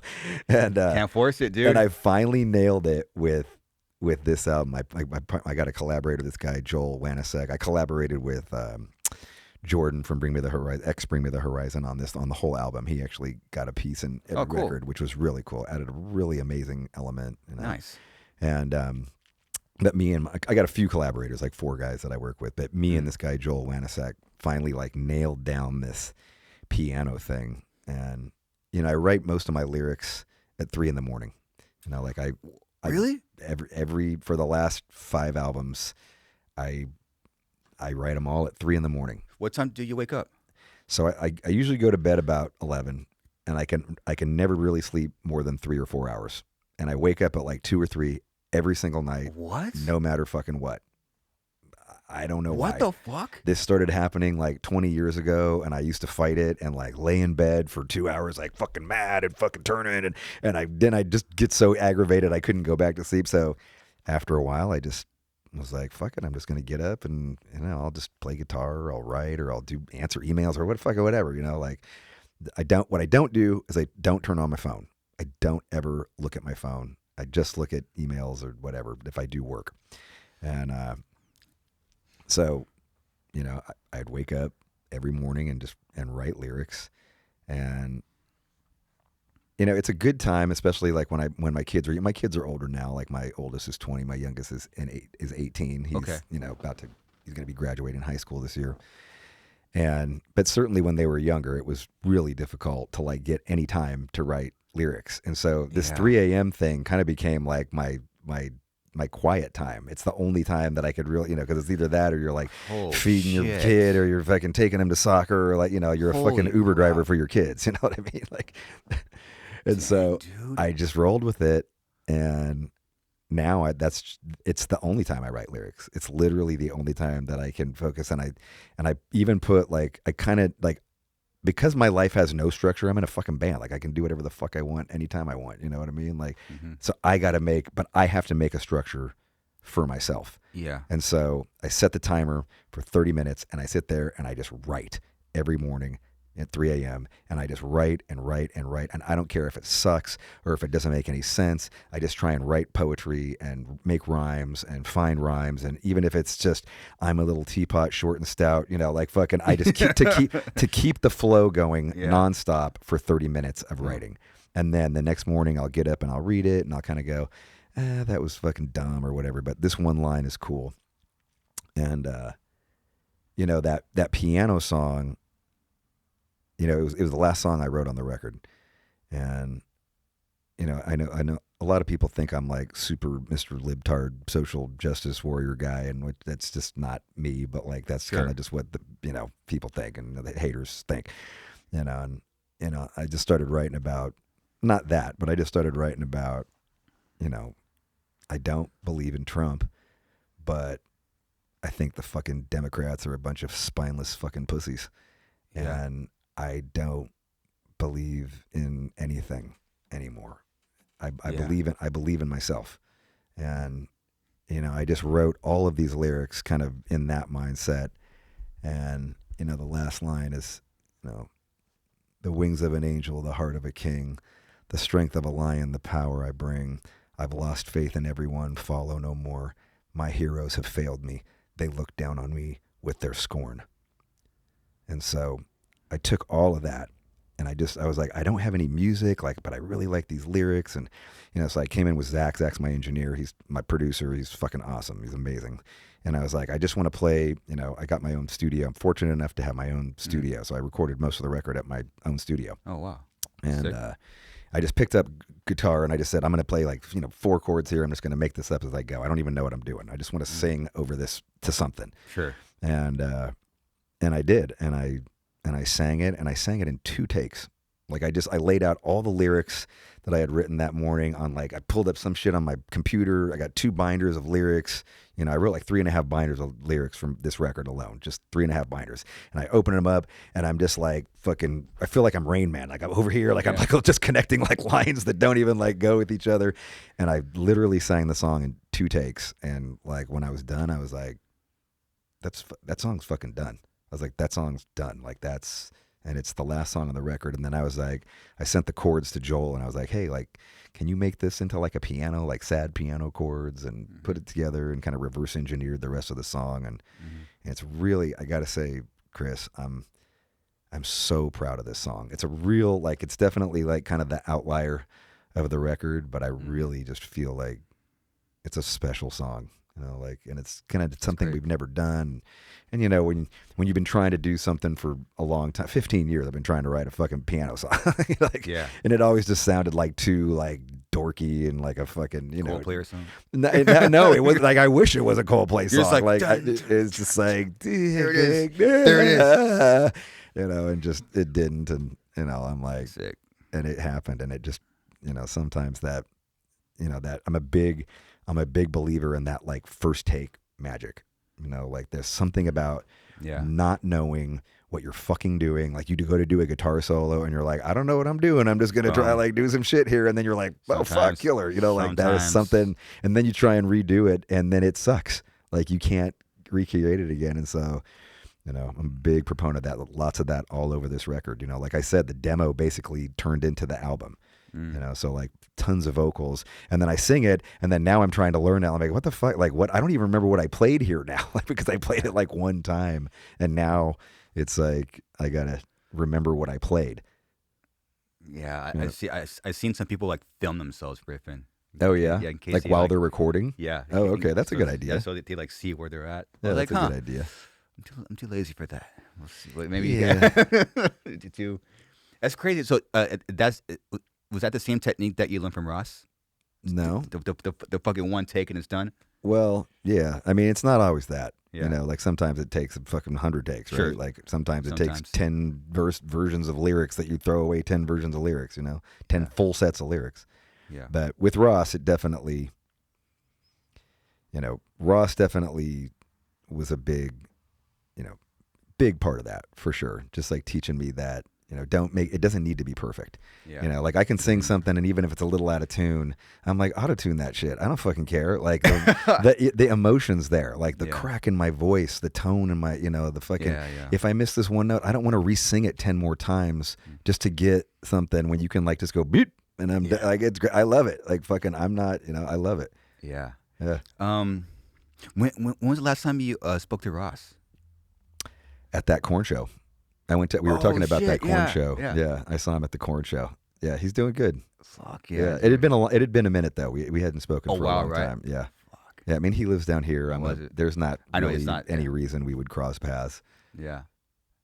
How was it? What? How was it? Give him a hug? Oh fuck yeah. Cool, man. Fuck yeah. No, cool. We talked we were hanging out. I was hanging out with Brian for a lot of the show.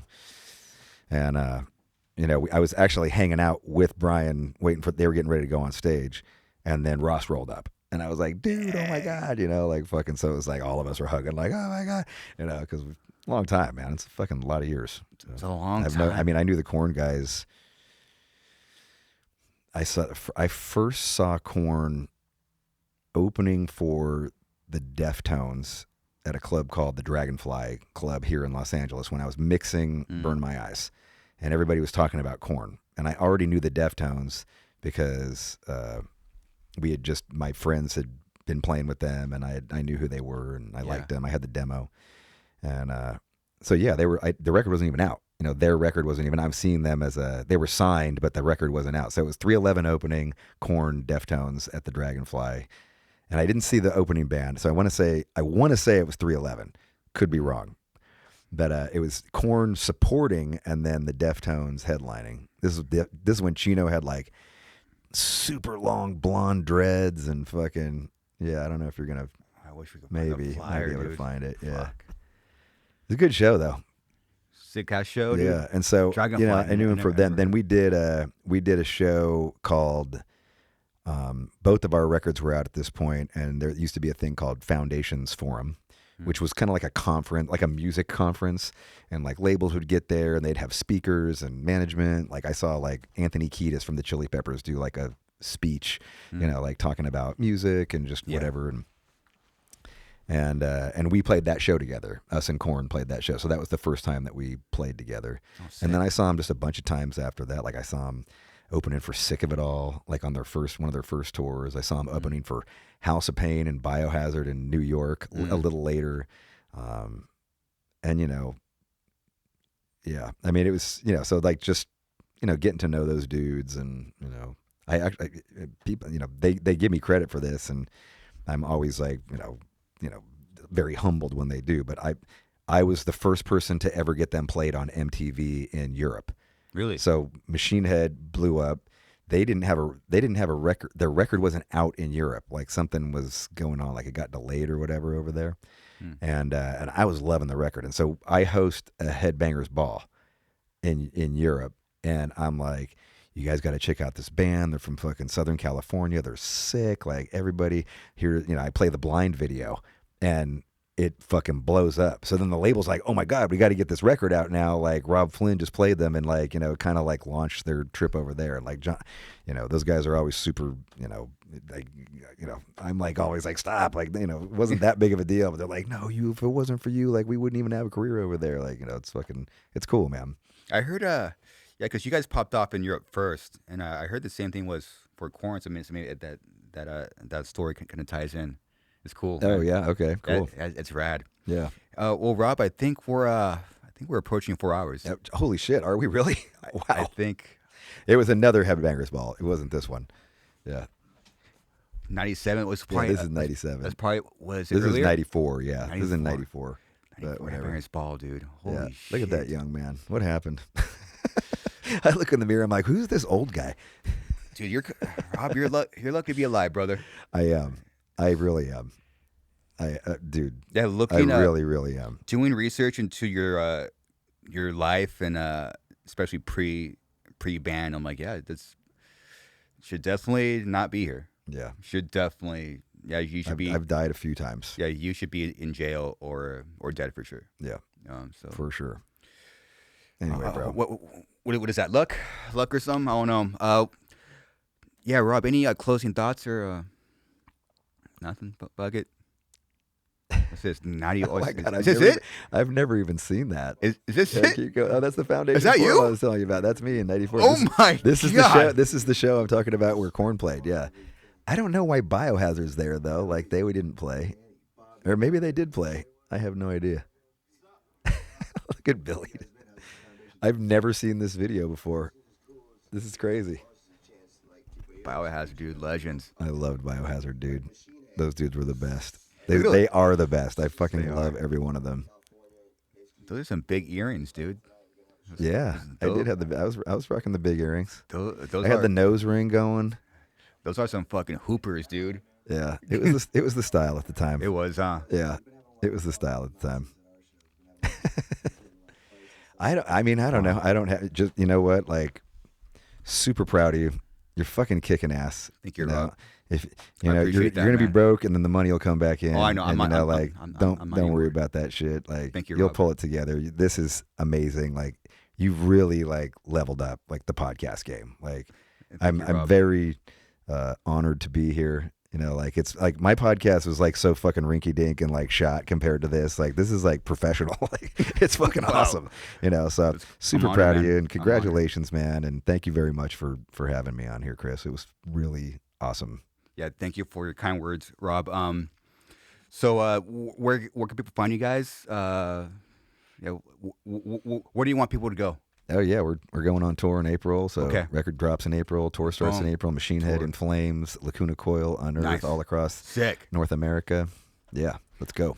I'll be there. I'll chicken beer at the show, dude. Let's do it. Rob, love you, brother. Thank Oh, you, yeah. man. Oh, you know what? I got something for you. Okay. I got something for you. Okay. Hold on, though.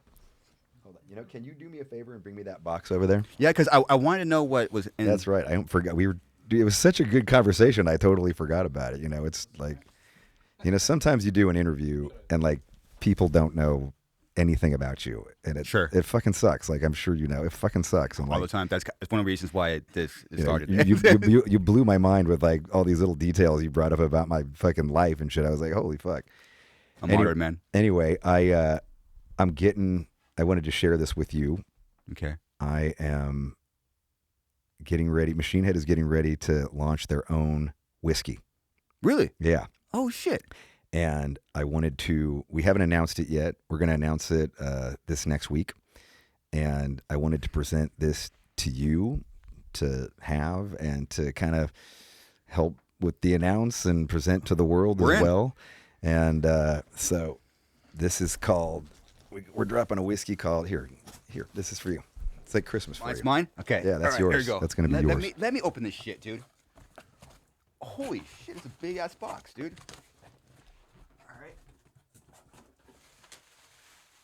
Wow. So it's called Shotgun Blast Whiskey, you know, like dude. Davidian, let freedom ring with a shotgun blast. Holy, this is like, what's in here? Yeah, so this is the first edition of Shotgun Blast Whiskey is going to come with 2 sawed-off shotgun shaped bottles of a super premium 10-year aged bourbon whiskey and a 4-year aged bourbon whiskey that I was like a custom blend that I made with the guy. And whoa, dude. Yeah, dude. I'm so stoked on this. It's sick, dude. I don't even know. How do you even like, okay, so. Yeah, there's a finger thing right there. So yeah, so it's 2 sawed-off shotguns filled with this super premium whiskey. And oh, just the smell of like the box is like hitting me. Wow, this is beautiful, man. This is fucking Rob. This is beautiful, man. Wow. So yeah, it's like you're pouring. Wow. And then it comes with 2 shotgun shells for shot glasses. Okay, that was my next question. So these are shot glasses. Yeah, those are shot glasses. Shotgun shell. They're shot glasses. They're shotgun shells. Nice, man. Yeah, dude. So I'm really, really excited about this. I really think it's going to be a cool thing for the fans, and it's going to be available. We've actually just got distribution in Europe, congratulations, and man. Australia. So it's going to be available in America, and a few weeks later, it's going to be available in Europe, Australia, and we're just, you know, like Machine Head's always been a big drinking band, and I think most people know that. And they come to the show to fucking party and rage and fucking headbang and circle pit, and I'm just like, this is just so like. This is perfect for, you know, a band like ours. That's awesome, man. Well, Rob, yeah, congrats and thank you for the gift, man. Do you drink whiskey? Fuck yeah, I do. Yeah? You want to do a shot? Yes. Let's do a shot. All right, let's do it, man. Let's do a shot. Oh, I'd like to know what you think. Please, okay. So. Okay, so we got the shot glasses, okay. Yeah, how do you even know what I'm doing right now? Okay. Am I gonna fucking kill someone right now? Hold on. Yeah, I really want to put the box right here. Alrighty, and okay. How does this thing open? You want to do the honors, Rob? No, you got to do the honors. I do? Okay. You got to do the honors. It's your whiskey. Holy shit. Okay, Rob, I'm scared. Don't be. It's 90 proof though. It is 90. It is 90 proof. How much to here? It should like a full shot, you think? Sure. Yeah, let's do that. Because I like full shots, dude. Let's do it. You like strong coffee and full shots. All right. How do you? Okay, and then get the cap back. Yeah, we'll do some teamwork here. Teamwork makes a dream work. Teamwork, it can make the dream work. Dude, this is fucking. That's right. I did just sing a Morgan Wallen Post Malone song. Suck on that. Rob, thank you for your time, man. Honor, man. Hell yeah, brother. Cheers, dude. Woo! Yow! There we go. Smooth. Yeah. Scary. Yeah. Woo! Man, I'm like, I'm in the band now. I'm in the band. Holy shit. That's badass. Right on. Woo! Hey, man. Is that it? I think that's it. Yeah, that's it. All right, everyone. It. All right, later. Yeah. That's awesome. Peace out, everybody.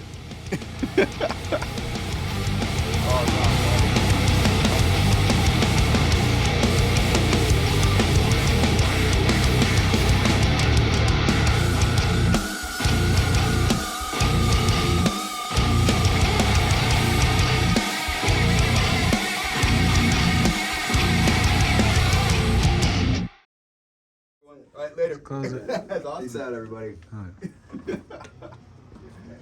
Oh, Rob, it's awesome. Honor, man. Honor. Oh, awesome. That's cool. You're good. Wow. You're really good. Yeah, man, I did a lot of research in your life, man. I'm surprised you're still alive, brother. Yeah. Might make a good book one day. Oh, dude. You probably could. Wow, dude, this is fucking crazy. Right? Dude, I'm so juiced. It's nice. It's crazy how it even happened. You know, like, I can't believe I'm fucking putting out a whiskey. And, like, something that actually, like, goes with the band. Yeah. You know what I mean? Like, I didn't want to just stick my name on a bottle. No, I didn't want to just, you know. It's good, man. I'm honored, man. It says batch 1. Yeah. Bourbon whiskey. 90 proof, man. Yeah. It ain't fucking around. It's good, though. It fits you, man. It's cool. Yeah, thank you. 2 more things. I want you to sign this. Sick. This is the, I think, I'm not sure if you've seen other boards. We have 3 more out in the front. This is going to be our 4th one. Sweet. Got Barnes right there, dude. Bog. Adam D. There you go. Eat that shit. Woo! Oh, yeah. Fuck everybody, dude. Oh, sick. Everybody could suck it, dude. Get the logo. Dude, my life is literally crazy.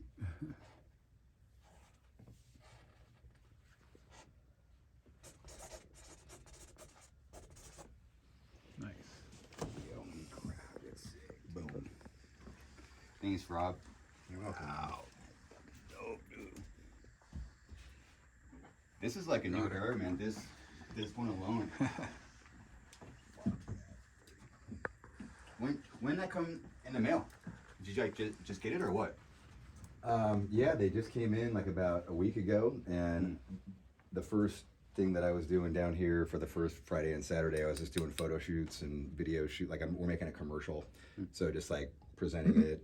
And I just need content for the website and the socials and all that stuff. So Nice. I hooked up with Travis shit. And we went out to Oh, the Travis, we went yeah. out to the desert and fucking just fucking blew shit up with looking out there with Oh, you have fucking. Oh, you have to. Fuck yeah. That was just like, yeah, Oh. it was killer.